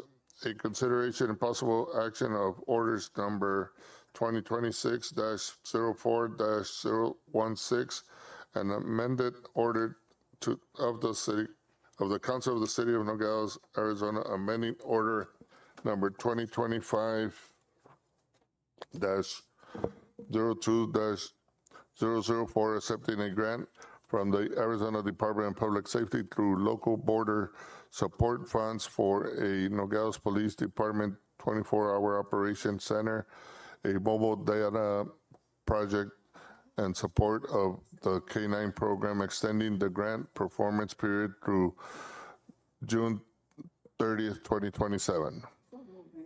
Second. Any discussion? All in favor? Aye. All opposed? Motion passes. I move to go into executive session. Have a second? Second. All in favor? Aye. Hey, all in favor going in executive session? I need votes, guys. All in favor going in executive session? Aye.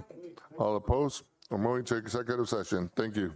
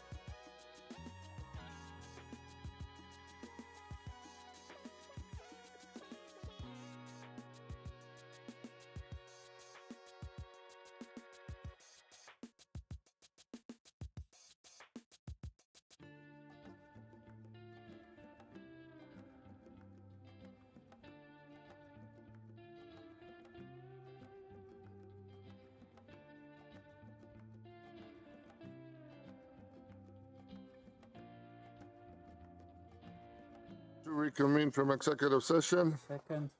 All in favor? Aye. All opposed? Next, item 13, Mayor's and Council report on current events. Mr. Bonillas. I attended the Special Olympics on Saturday at Empire Theater. Mr. Doyle?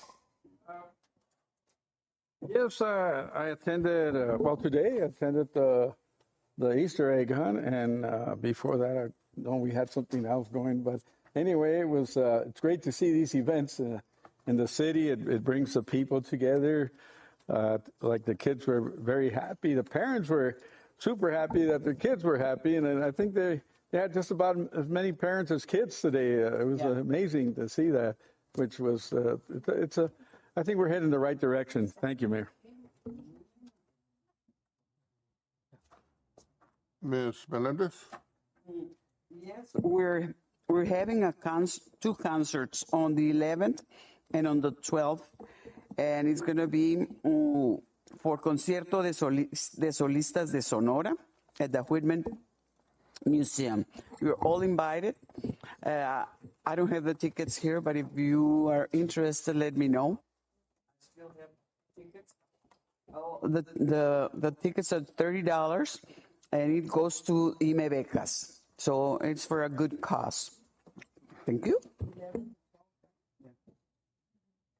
Ms. Montiel? Ms. Parada?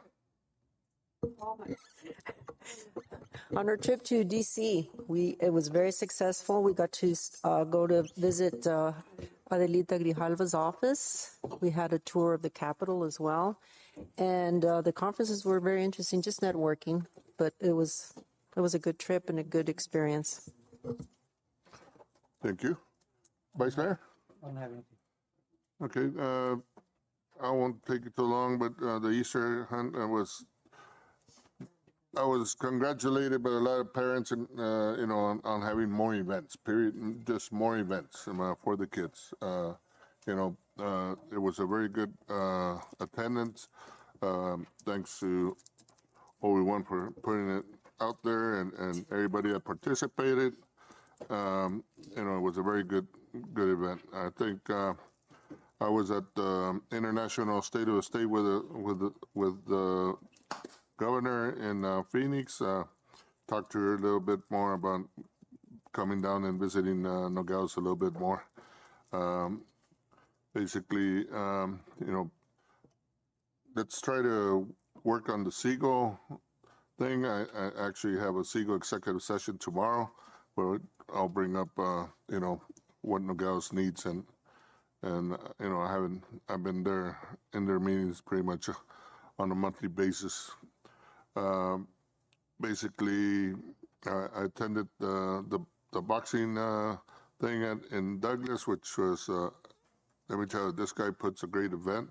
Hopefully we could negotiate and make something work with him, because what his knowledge is with professional sports and all that, besides having Calixto from NetBank, ex-NetBank CEO, is a thing that we could do, and it would help out even our neighboring Nogales, Sonora with the recycling of a lot of their materials. That's about it.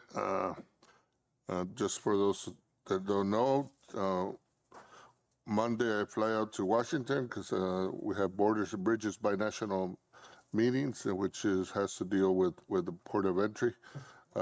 Myself and Josh and Luis Ramirez and Mr. Fanning are supposed to go. I heard that there was a question on Mr. Fanning maybe not going, but I'll be in Washington this week. So, anything else? Question. Yes, ma'am. What about the meeting on Friday that we didn't know about? Is that going to be? True. Miguel? Mayor and Council, there was a liquor license that was brought in this morning by Sacred Heart. I told her it was too late to submit for this agenda. So their event is in 2 weeks. On the 19th. So we're, you know, after this, I'm gonna give, you know, talk to Miguel on, you know, I think unfortunately, besides the two churches, which, you know, I don't fight with the man upstairs, you know, but they're the ones that have been the latest, always, you know, so I think we gotta put it out, so make sure that everybody is aware that we need, you know, at least 30 days or minimum before their events and stuff like that, so we won't be hurrying it up like we're doing this week. So Can't tell a church no during Holy Week. but I think you know, besides that, you know, there's another item that came about, which is So Taekwondo. Taekwondo. They talked to Mr. Steve and myself.